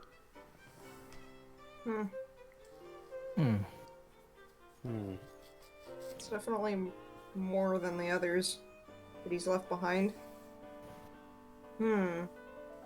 Well, the other one left his saw and his axe. This guy left his crossbow and his knife. So basically, they all left shoes. Actually, they found Hornsby's shoes. They never found Haley's shoes. Yeah, I was about to be like, what is that? So, oh no. Well, don't Millie's. Have we found anything of hers? Well, they, in the story that they were telling, they said that they found scraps of clothing which, Kurt believed belonged to Millie. Okay. That's scraps, not like things that were willingly left behind. Yeah, just scraps like, a piece torn off a dress that was stuck to a twig on a tree, etc. Okay. So that basically means, like, all men, or like a boy's men, left their shoes, like willingly left it, and if they hasn't considered a weapon, they left that too. But the girls... The girls left nothing, because Millie could say her dress, but that was just torn piece of clothing. Yeah, I mean, it could also not have been Millie's dress. So that's kind of like a maybe for Millie. I guess we'll look into Millie next. Okay, so Millie didn't have any living relations. However, you might be able to find things out about her at the pub. Okay, let's go to the pub and dig around.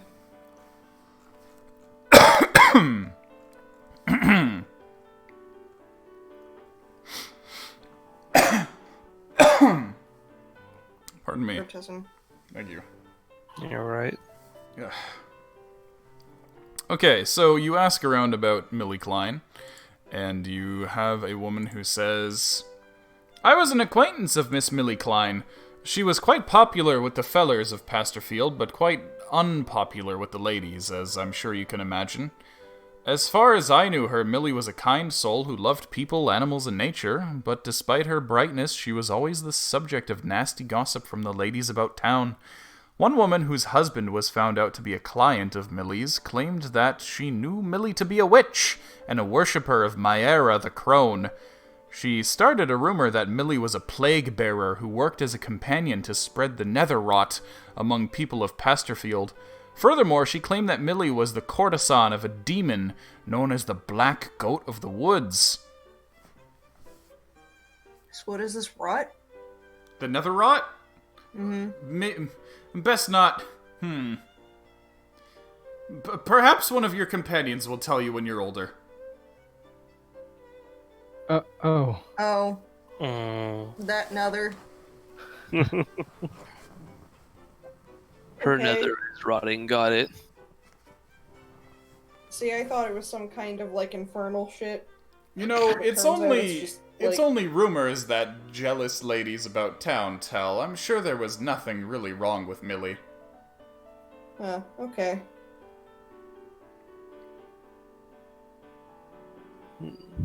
Interesting. Okay. Well, we'll still talk to Granny Greenhook. I'm sure that if anyone knows about witches, it's the actual witch. Yeah. Alright, now let's look into Digby. Okay. I worked for Old Man Schaefer as a farmhand. He was a peculiar one. After his wife went on her way to the great beyond, he spent all of his time with his sheep. Loved each one of them. Stopped selling them for their meat and just focused entirely on selling wool and milk, which wasn't enough to keep his farm running the same as it was before, unfortunately. He had to let quite a few of us go. What I do remember is coming by to help of my own accord one day. I felt sorry for the old guy, you see. That was when the first few of his sheep went missing. Now, what he said to me was strange, and at first I thought it was just the years weighing on his mind, but he told me that he could swear that his sheep didn't just wander off into the woods on their own. He swears that they were lured out there by the sound of bleating coming from deep in the woods.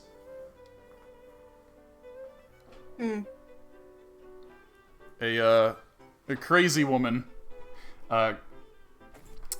crazed woman actually approaches you, overhearing you talking about the missing folk, and says, "You know those missing ones, the ones who disappeared out there in the woods? I bet they've all been taken by the spirit of the wood. There are all kinds of evil spirit out there. Things that we blame on beasts are often actually angry ghosts, come to take out their wrath on the living. The spirits of the missing are probably out there too, ready to take more victims so that the woods may grow, watered with the blood of those it has claimed.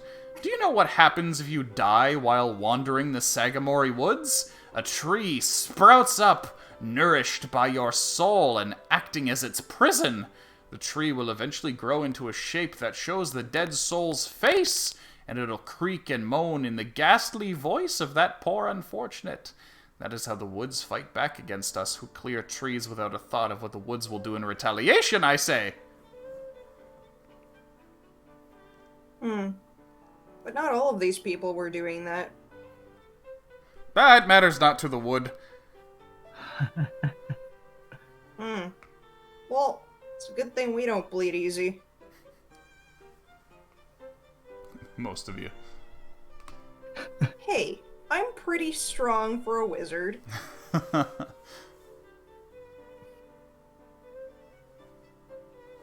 So, in terms of all that we've heard today, is there anything that I might be able to kind of know while digging around my brain?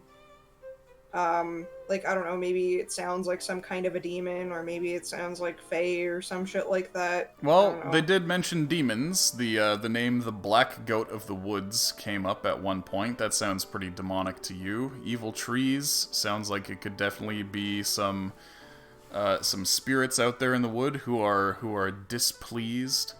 But you would say that the best lead is probably to check in with Granny Greenhook. Yep. Okay. I guess that will make that the last thing that we do. Okay. Is there any other rumors or information that you want to chase here in Pasterfield? You asking that makes me feel like there's something else. There's always something else. You have no idea how much shit I've written. Fuck, I don't Did know. we ask around in the bar already? I mean, I guess we could talk to the more superstitious folk around there. We heard from one of them already. But we could probably see if there's anyone that, knows anything about what could possibly be lurking around. Any sightings or anything, or any legends. Huh. Have you heard of the stories about unicorns leading the lost ones out of the woods? Oh, fuck. Guess it didn't help any of the Pasterfield folk, though, huh? Yeah, I guess not. I hear that there's a plant that unicorns are addicted to. Maybe if they were walking around with some of that in their pocket, a unicorn would have found them and they wouldn't have gotten lost. I don't think it's anything that grows down here, though. You know who I bet would know? Someone from Finnegaran. They love their herbs there, I hear. Oh boy. Does that mean we have to trek all the way up to Finnegaran? I gotta write this down. Herbs. Unicorn herbs. We're probably gonna want to head over there at some point soon, anyways. But with That Conan being there and the whole uprising,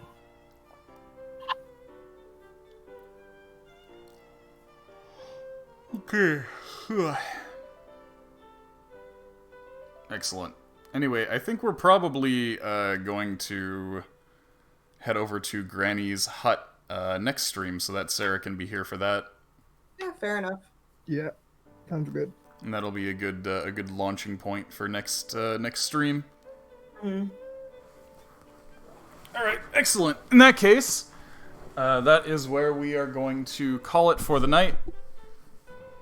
Okey-dokey. It's been good to return to this. Like I figured, we didn't end up getting to any combat this time. Shit. Unfortunately, the stream went down, so I'm going to need to upload that myself. What am I going to call it? I'm going to call it finished. True. Yep. So thank you for watching, everybody. I'm gonna have to upload this manually, and join us again in 2 weeks for the continuation. I'm gonna be getting back to doing this every 2 weeks, which should give me ample time to write the rest of the stuff that I'm missing, so that you guys can truly go anywhere right away. Oh boy. Yeah, but yeah, have a good night, everybody. I'm gonna throw a raid over to Psyche Siren, who is playing Tabletop Simulator. Psyche is good people. Yeah, so go check out Psyche Siren. Throw some bears in her chat. Yeah, let her know what's up. Let her know who sent you. Let her know that the Goo Crew is here. Crew. Yeah, in fact, that's what you can say. Just say Goo Crew is here. To go. To goo. Sure. To diddle you? No.